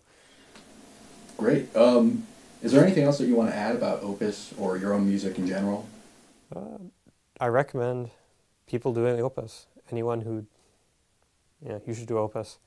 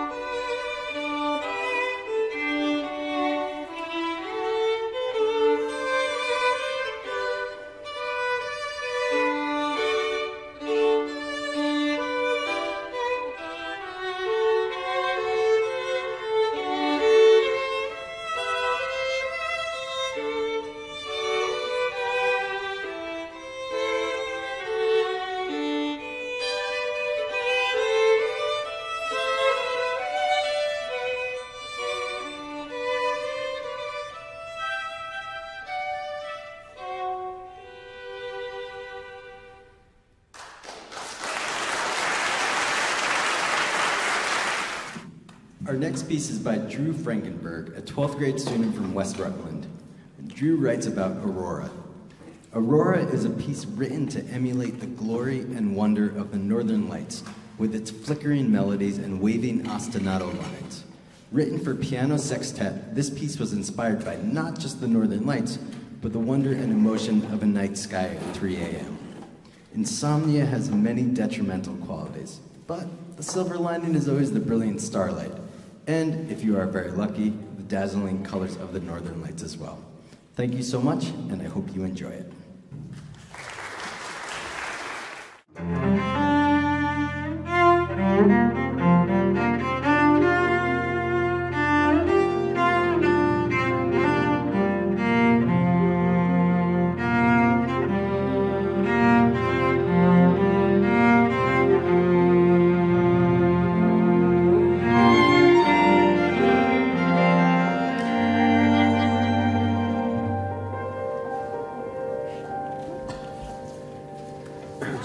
So there's a fermata that didn't make it into the parts there, measure before F on the last beat. Oh, I'm so sorry. And I'll be the cue. I wasn't there anyway. Another barrier here. Alice, I don't know. E, is that a pickup? Do you have a pickup in? Yeah, we have two 16th notes. All right. I can't hear you at all. When everybody's in, I can only hear cello. Like, I can't hear anything else with any definition. You're not the only one. Nobody can hear anything. I think it's just like the nature and the joy of this piece. Is it? Yeah. Yeah. This is your first time. Unfortunately, yeah. Yeah, we're doing with it. I can hear you though. That's unfortunate on that path. Is it possible to move a little closer? I think that we should try. This is the part that's on. Why is the... Sorry, let me start that sentence again. Is it possible to move the piano in high? Or is it necessarily so far back? I mean, I know it's mic'd where it is, but like, what's the reason for it being so far? Probably not the for the railing, visual, I'm too. assuming of what's happening up here. For visual reasons? Is my guess. It's just really hard because it's like we're in two different rooms. So Allison, I just FYI, Brooke's gonna hit that fourth beat of bar 42, and then I'm going to give a cue for 43. Oh, excellent. Okay. Oh, God. I think you beat us there, and I'm switching to the piano score so I don't have a turn. So I just started. No, that's fine. And you know what? None of us are playing off a score either, so that's why we decide these things. JQ. Excellent. Yeah, it looks like Drew has something to say there. Hi, Drew. Hi, I see the ceilings. We need to tip the screen down. Sorry, you Great weren't view here, of the so I had ceiling. no idea what to do. Yeah, I had network issues. I'm so sorry. That's all right. We've had them here too. There we go. Drew? Everybody? Drew. Hi, Drew. Except Allison, who's behind you, sort of. Okay. I'm in my own Sorry I'm room. so late, guys. That's all right. They've been through it once, so they're going to take it again, okay? Yes. I have just a question about E. I think, Allison, you and I have that kind of running 16th note line. I can't hear you at all, so I'm just wondering, what do you guys have? Sorry, what do you have at E? We have a pickup into E. Into E? Yes. Well, that changes everything, doesn't it? Okay. Does that help make your life easier? You did not make their life very easy with all these rubati and these different things like that. Yeah, no, just, it's, I love your imagination. It's just, with 20 minutes, it's a little bit tough.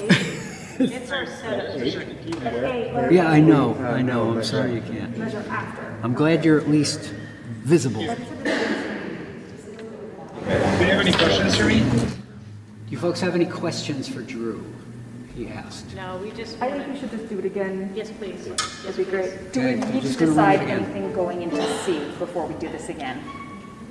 Can we I'm make gonna- more of the forte piano just so we all know where Right. we are? Yeah, and I'm going to try to do a lot of kind of visual just because we're so far. We're talking about measure 17, getting into letter C. I'm gonna try to be as visual as possible so we can kind of all move together. The bar after B? Okay. Or 2 bars after B? 2 bars after B, a downbeat of 14 where I enter, and I'm just ba-da-dee-da-dee-da. Yeah, but you two came in the same bar. Oh, should we not have? No, we should not have. Is this a new part, Anna? This is the most recent, I'm pretty sure. So I think it changed, maybe your entrance was changed. I have to get rid of your cue because I did write you coming in a bar. I did notice that my part was different from the score. Let me get rid of it. Okay. Because I'm not going to give you a hairy eyeball. Oh, You don't well, come in. you can save it for something else, I'm sure. You do come in at B, don't you? I do. All right. And Brooke, where do you actually come in? Not at 14. You do? Yeah, you guys Me are too. in it together. Yeah. Oh, that's cool. So let me get you out because my cue and my part, Okay, go. has even 13. Sorry, I'm not. Oh, that's what I did too. And I was like, this is a train wreck. It's going to go. You know, train's off the tracks already. Okay, let's start from the very beginning. Let's do it. I feel like I'm not seeing all this. All right. All right, ready?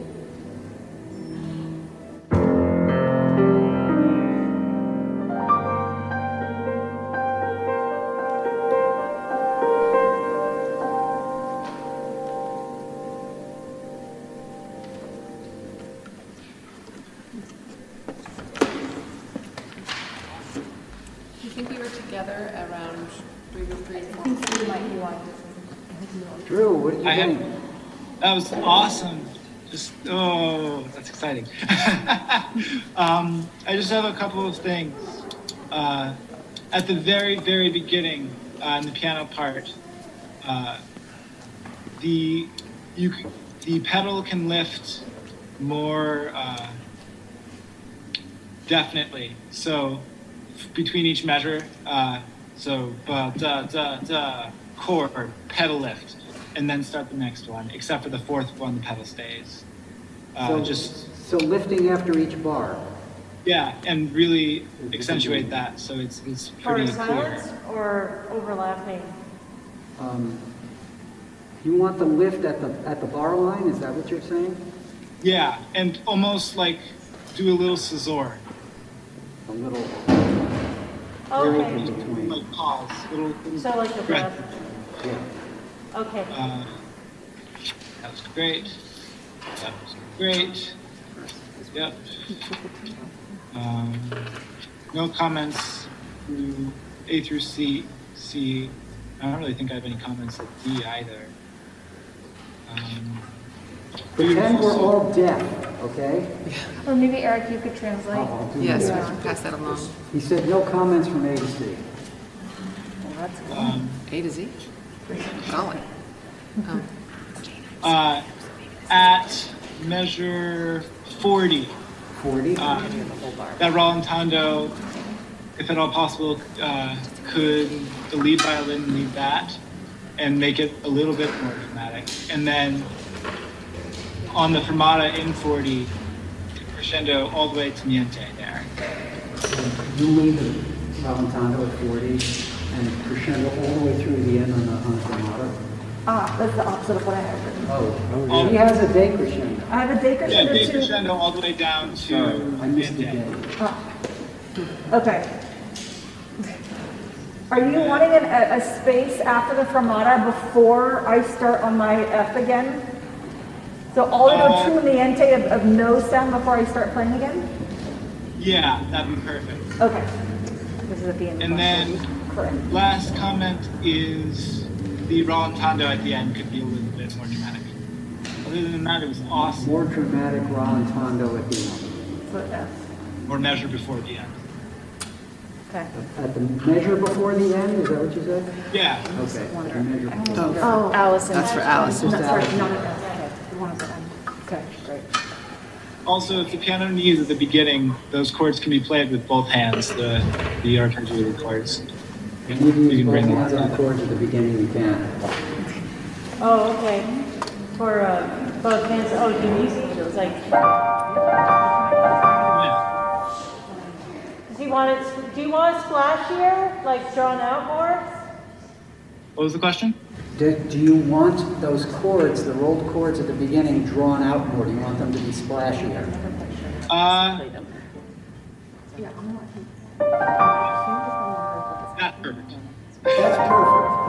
Yeah, just give me a breath and then I'll. I wonder if we could try at C for the 16th note. Yeah. Passing them. Sorry, I think that's Yeah, my like fault. see, Well, we can't hear with any clarity what you're doing, so we're just hoping for the best up here. Well, I can hear you, and I wasn't with you almost right away, so I'm like, Okay. But it's all good. Could we try at C? Yeah, C to D, that's about it. Okay. Because we have this little running, we're passing, it starts in, I'm not really sure where it begins. Starts in May. In you, okay. Second half of 21? Third bar is C. Okay. Okay. Are we starting right at C though? Okay. Wait, we're doing C? Letter C. Okay, good. Yeah. Here's 3, 4.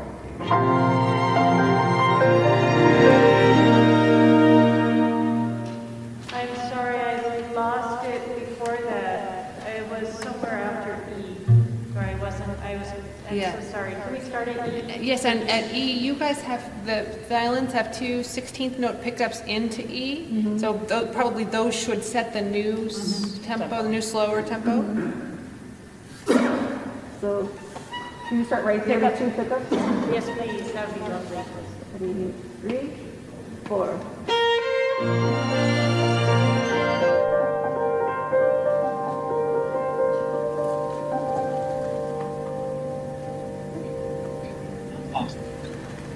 So in 40, where does El Spremata start? Are you on beat 3? Third beat. Are you? Oh, I'm on beat 4. Yeah. That's what happened. I just. Okay. But mine is on the end of 3. Okay. So, yeah, I have da dee da da da da fermata. And Michael, you're on 4? Yep. Okay. All right. Up on those. It's very dreamy. I love I it. think it worked that time. I just want to make sure that what I heard was what was actually happening. Sorry again, we got to move on. Yeah, okay. Brooke, you nailed it before. That was lovely. Sorry. Gotta progress. Looking forward to the concert. I'll be zooming in. Okay. We'll be zooming in for the concert. Oh, I'm sorry you can't join us, but it's a lovely piece. beautiful. Thank you so much. Thank you guys so much, You're seriously, welcome. for doing it. I'm very excited. Good luck tonight. Thank you. Classy.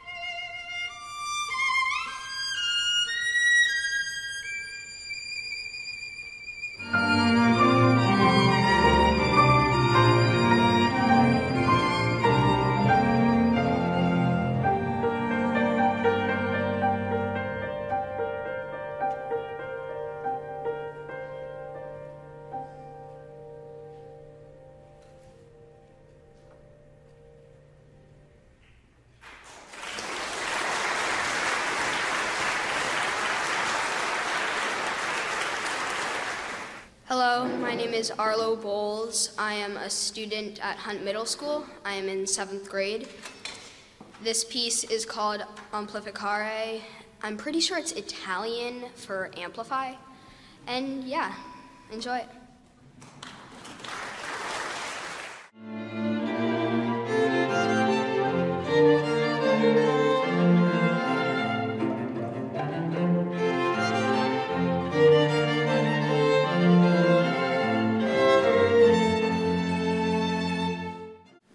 Arlo.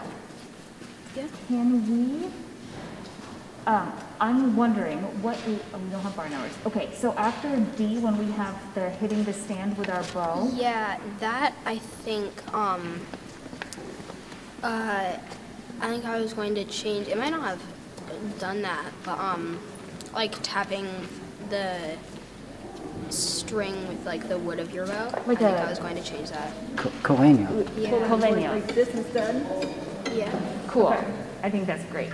Because I have little stand and don't want to hurt my bow.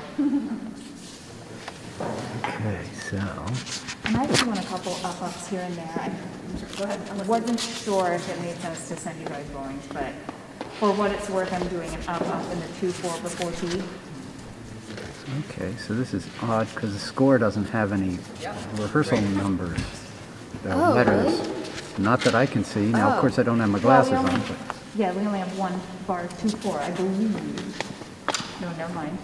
It's mostly 2-4. When it changes to 2-4. can you do me a favor and tell me where your rehearsal letters are? So A is at bar, well, it's after the repeated section, so bar 5. Okay, so. Like right there. Oh, okay. I didn't. Okay. B, I need them in big. B is the second bar of the 2-4. Okay, where there's a repeat sign. Exactly. Okay, B, yeah.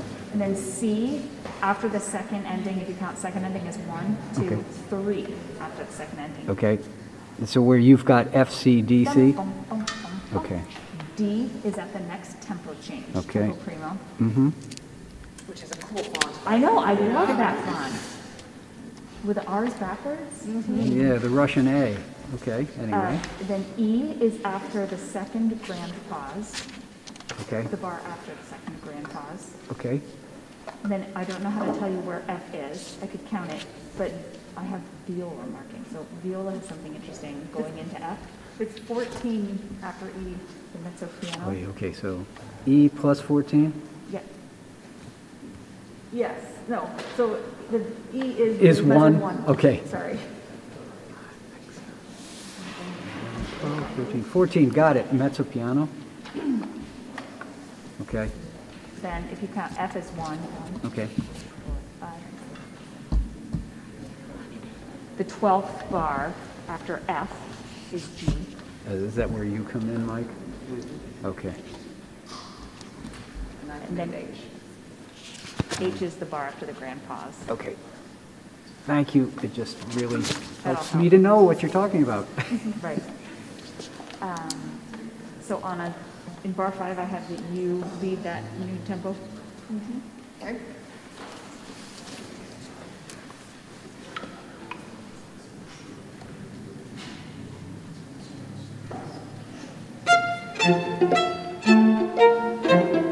Excuse me. I'm not going to double time. Do you like me to hits as well, or arco? I think violin 1, yeah, is arco. Arco, okay, great. You ready?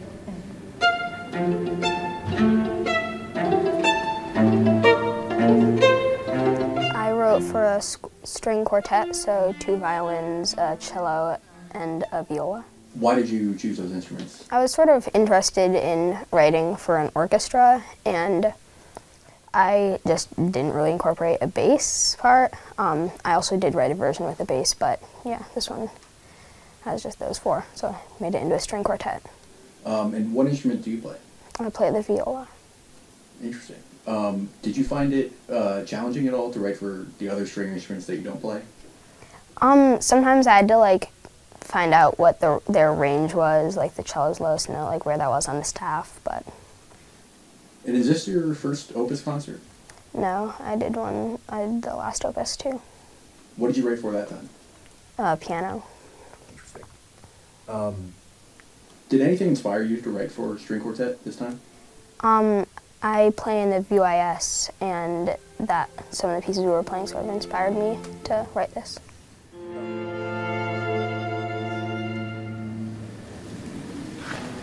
Yeah, that was really good. Thank you. Is that what you wanted to hear? Is there anything? Yeah, there's nothing really. How's the stroke? Like when you had like quarter notes? Was it long enough, short enough? Yeah, it is really nice, really good. Okay. Am I triplet against duple and a second measure of E? Of E? Yeah. I don't know, find out. Second measure of E, da, da, da, yeah, it's against 2 quarters. Yeah. Ah, interesting. I wonder if there's an obvious second dissonance somewhere in the D to E area. I wasn't sure if there was a mistake or if that was actually what was printed. I wouldn't mind going from C into that tempo change again.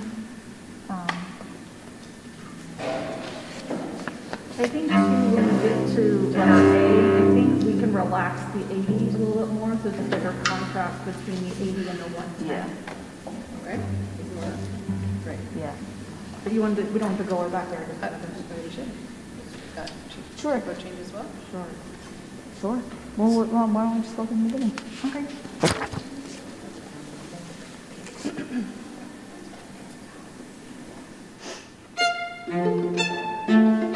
What's it like hearing your piece performed? It's definitely a lot better than hearing it on like Note Flight. It's like more expressive, not just like a machine playing it basically, computer. When you're writing on Note Flight, do you imagine how a human might play it or approach it?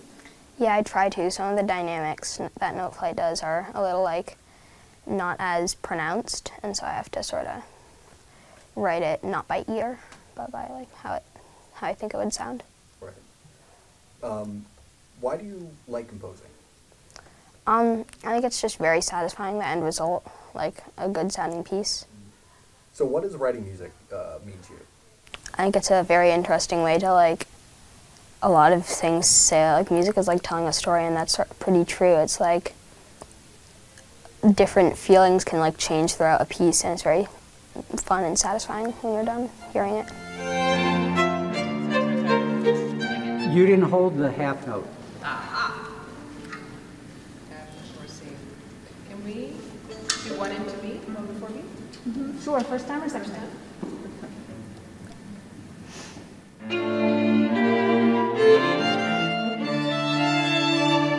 So it's between you and me, Brooke. That was right, correct? Mm-hmm. Here, the D, the above are eighth notes. 3 and 2 before D. Mm-hmm. Oh, yes, that's the second D. Yeah. Oh, the distance we're talking about. Yes. Is that transition into, well, at D, is that what you're looking for? Is that what you were hearing? Yeah. Yeah? Can you tell us a little bit about the title? I think it's like Italian or Latin for amplify, and I just thought like maybe like amplify would be like a cool name, but then I searched it up in like a different language, and yeah, amplificar. Oh, okay. Was there something specific that inspired you to write some of these different like articulations, or what were you kind of going off of there? I actually don't really know. Some of it I just thought would sound cool against other things. Yeah. That's a great reason. Do you like to listen to classical music, or do you listen to other kinds of music? I'll listen to like whatever. I sort of like go through liking songs. Does that music inspire your music at all, or? Yeah, sometimes. If you had to name a composer that you like. I don't know, maybe like Koji Kondo did a lot of stuff for like video games and stuff, and some of that music is like simple but like really interesting tunes. Would you say that's how you listen to a lot of classical music, is through video games? Yeah, sometimes I also just like will put something on like our computer. I'll listen to something like Beethoven or yeah. That sounded great. Interesting, that part with the about 8-10 bars before the end where you have the low Cs reminded me of, I'm trying to remember which of the late Beethoven quartets it reminds me of, but it does with that pedal low pedal line, so you're in good company. I think the Colenio could come out a little bit more because it just sounds as though, you know, I don't know, you blinked or something. Okay. Just so that it actually sounds out in the hall. I Okay? was wondering, do you want us to play an E on that Colenio, or do you want us to play a different pitch, or? I think, yeah, an E. Yeah, it's marked. I mean, do you want it to ring? We could do an open string. If we did an open string, it'll be a little bit louder, but it will ring possibly past just a quarter note. Then, yeah, I think we should try it maybe with the ring open string. Nice. I like it. Okay. Good. Wonderful. Cool. Thank you, Arlo. Thank you, Arlo. Nice. Yeah, thank you. That was great.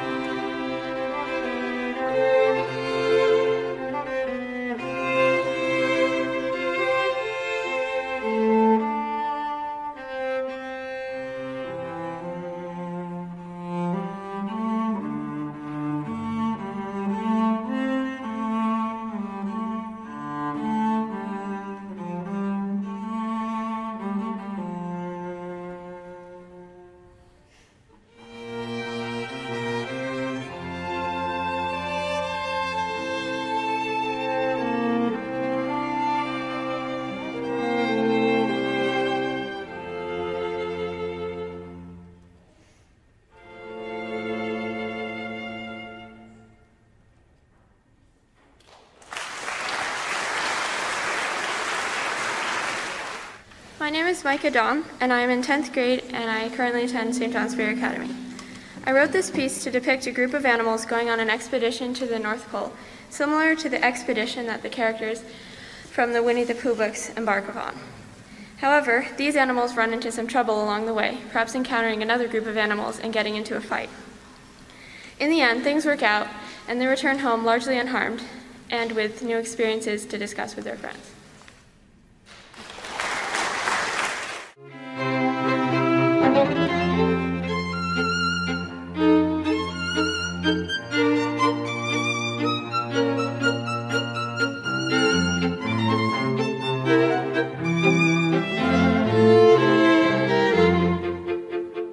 So my biggest comment is like in the first violin, you're doing a lot of the like eighth notes staccato kind of, and I think I want more legato, like in general, just like at 22. So B, you don't want those staccato? B? No, those are staccato. Okay. Everything, like the part where you have the melody, like the melodic lines are like at 20. Top, like in bar 6? Do you want those not staccato? Yes. Yeah, bar 6 is, or no, those are staccato. Where it's marked staccato, it's staccato, but like in like measure 12. Okay. A Yeah. little more length on those. Yeah. And then like in measure 15. 15. And measure 22. And then that whole phrase you can bring out more too, because I think you've got the melody there. Okay. Even though it might not be marked that way, because I think I made a mistake there. No, I couldn't find a recording of it, so I didn't hear, but it's good to know that I have the melody there. I thought I was an accompanying figure. No. And then in measure 28 or 9, I think the cello can be a little more legato. Yeah. And, Should I be with him on that? Yeah, everyone's pretty legato there. And then in measure 41, the second violin, sorry, I forgot to slur that, but the like little 6 thingy is slurred. That makes it easier. A lot easier, yeah, sorry. No, you're fine.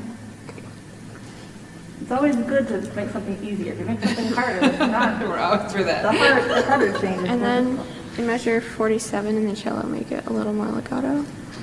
Maybe. And then at E, I think it was a bit too aggressive. Like, I was trying to make it more like playful and light and just like kind of after the excitement of what comes before. Sure. And then also the pickup to like the cello at E, maybe a bit like quieter and like more legato. If you can, I don't know. I'm wondering because we're coming off of this big, like, robust section. Yeah. And because nobody plays on those first 3 beats of the measure before E, is it possible for Michael just to kind of take a little more time and then set the mood? And then, so we just know when you go, da-da-da-da-da, you're setting the mood a little bit more. Yeah. Is that okay? That might be helpful for us too. Definitely. And then just at 67, I think maybe start the ritardando kind of there, or like maybe 68. I could totally do that at the end of 67. Yeah. Da-da-da-da-da-da. And then like the viola and second violin thingy is like pretty slow. Okay. And like, let's practice that. That's awesome. So what instruments did you write for today? string quartet. What made you choose that instrumentation? I just thought I've written for string quartet before, so I thought it would be interesting. And Is this your first Opus concert? yes. Is your piece about anything? Yeah, it's about a group of animals going on an expedition to the North Pole. And what inspired you to write about that? I was just thinking of it, and also it was in the Winnie the Pooh books that I read when I was very little.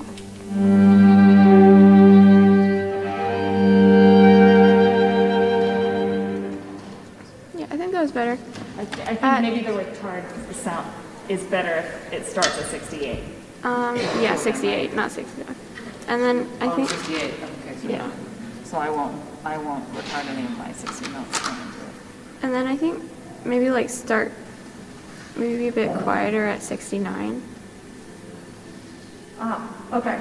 What is it like hearing your piece performed live? It was really cool. Did you hear different things? Did anything surprise you about it? Yeah, it was definitely nice to hear how it actually, like, how the voicing would sound with each instrument, because definitely some parts came out a lot louder than I thought they would, and then some were a little quieter, so it's nice to hear that for future reference when I'm composing later on.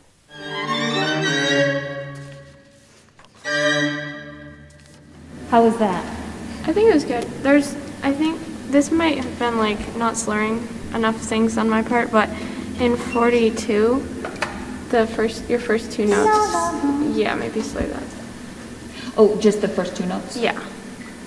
Cool. And then also in 44, or 45, never mind, 45. First two notes? No, all the 4. Oh, all 4. Or just like make them sound legato, whichever you want. What if I did 2 and 2? Okay, sure. And then also the pickup, or the 2 notes before 48 as well. Maybe like an up-o slur or something. Okay, great. Yeah, I was doing a double up, but an up-o slur works just as well. Yeah.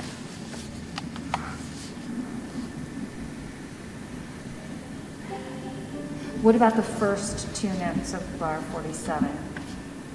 Those can be staccato, or staccato, or just normal? like detached, kind of. Because yeah, it's part of the not slurred part. Can we do this again? Yeah. The same D? section? Yeah.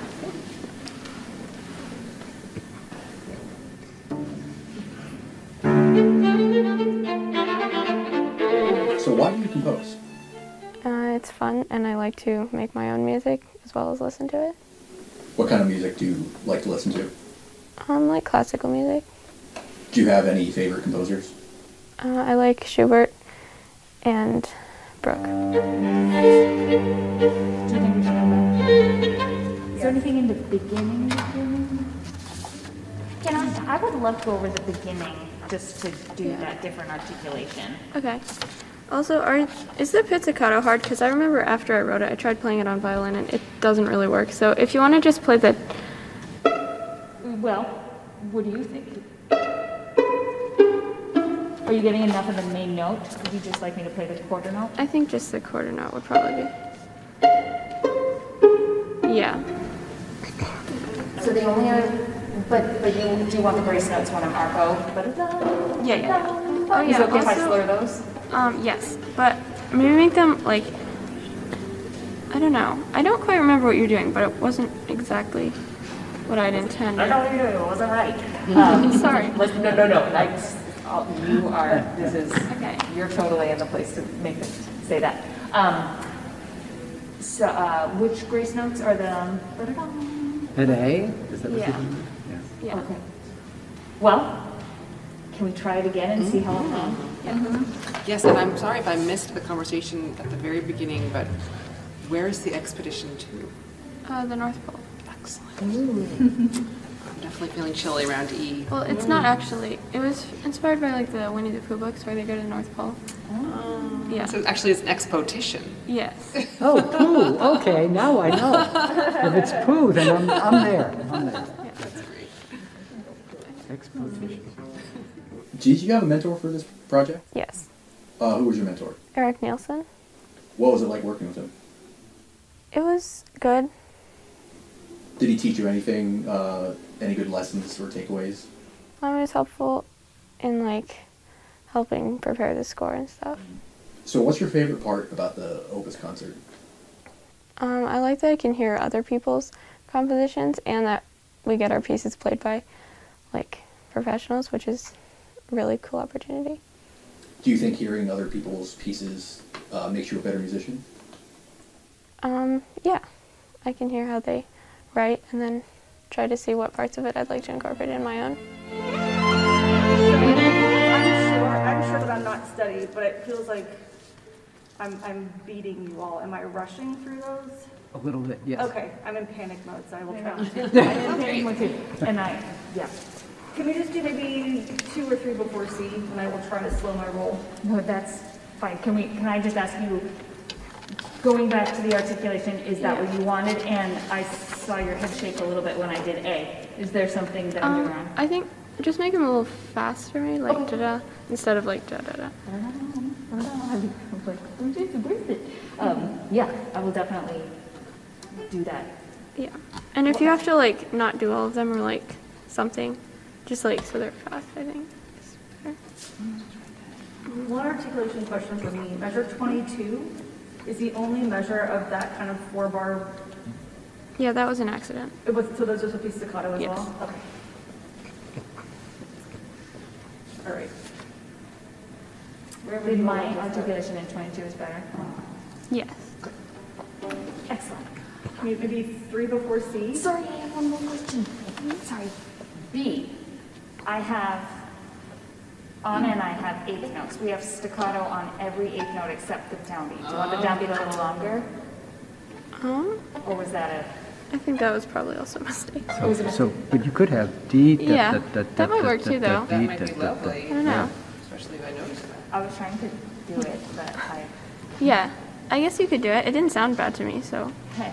Well, let's do it for sure, and you can tell us if it's a little over the top. Can we start at A? Okay, A? Okay. Let me get my note, please.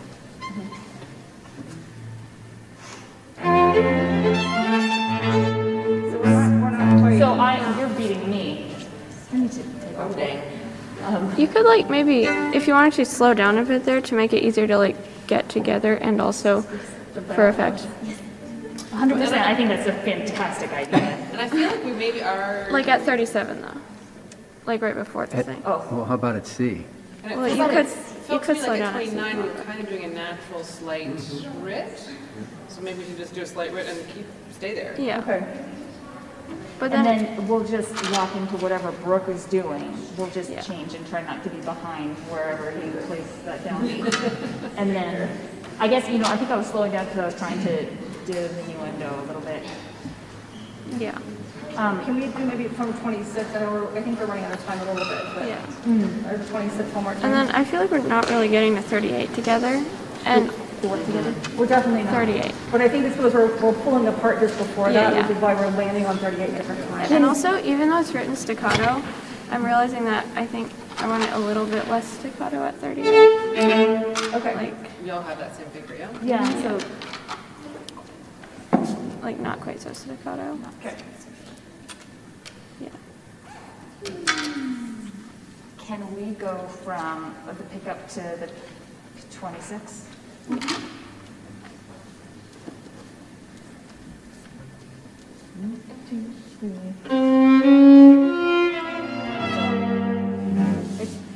Let's just try it one more time. It was behind you? Yes. Let me make sure that I'm starting fast enough. 1, 2, 3. Can you guys wait for me to give a little? I can try and give a little bit of a cue there, but it's very clear. I have I can try to do it too because I know what's coming. So that bar of 37.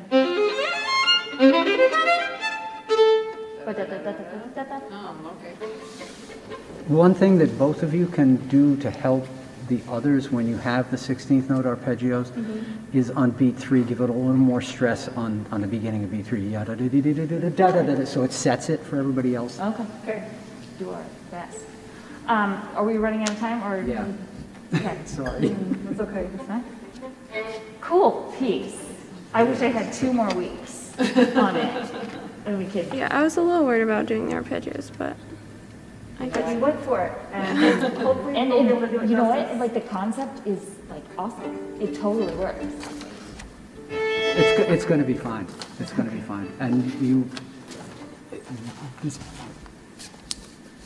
I can't think of any higher praise than it really sounds a lot like one of Schubert's quartets. It does, yeah. Oh, I was seeing what he wrote.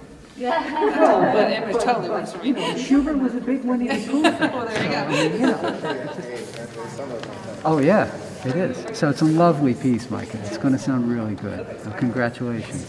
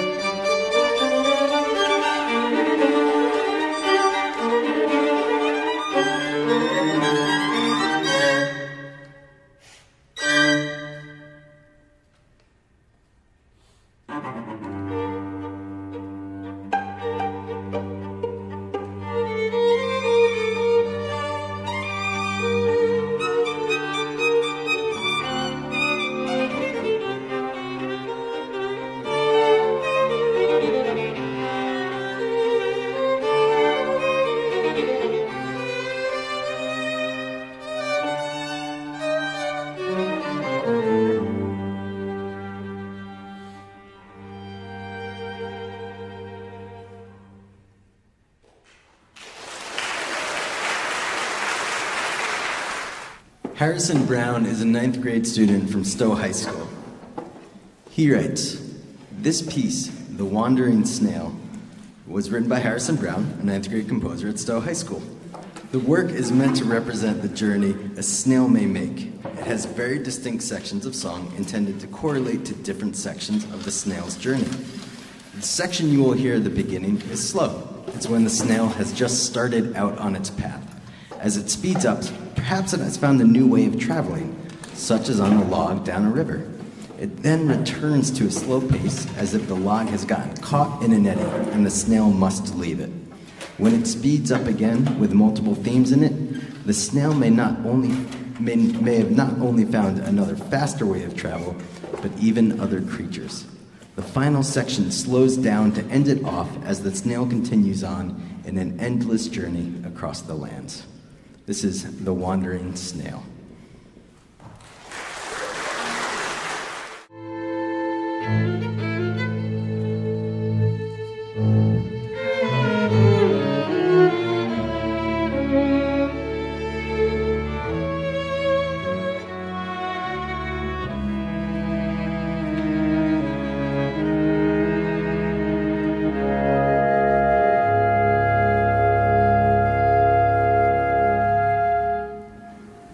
So we need a pulse again, probably? Yes, yeah. It doesn't have to be me, but... Sorry, I just didn't want us to slow down. You guys got ahead, so I had to give up. Yeah, Eric, where did we qualify for? When was that? It was like about... right before D or something, right? It was just before C, just going into C. Oh, really? Okay. Yeah, that's... Do you have the solo there, Kyle? There's someplace you had a solo. I have One bar I have a before thing C. right before C, leading to that, and then I have a triplet thing in the second bar of C. Do you have straight eighth notes, the measure before C? Correct. Okay. I used a wind quartet and a string quintet. Why did you choose all those instruments, Harrison? I looked at the list and I thought to myself, I like all those instruments. And who was your mentor for this piece? Eric. Eric, and what was it like working with Eric? He was very helpful. Yeah, how so? He was giving me lots of tips on where the piece should go next and pointing out some kind of major errors that I did make with regards to technical issues. Mm-hmm. Yeah, was there one thing that he pointed out more than any that really helped you to take the next step in your song and start to make it really good? There was a lot of me having to focus on the range of instruments. I was getting the ranges of a lot of the instruments wrong. Yeah, like writing too high or too low? Yeah. Harrison, is there anything that you hope to hear that you're not hearing? Honestly, not really. I really like the way it sounds. Good. What about the length of our triplets when we have détaché? Is that about the length you were hoping for? You didn't want anything shorter or longer? No, it's good. Cool. Does anyone have any moments of discomfort we want to go over besides the whole thing?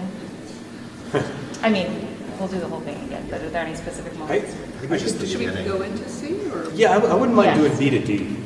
Okay, cool. If that's cool. And if we're doing B to D, I wouldn't mind going to the end, because that's the thing that he was together. Okay. Are we best served by doing that, or should we just go back to the top and run the top again, or start at B? Can we segment this going into C? Sure. I would feel really great if we could lock C in. Okay. So did you want to stop after C, or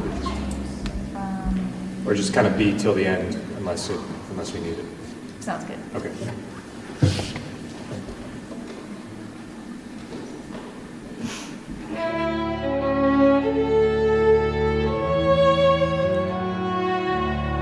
Was there any inspiration for this piece, Harrison? Not really, to be honest. How did it start? It started with a really slow section that I kind of just made up, kind of thinking about Tatooine from Star Wars. Okay.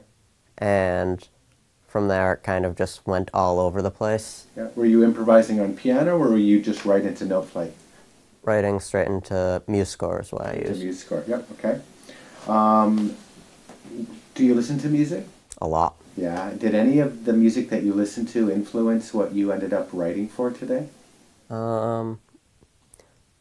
Not really, other than the John Williams score for Tatooine that I mentioned.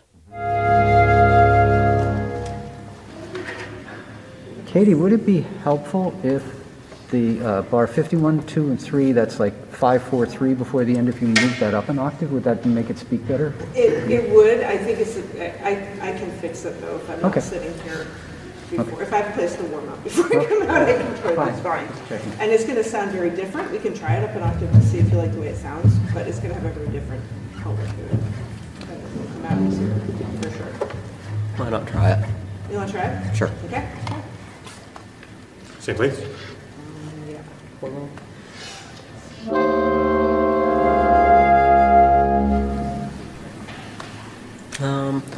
Are the A flats at pitch? Mm-hmm. Yeah, right. So it's just the C's you moved up. Yeah. I think that if you're able to fix it before that, then it sounds better below. Yep, it's going to sound very different. So yeah. Can I ask a favor for somebody to lead our downbeat at C? I'm still looking for getting into it. Is there a logical person to? Sure. Yeah, I think I unintentionally gave us a little retardando on that too, going into C. So I'm going to go ahead and not do that. Okay. And if you just give it a little nod there, that would be good. Thinking the triplets a little longer. Yeah, I'm hearing the triplets rushing from the winds there at C.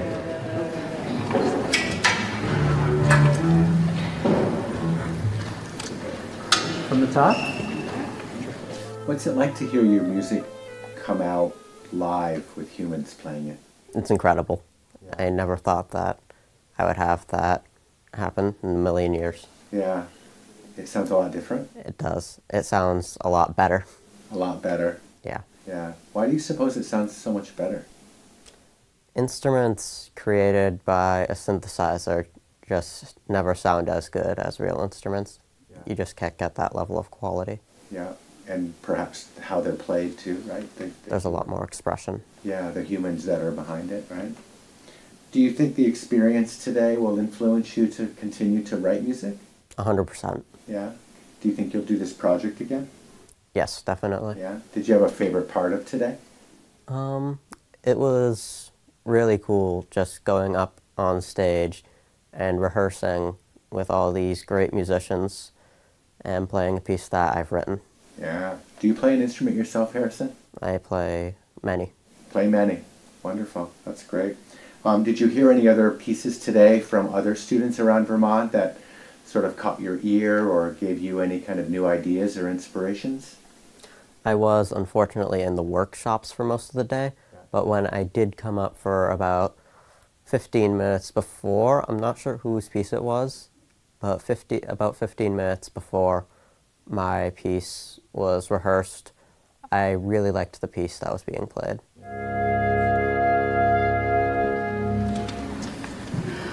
I have to sneak a quick breath before that last note. Okay. Yeah. Just. I think I might too. Okay. Okay. Okay. You have something That might starting make right it on the just a downbeat. little We have 3 E. Yeah. And set it? Yes. All right. So we're just How much of the pulse do you need from me? Should I not give it or no? It's fine, you can do it. It's clear what you're doing. Okay. They're playing C sharp all the way through here, but you got a C natural here. Is that what you want? That false relation, that clash? Because we've got a C sharp here and a C sharp here. It's the only C natural here, and it really does clash. I mean, if that's what you want, that's fine. I just want to make sure that that is what you want. I never noticed that. I hear it in the song. I'm not sure, because the rest of the time you've got C sharps and it would fit in better, but it also does kind of lead into the minor section. I'm not sure. Well, I don't remember why I was going. It doesn't need to be here though, because they're still carrying that C sharp. That's true. Yeah. So yeah, I guess I'll make that okay. Jane, bar 41, your last note. Can you make it please a C sharp? It's an eighth note because oboe is playing C sharp all the way through that bar. Oh, okay, this will sound better. Okay. Can I verify, same discrepancy, third bar of D should be a C natural, correct? Yes. Okay. Thanks. Yeah, everybody else has C natural there.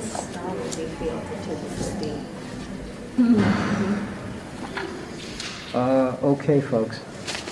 Imagine this killer. Cool piece. Cool colors. Do you have any anything that you hope people hear in your song tonight? I want people to really try to hear the effect I'm trying to get across of a snail traveling across a landscape. Wonderful. I hope I hear that snail traveling, and I look forward to hearing your song. Thank you. Thank you.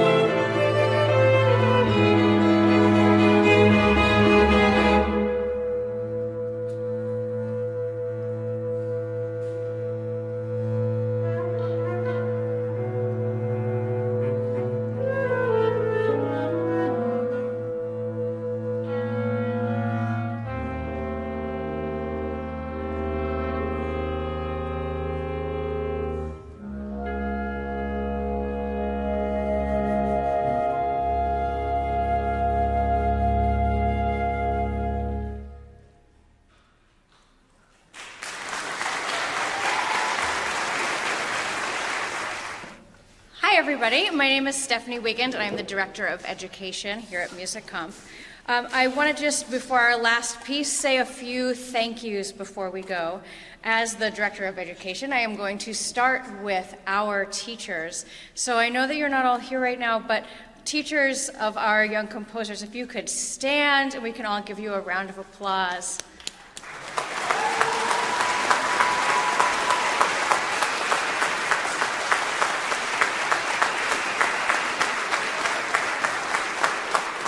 Thank you so much for supporting these amazing young composers. We wouldn't be anywhere if it weren't for all of you. Teachers and students, please keep an eye on your email for information about our annual summer workshop with Eric Nielsen. We are back in action this year and we're super excited, so please keep an eye on your email for that. Continuing along with our thank yous, of course, a huge round of applause for all of the musicians who have helped to bring this music to life tonight.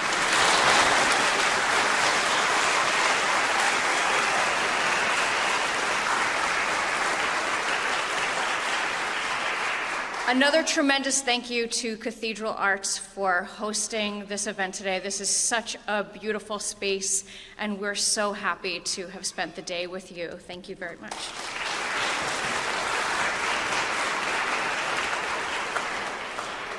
Finally, one more big thank you to LCA TV for documenting all of today, our rehearsals, our interviews with composers, the concert tonight. Another tremendous round of applause for LCA TV.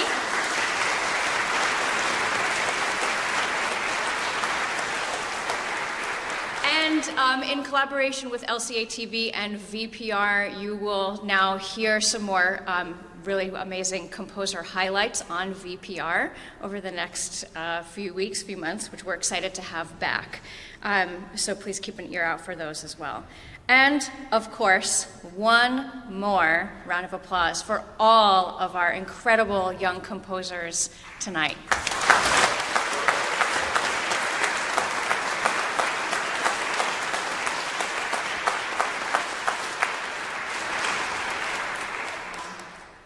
Here we go, our final piece of the evening. Last one. Hi, everyone. My name's Callum Robichak, and I'm a 10th grader at Montpelier High School. My piece is called Progression, and I've assembled nearly everyone on the stage for this. And it's in 5/4 and the Dorian mode, and I hope you enjoy it.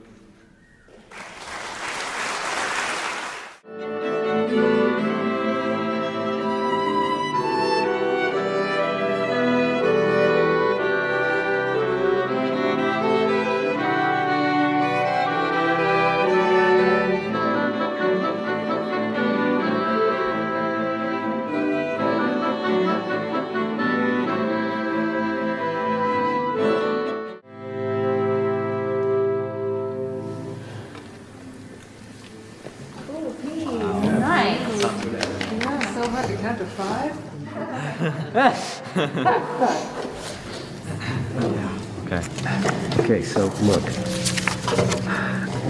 First violin and flute out of the same thing, but they have different articulation. Is that your intent? That she's bowing everything and she's slurring? It could be either way. It's kind of an odd bowing if it's exactly the same. If the 4/8 notes were the same, I would probably have it separate for the 3/4 notes. I mean, do you want to have them try it, or do you want to keep it just the way it is? I suppose we could try it. What we're talking about is 2 before E. The violins and the flute have the same. The first violin and flute have exactly the same notes, and you're a third lower. But she's got the first 4/8 notes slurred, and you don't. Okay. And so I was just asking whether that was on purpose or whether you wanted it slurred to hear how it sounds. You can certainly slur it. That's good enough. Okay. Would you like for us to do that? Yeah, let's try that. Yeah, can we try like 4 before E, everybody, so we can hear that? Any above or for it, Yeah. Yeah, that's a good spot. And then the same thing. First violin and flute, 4 before E and 3 before E. The quarter notes are slurred. So it's D, D, D, da. And so, yeah, try that also. Yeah, we'll do it. So, sorry, should we do the same thing 2 before B? Yeah, it'll be the same. So we just want to at least try it here and see how that sounds. Okay. So 4 before E.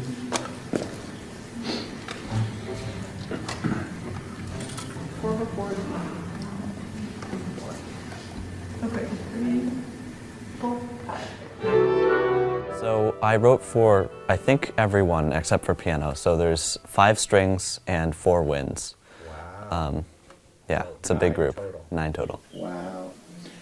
Why did you choose to write for all these instruments? So recently I've been doing a lot more orchestra writing, and a big project I took on recently was writing for full symphony instrumentation, which is 26 parts.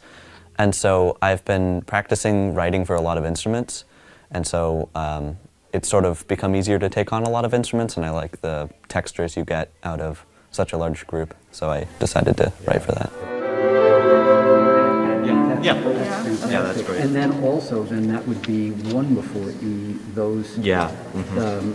The 4 eighth notes for violins, those 4 would also be slurred. Yeah. 1 before E, okay? And Yeah. Okay. Okay. Do you want any time into E? I feel like we were a little bit uncertain whether we were just straight into E or stretching a little. Yeah, I mean, everyone has those 2 quarter notes with the double forte right before E, so those can be sort of big accents. And then it kind of drops down into E. But you don't want do you want them to slow down or just go right into it and then do the retard? Probably right into it, yeah. I don't think there's a... Yep. I think for the accents it'll feel deliberate enough that it'll feel like we're kind of resetting before we go on. Is that maybe what you're looking for? Sure. Okay. I think we have time to do it one more time. Yeah, run it. You have, before they do, you have anything that you wanted to tell I'm them? wondering just at the very end, we have this big retardando from E to the end. Should we kind of rely on Kyle on bass to be the driver? Sure, yeah. It's just... Do you have the constant 8th notes the whole time? Yeah, I think. Well, in the 53 we start. Michael and I have. It goes to a more simplified, or well, yeah, not really simplified, but there's some upbeat But for stuff. those first 4 measures of E, you 2 have driving 8th notes. Is that right? Okay. And it sort of slows down subtly. It's not a huge. Sure. Okay. Okay. Who was your mentor for this, Cal? It was Kyle. I also have worked a lot with Eric, but for this piece it was Kyle. And how did it go working with Kyle this time around? It was good. It's definitely been busy, and sometimes it would take me a moment to work on things, but I think it went well. Yeah. Were there any moments in your mentoring with Kyle that sort of where he might have given you some particularly good advice that really helped your piece along, and describe that? Yeah, I mean, I think a big thing is I was dealing with some interesting ideas with this piece. It's in 5/4, so it's a little irregular in the time signature, and I wrote it in the Dorian mode, and I definitely think Kyle was really helpful in terms of supporting those sort of ideas and talking about the different modes and how they interact, and he's definitely very knowledgeable about that sort of stuff, and that was useful. Wonderful. And was there an inspiration for choosing 5 or choosing the Dorian mode? I know you spoke to why you chose writing for 9 instruments, but Dorian and 5/4? Yeah, I really like the Dorian mode a lot. I think it's got a really nice set of qualities, and I can kind of transition between Dorian and minor in a really nice way. And 5/4, I don't know, I sort of was, I started off with some ideas in 5/4, and I like the way it sort of catches you off guard at first, but you can adjust to it really quickly, and so pieces, they don't feel really irregular once they get going once in 5/4, and so I like it for that reason.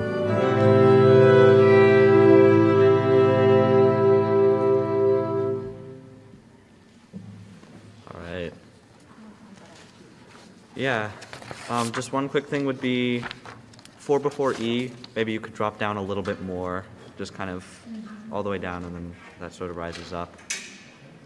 And it could be just a tiny bit slower at the beginning, but that's all.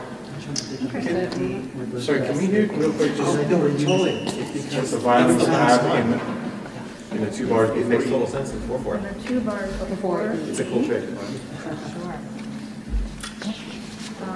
So negative.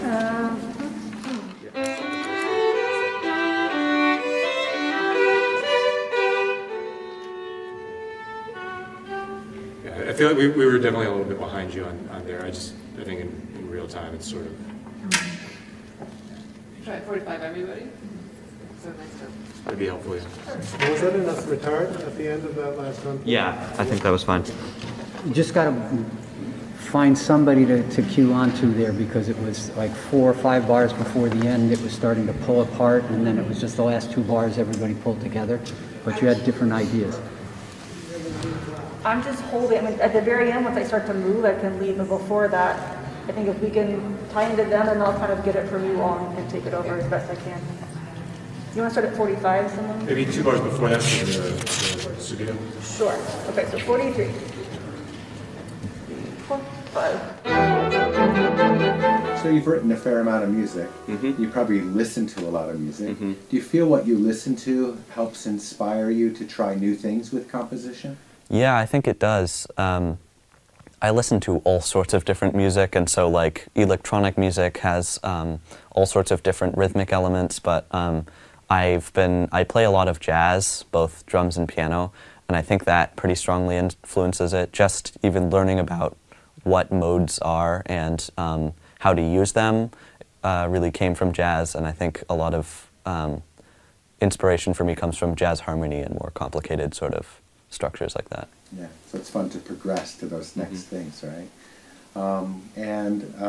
This isn't the first time that you've heard your music played live by others, but describe what that's like when you've written something and then you kind of gift it to these performers that get to then put their own sort of personality on it. What's that like?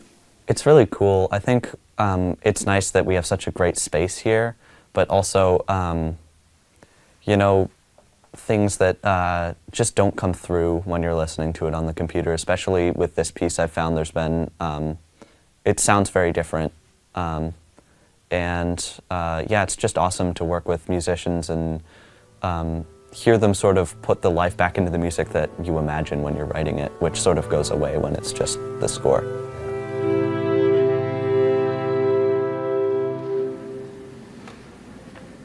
Yeah. Is that better? Yeah, that was great. If you have the 16th note figure, bring it out more, because that's not coming across out there. So if you've got it, bring that out a little more. Otherwise, it sounds fabulous. Yeah. It's great. Yeah. Your Benzo's clearly a genius. Thank you all so much. Thank you. What feelings do you get when you write music? Like you're in your room or you're in your workspace and you're composing. There must be feelings that are good feelings. Yeah, I spend a lot of time writing music, and so it's sort of like something that I do when I feel I have an idea. And yeah, I think I spend a lot of free time doing that, and so it's sort of a relaxing thing for me in some cases. It's not like I have to be putting a lot of effort into it. Often I can sort of just like write what comes to my mind, and then when it isn't that, it's because I've got a great idea and then I'm kind of energized to work on it, and that's really great. Are you writing at the keyboard, or are you writing at your computer, or both? Or? So yeah, both a little bit, and especially given I do jazz piano, I often will start with ideas on the piano, but yeah, also playing like viola, I will sometimes come up with ideas on string instruments, and that works really well when I'm writing for string instruments, because coming up with the idea on the instrument that you're thinking about writing for, really, yeah. Does it inspire you to try new instruments and to expand your abilities on new things? Well, I think I'm always interested in like exploring new instruments, and I play all sorts of things, but yeah, I would say. Yeah, sure. Do you have a favorite part about Opus, Callum? I think it's fun that it's sort of like a whole event,